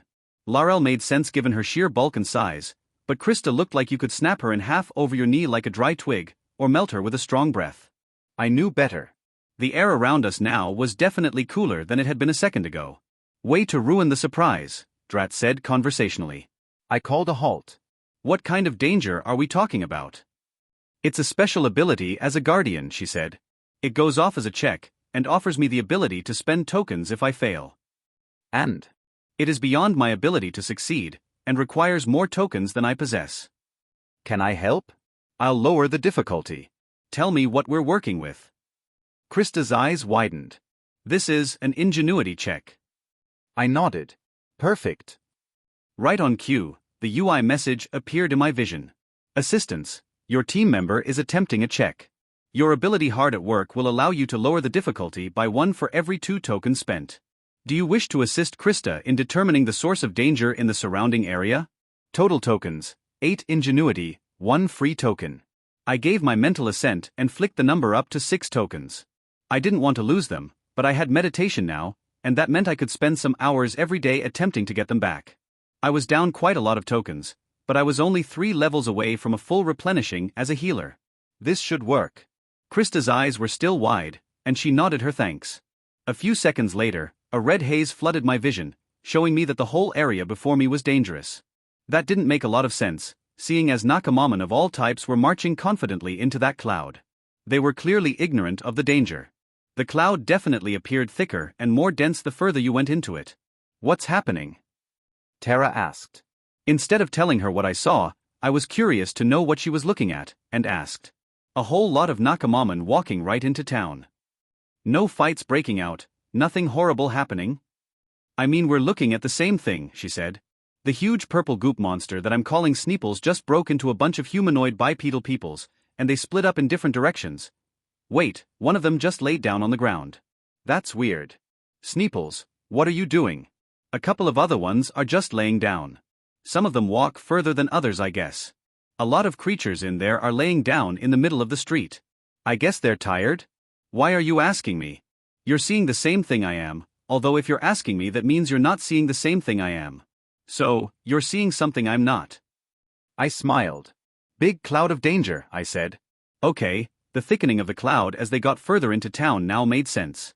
Whatever was happening to them was stronger, and more likely to make them lay down the further in they went. Is Sneeples dead? I asked. I've never seen a dead Sneeples, she said. Fair point. But I don't think so. I called a huddle and explained what Krista and I had experienced. She had the ability, so I invited her to explain what she was talking about, but she only looked vaguely embarrassed. Leave it to an ice ghost protector lady to suddenly get stage fright. You misunderstand.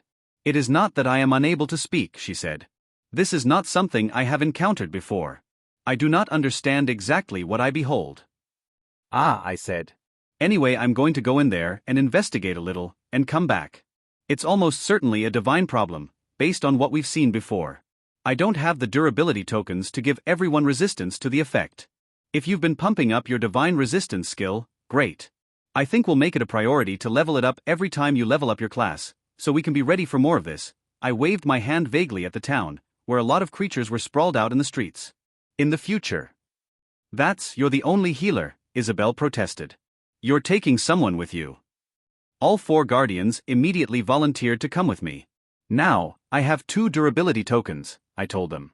Meaning either I can go in and then gain a measure of resistance over that damage forever, or I can lend that resistance to one other. Healer's resistance to. Special ability, uncommon, active. You may spend a durability token to resist damage from any source. Long-term effects are reduced by 75%. Onsets of all diseases, venoms, poisons, or other afflictions are tripled, as are intervals. Lasts 1 day. You may spend an ingenuity token to gift this ability to a willing target for 1 day.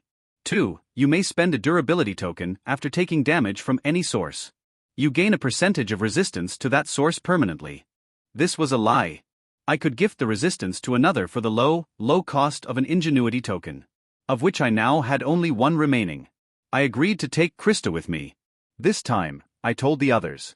I have damage resistances anyway, Ivy said, and Laurel nodded in agreement. They all had stalwart or something like it. They persisted, but I shut them down. This was highly likely to be divine in nature. If that ended up being the case, I would have to treat everyone who entered every day using abilities and finite resources. And abilities meant tokens, another finite resource. They grudgingly agreed after this, and their apprehension watching the 2 of us enter was touching. The most ardent member who wanted to accompany me was Fairy Poppins. I had a long talk with her, telling her I couldn't justify the expense, and that I would be safe. Of course, I still couldn't understand her strange language or tiny voice, but I sure did try. In the end, I wasn't sure whether she didn't want me to go, or if she was concerned Cinzy might be in the invisible red damage cloud. I need you to do something, I tried. This had worked with Brayden occasionally. She stopped buzzing in front of my head and instead hovered in place, waiting for me to continue. My Bond Nakamaman and my team are here. They could use someone to watch the perimeter and alert them if there's anything strange trying to get at them. Fairy Poppins listened intently. There are a lot of strangers around here, and, I leaned in close, Drat told me there might be some bad humans nearby. I would appreciate it a lot if everybody was safe and sound when I came back. Can you help? She nodded furiously and flew off to start her new job as perimeter watch. For my part, I breathed out a sigh of relief. I couldn't see spending the tokens to protect Fairy Poppins when I wasn't even sure why she remained behind without her bond. That done, I spent the durability token to protect myself and another ingenuity token on Krista. Now, usually when I spent tokens, they would appear from around chest high, twisting around in the air with a video game coin sound, CLA cling, before vanishing into a shower of multicolored sparkles. When I used them on Healer's Resistance, the sparkles went a pure clinic blue and formed a dome around me. That dome shimmered and made a clean, sharp sound, a tinkle of scalpel that had been sanitized. And in we went. Here's what we found on entering. People, Nakamoman, be they sentient or animalistic pets, lay everywhere. I had to step lightly over them on any number of occasions, and walk around the bigger ones on others. Some of the residents of the gigantic town were still up and about, a few of them going about their lives not sure what had happened to the prone ones, and others milling about in a daze.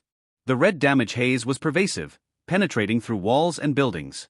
The diagnosis check, which I failed, would have required me to spend more ingenuity tokens than I had. I wasn't upset at spending 6 tokens to help Krista with her work, but I wasn't pleased at not having the resources to figure out what was going on.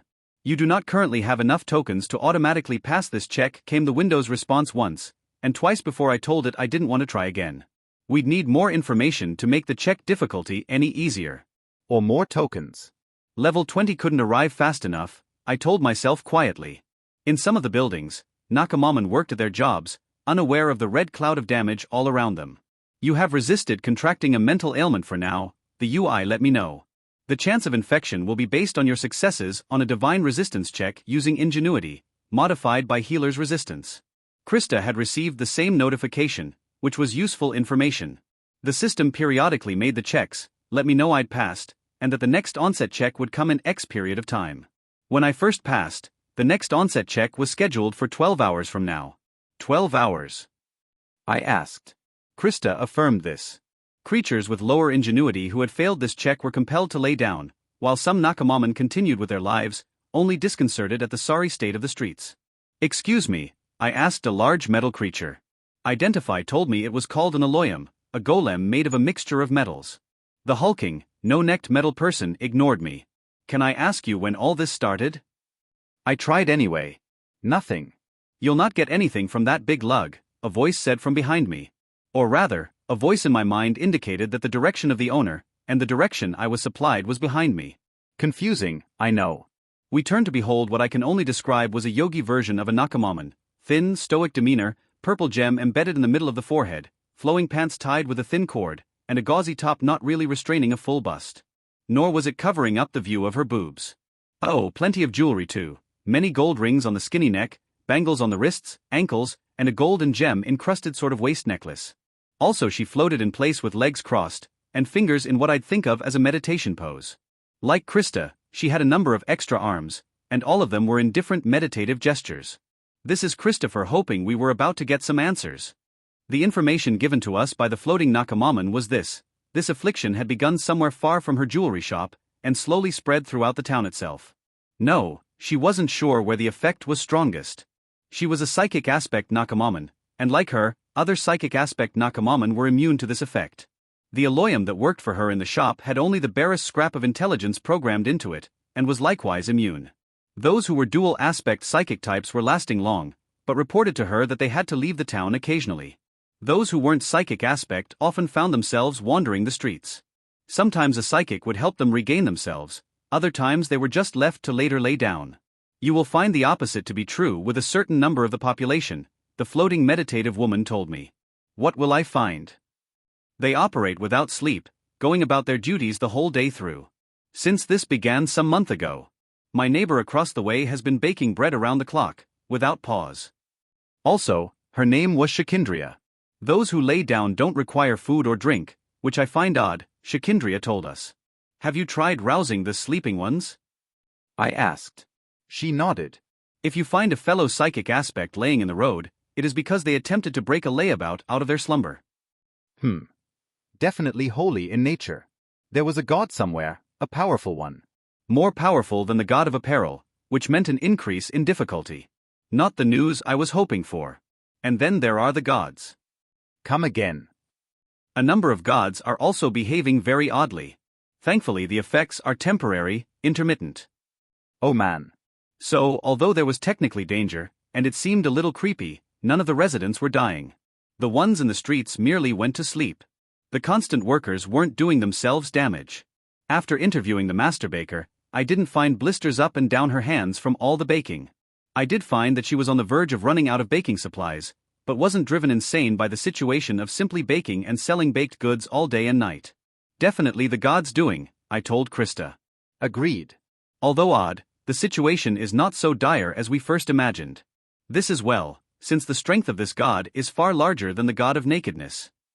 True story. A chilly, ghostly hand fell on my shoulder. Christopher Fletcher, team leader, I wish to thank you for bringing me on this expedition. You're quite welcome, I told her. Now, there's something I want to do. I hope you don't mind if we take a bit of a detour. She looked a question at me. I want to get to the bottom of this, and by bottom I mean top. I turned and started marching in the direction of the very tippy top of the town. It is quite a distance, she said. Are you certain we have time? Not really, but I don't think I'll have a problem passing the next check. It would be a shame to come all the way to Glumpdumpkin and not see any of the sights, you know. I was given to understand you have a physical issue, she said, and trailed off. And you don't? I asked, already striding off. She blinked in confusion, then turned to follow. I'm afraid I don't understand. You don't have any physical body at all, I said, then waved this away. I was being a dick. Sorry, that wasn't nice. I don't think you were being cruel about your remark. I've had a problem with my legs my whole life, and people have been cruel to me ever since. Lots of unnecessary teasing. That is awful. I can assure you I meant no offense, she told me. I know. We moved on in silence for some time. Eventually the danger sensibility wore off, and the town returned to normal. Well, people were basically everywhere, laying haphazardly in the streets and propped up against buildings. Someone had taken the time and effort to drag them out of doorways and the middle of the streets in places, and sometimes put them in odd poses. A few were marching across the street like that Beatles album cover. Several were spooning one another. 2 were laying opposite one another, with heads on each other's shoulders. The going wasn't uphill, though we were definitely ascending. Again, it was precisely like we were on a level road. I received a gift from the god of footfalls, I told her, and showed her the shoes. Go lightly wasn't something I went around advertising. I had used them exclusively, to keep myself from becoming too fatigued on our long marches out into this wonderful world. They are truly divine, she said, admiring them from close up. I didn't even have to stop walking, she simply floated down level with the street. Also, physicality has helped quite a lot, I told her. I really want to put another few points into it. If we travel for more than an hour or two, I start to feel the pain again, but I'm able to resist it well. I had noticed very little discomfort when you undertake the long journeys, she said. This was the reason for my query. I appreciate your concern, I told her. I'm grateful for your intervention regarding the danger. I walked on, and she hovered on, rising through the town though it felt just like we had traveled a couple of blocks. Minutes passed with me goggling at the architecture. I hadn't been able to fully appreciate the houses here, which were made out of literally anything imaginable. One was a boogie tree, with a treehouse they're made out of, something cream-colored and geometric. The tree was slowly undulating its trunk, causing the mini house to rise and fall slowly. We had a clump of mushroom houses for people that couldn't have been more than 4 inches tall, with 3 to 4 inch tall creatures sprawled out in the yard containing the mushroom houses. We had houses expertly crafted of purple crystal, houses composed of what looked like marble threaded through with veins of what looked like liquid metal, and a house on stilts like the ones in Slinktrickle. I'm pretty sure that house over there was built out of literal cumulus clouds, somehow held in place and in shape. They were largely left to their puffy selves, but they had been shaped into straight walls and softly curving doorways or window areas. And they moved, somehow. Blue sky shone through between where the clouds dissipated, before new ones formed. Another house was invisible. I knew this only because a blank space stood where a house would otherwise be, with a space for a lawn or garden, and as I was staring at the space, someone opened a door to reveal a house inside, then stepped out. It was a ghostly being composed of blurry outlines. A head, shoulders and hands were the only parts visible. When it turned and closed that door, the old-timey bedroom vanished. Yet another was made of candy. I wanted to turn to Krista and inquire about the weird ability for their houses to mimic Earth designs when she spoke up yet again. "May I ask you a more personal query?" she asked. "You may absolutely ask me a personal question," I said, on the understanding that you may not like the answer, or you may be disappointed by it. I tried to give her a reassuring smile to let her know I'd try not to make it difficult. In my former life, I was a part of a civilization that was frequently physical. We huddled against one another and packed in tight when we slept. This was largely a defense against large predators, but in times of safety there were grooming rituals, and through commerce we would clasp hands, and cheek kissing was common. I see. Would you be averse to contact with me? She asked. I would not be averse. I considered how best to phrase this. But you have to understand that your new body is cold, and that could cause me pain. And you me, she said. Contact with the living can be damaging. I have accepted this. I grinned, trying to stave off the pity and sorrow I felt. Well then come here and give me some cheek kisses. Oh. She didn't move when I kissed her one cheek, followed by the other. I didn't mind the burst of cold. Her startled look was enough to set me off laughing. It's all right. Perhaps hand-holding. She shot forward and pressed her lips to mine. Now when she started moving, and darted her tongue forward to lick at my top lip, I got a notification. Ignoring it, I reached out to touch her shoulders, then rubbed up and down her arms once. She broke off. Oh. Your lips have gone blue. I'm sorry, Fletcher. That was unwise. I reassured her it was fine, that I hadn't taken any damage at all. In fact, the notification told me what I imagined I would see. My adaptability quality had helped prevent the damage, but it would have to be higher before my body was compatible with Krista's. No time like the present. I pumped a skill point into adaptability. Here, I said, and took her hand in mine. She had Nakamon hands, which meant she had 3 thick fingers and 1 thick thumb, and it was cold, but the pleasure seeker quality helped blunt the pain by turning me partly into an ice ghost. How is this possible? She asked. What do you mean? You haven't suffered. More importantly, that astonished voice said, she hadn't suffered either. It's not a big deal, I told her. No need to look too deeply into it. My instinct was to tell her it was a healer thing, but it wasn't a healer thing, it was a pleasure seeker thing, and half-truths had gotten me in trouble already. She responded by wrapping her whole upper body around my arm, and snuggling her frigid cheek against my shoulder. She followed that by wrapping several more arms around my torso. We walked on with her cooing in delight, and me feeling like the big man on campus. Pausing once we had reached the end of the swoosh, we looked out over the town and surrounding landscape. No one was around us now, with this part of the town narrow, sparsely populated, and the living inhabitants in a sort of coma state. I would like to kiss you again, Krista said, floating out over the place where the sidewalk ended, or rather, where the city curled down against the pull of gravity to the underside of the swoosh. She promptly vanished out of sight with a surprised yelp I wouldn't have thought possible for a ghost. When she reappeared, it was like she was taking the escalator from the underworld, up and around nearly 360 degrees. That was embarrassing, she said. No worries in the slightest, I said, laughing. To be fair to me, I have dealt with this gravitational oddity only rarely. Are you blushing? I am not. I couldn't help but laugh. Eventually Krista found the humor in it as well and laughed along with me. Fletcher, your ability to touch me is phenomenal, she said, and wrapped herself around me in a big hug once more. Extra arms made sure it was a tight one. You're pretty excellent yourself, I said. Never been hugged by so many arms at once. She was once again embarrassed only until I told her it wasn't a bad thing, and that I liked it. Depending on how you viewed the situation, and I found it fortunate, the moment was not quite broken. Krista held me at arm's length, and was promptly hovering upside down on the other side of the lip of stone.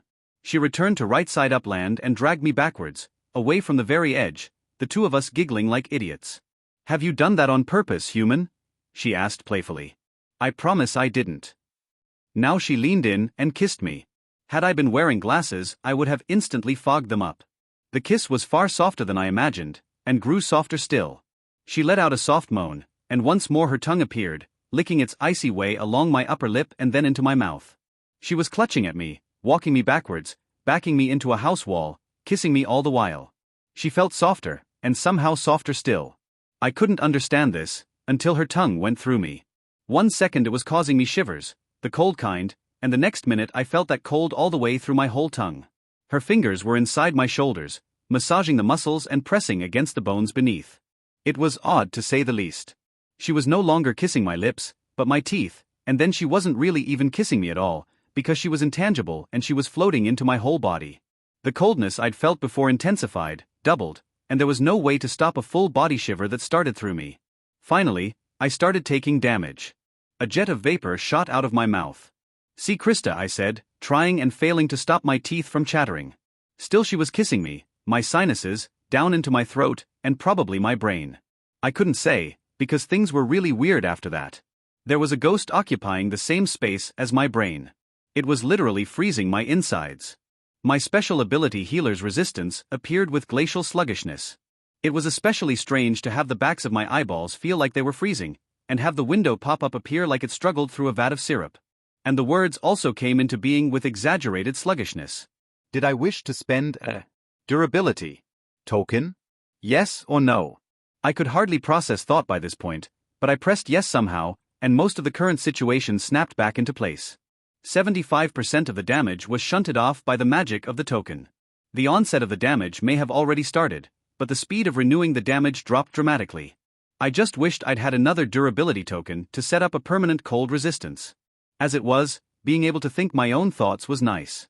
Krista, wait, I made my mouth say, and the words came out, cracked midair, and literally fell to the ground as bits of frost. She reappeared, backing out of where she had fused with me. For just a moment, there was a hollowness to her eyes I'd never seen before.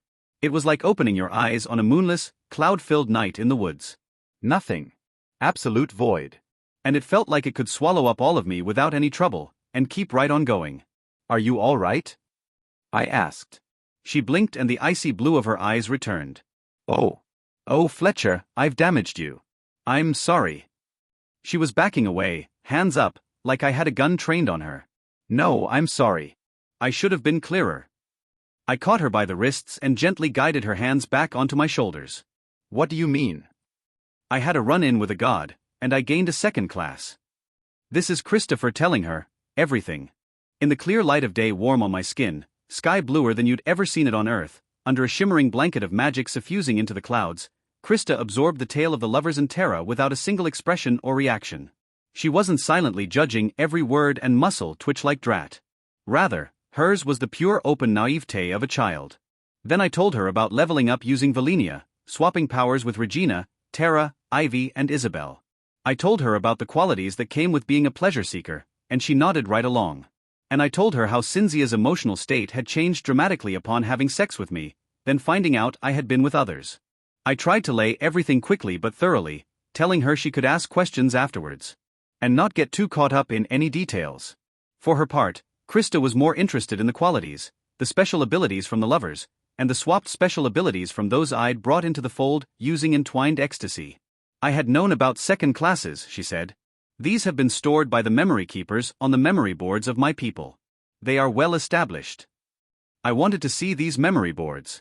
Classes granted by a god are another thing, she said. This is exciting and special. And she turned all bashful here. If I may make a request, it would be for you to increase your adaptability. Please know that this contact is precious to me, Fletcher. Although I am your protector here, I feel as though you have protected me from years of suffering just by this simple contact. I told her that I was absolutely honored to hear this, and that I would see what I could do. Which is how my fierce guardian chaperone into this dangerous town ended up plastered against my arm the whole walk back, with her cheek pressed down into my shoulder and head nestled in the crook of my neck. Now, here's the thing, you don't think about how weird that actually is. Real people can't do this while walking. It would jar her head loose the whole time. You'd have to be riding those hoverboards with extreme expertise at the same speed in order to try this kind of walking while cuddling. Krista could manage this because she floated through the air without the typical boat-in-water bobbing motion. She wanted to wrap more and more arms around me, being a creepy, yet somehow wholesome and adorable ghost creature, but stopped herself because she started phasing into my body again and again. Aside from wondering whether or not I was ever going to have sex with a ghost, I was pretty sure I eventually would. I kept my eyes on the surroundings. An identify check here, and there gave me more types of Nakamaman to add to my Nakamadex. And then we found it. There, I told her. Stumbling around as if drunk, surrounded by a number of wet glittering little bits, was a fuzzy creature the size of a baked potato that was 90% mouth, but with stubby arms and legs shooting out of its blue furry head. It was the closest thing to a Muppet I'd seen here yet. As we watched, it vomited up another couple of tiny tinkling gold and silver objects on the cobblestones. Concentrating, I focused on the creature and attempted to identify it.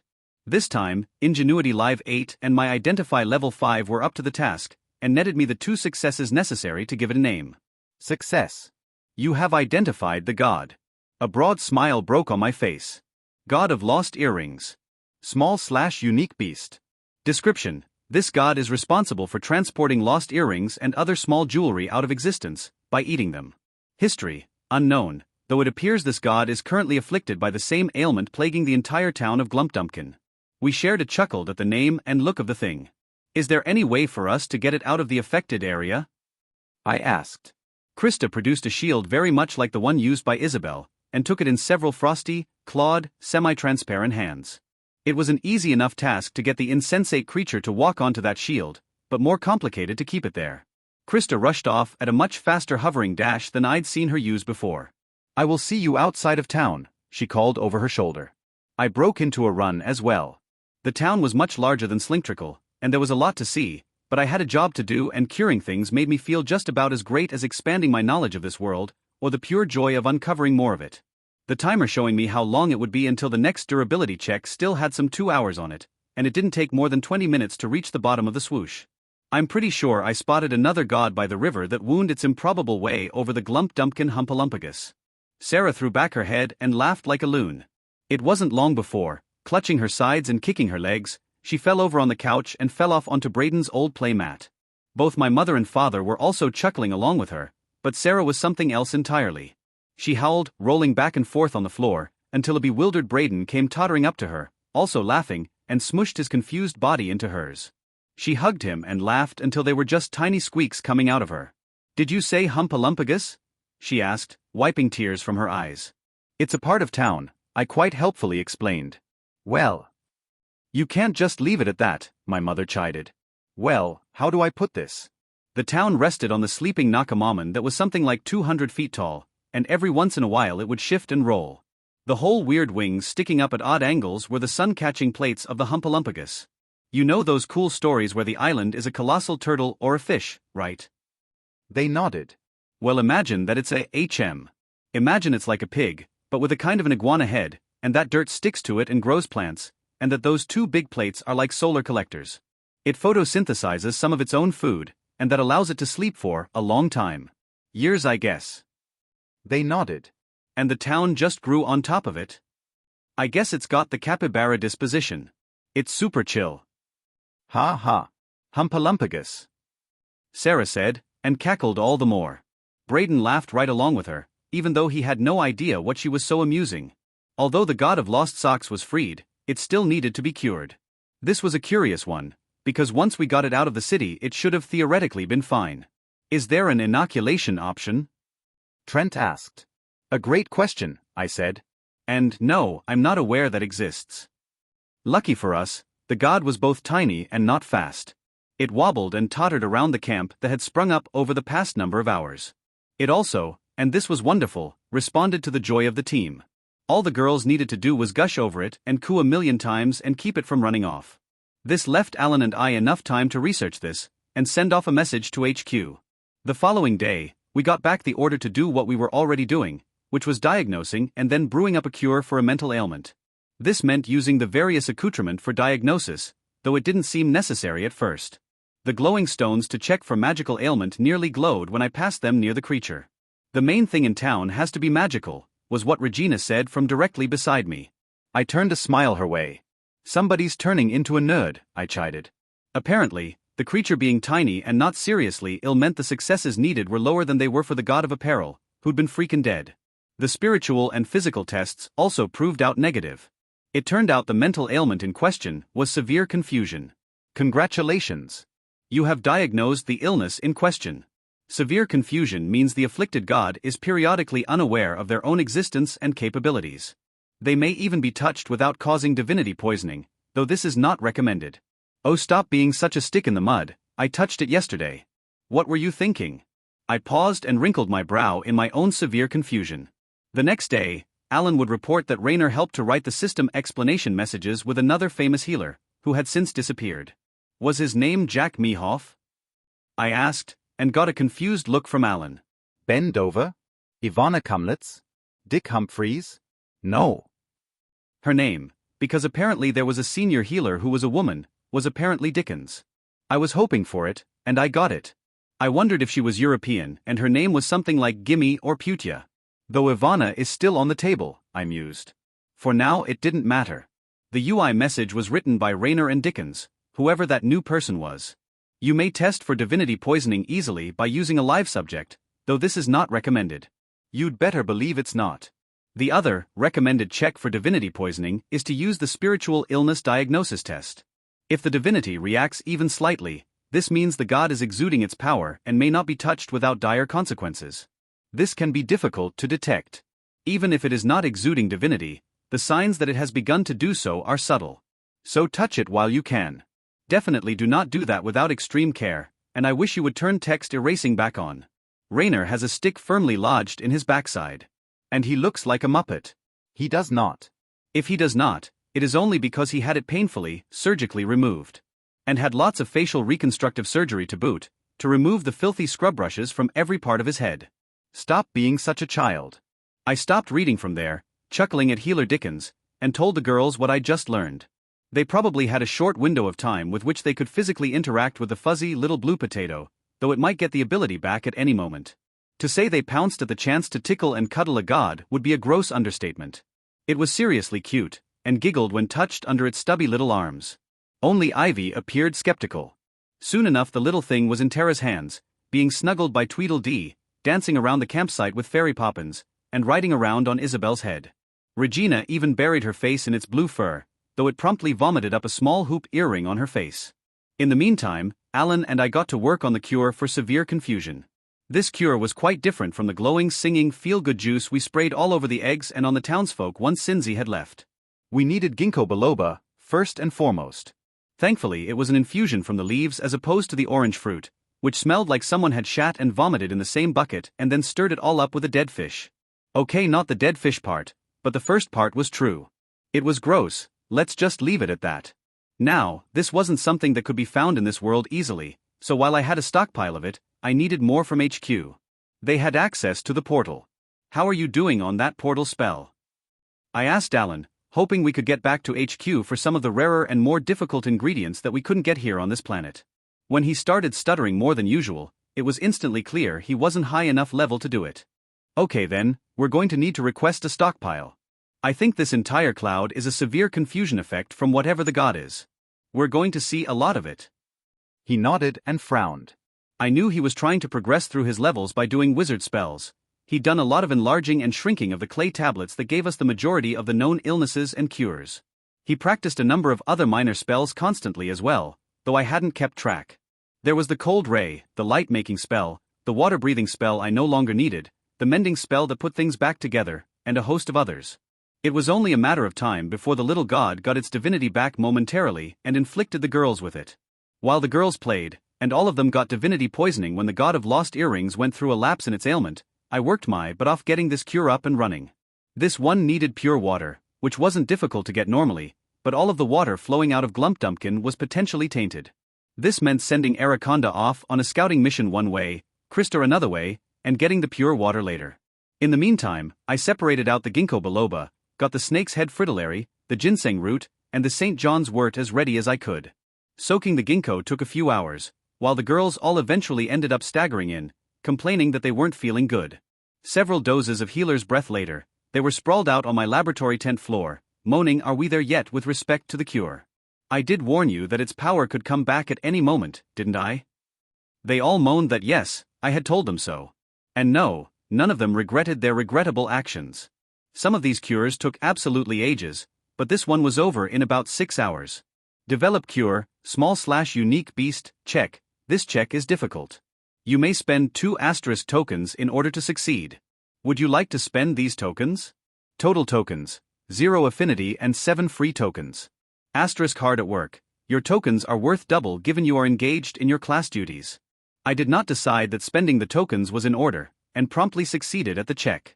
This one had much less in the way of steps, stirring this way and that, deeper stirring, shallower stirring, collecting and discarding the scum, temperature changes, color changes, mana addition slow or fast, or done in a specific pattern.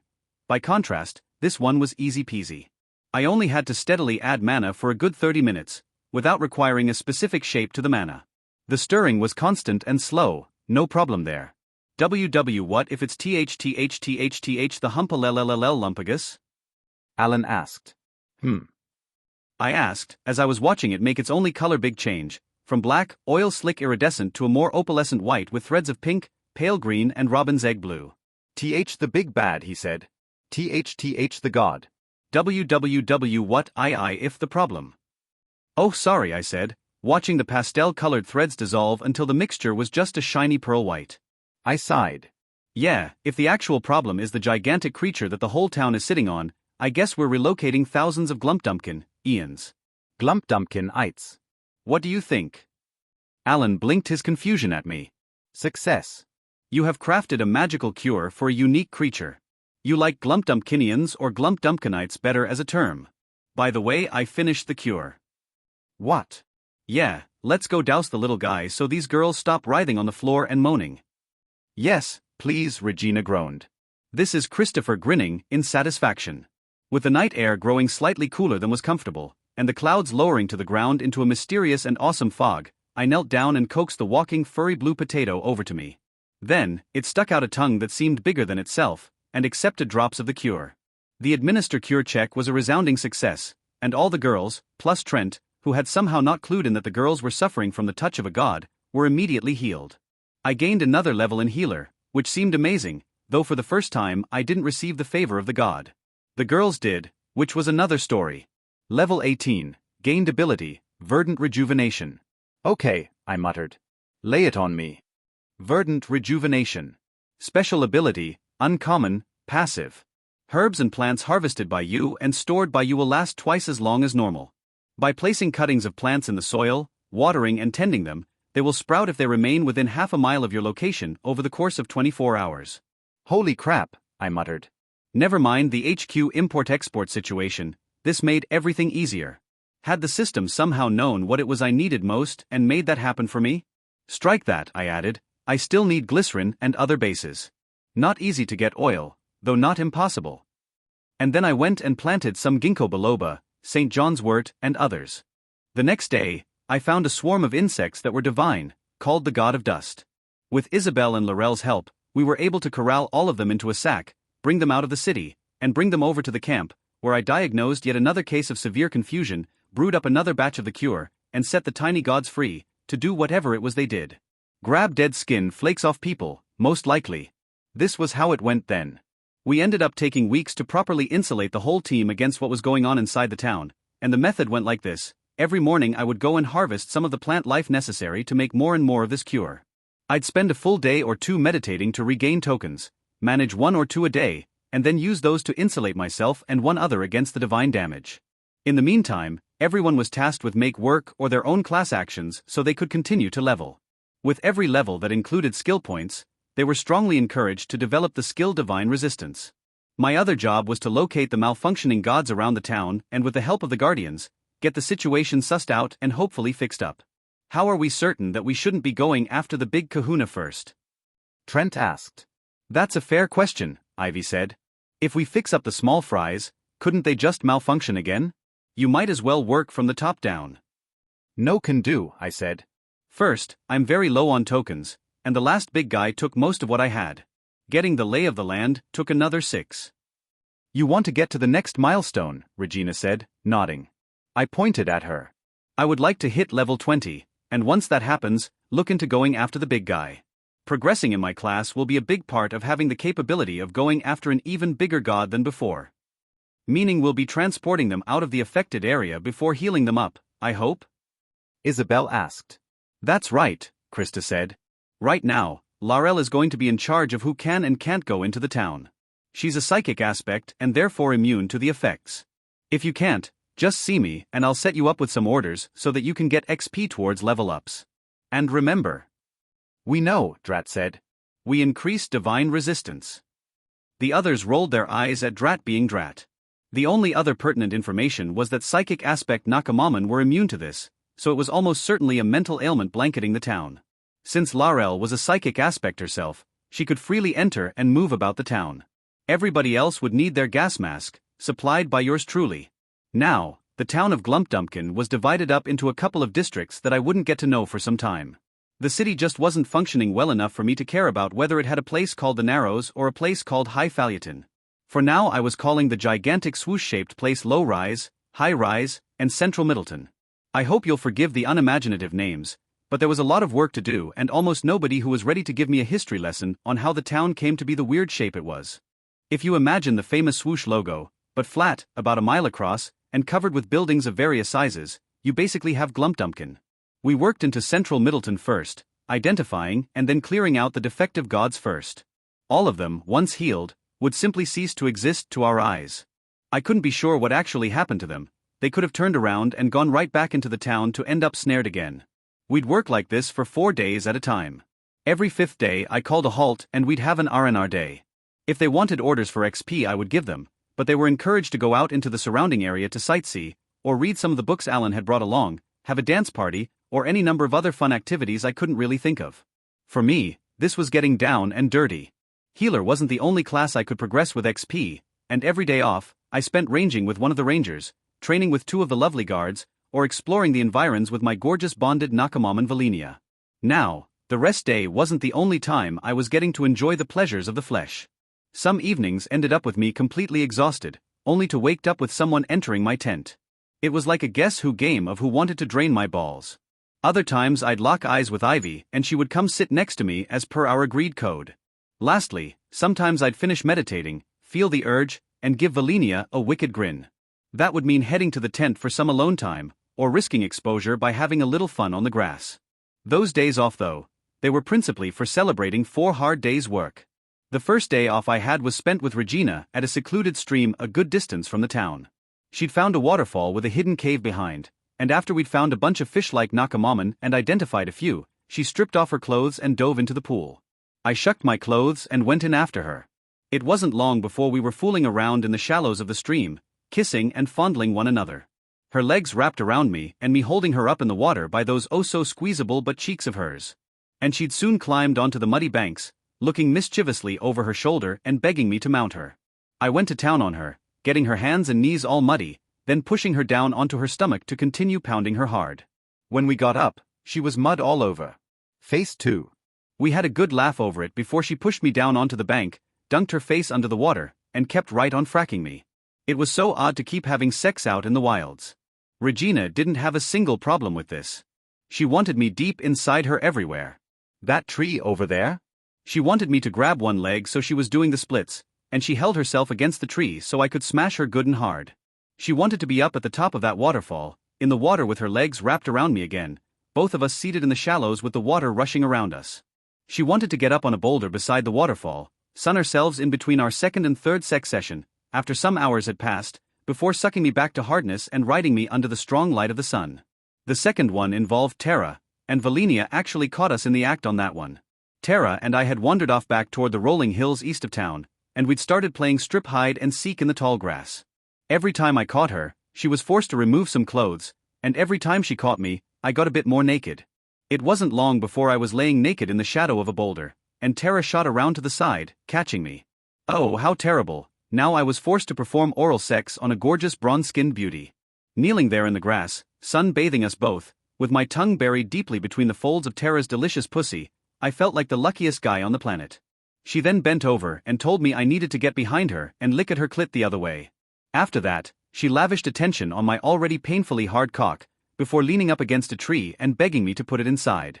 Now, Regina was a bit shorter than me, but Tara was a bit taller than me, so I can say with certainty that certain positions are just easier with girls of different height.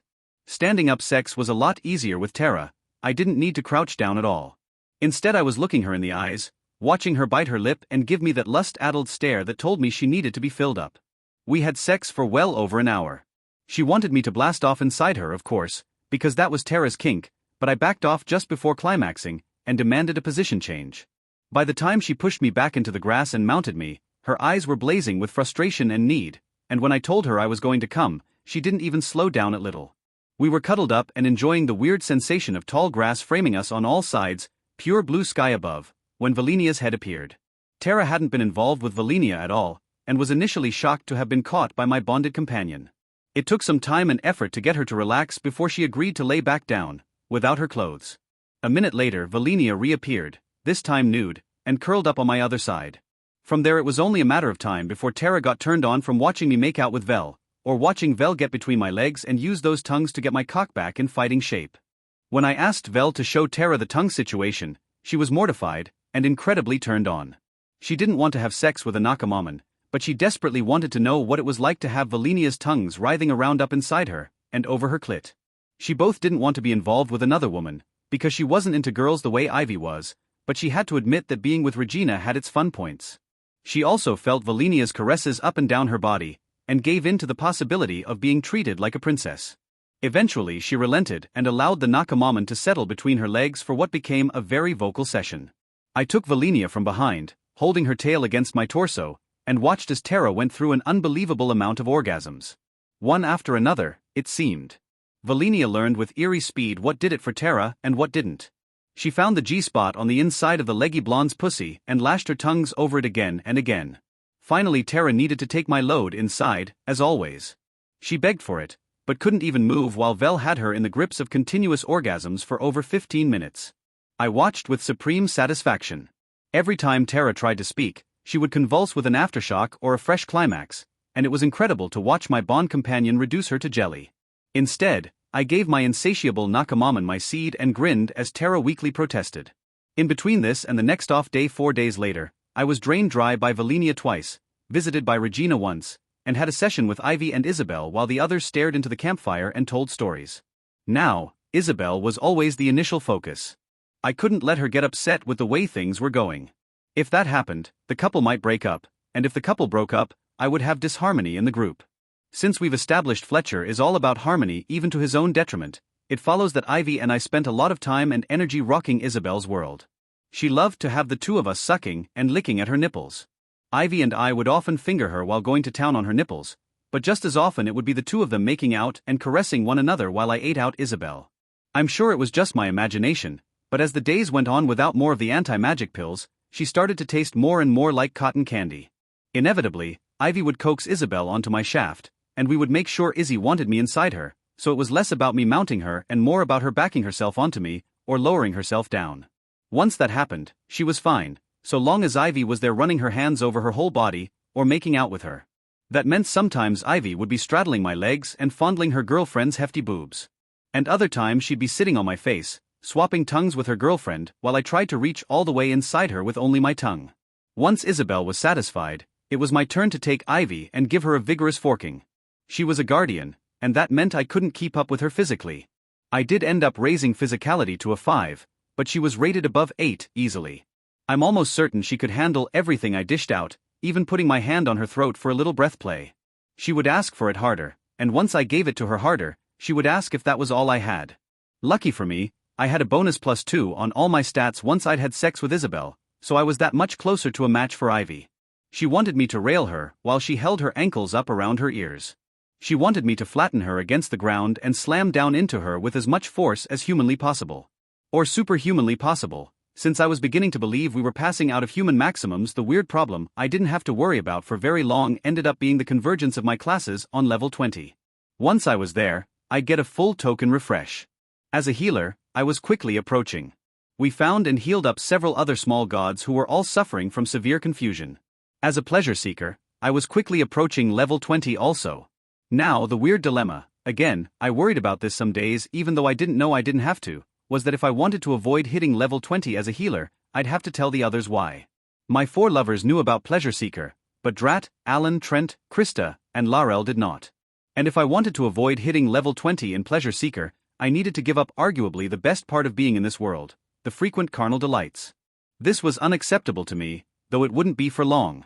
I ended up grabbing levels 17, 18, and 19 in Pleasure Seeker, and levels 18 and 19 in Healer. And then Cinzy showed up and ruined everything.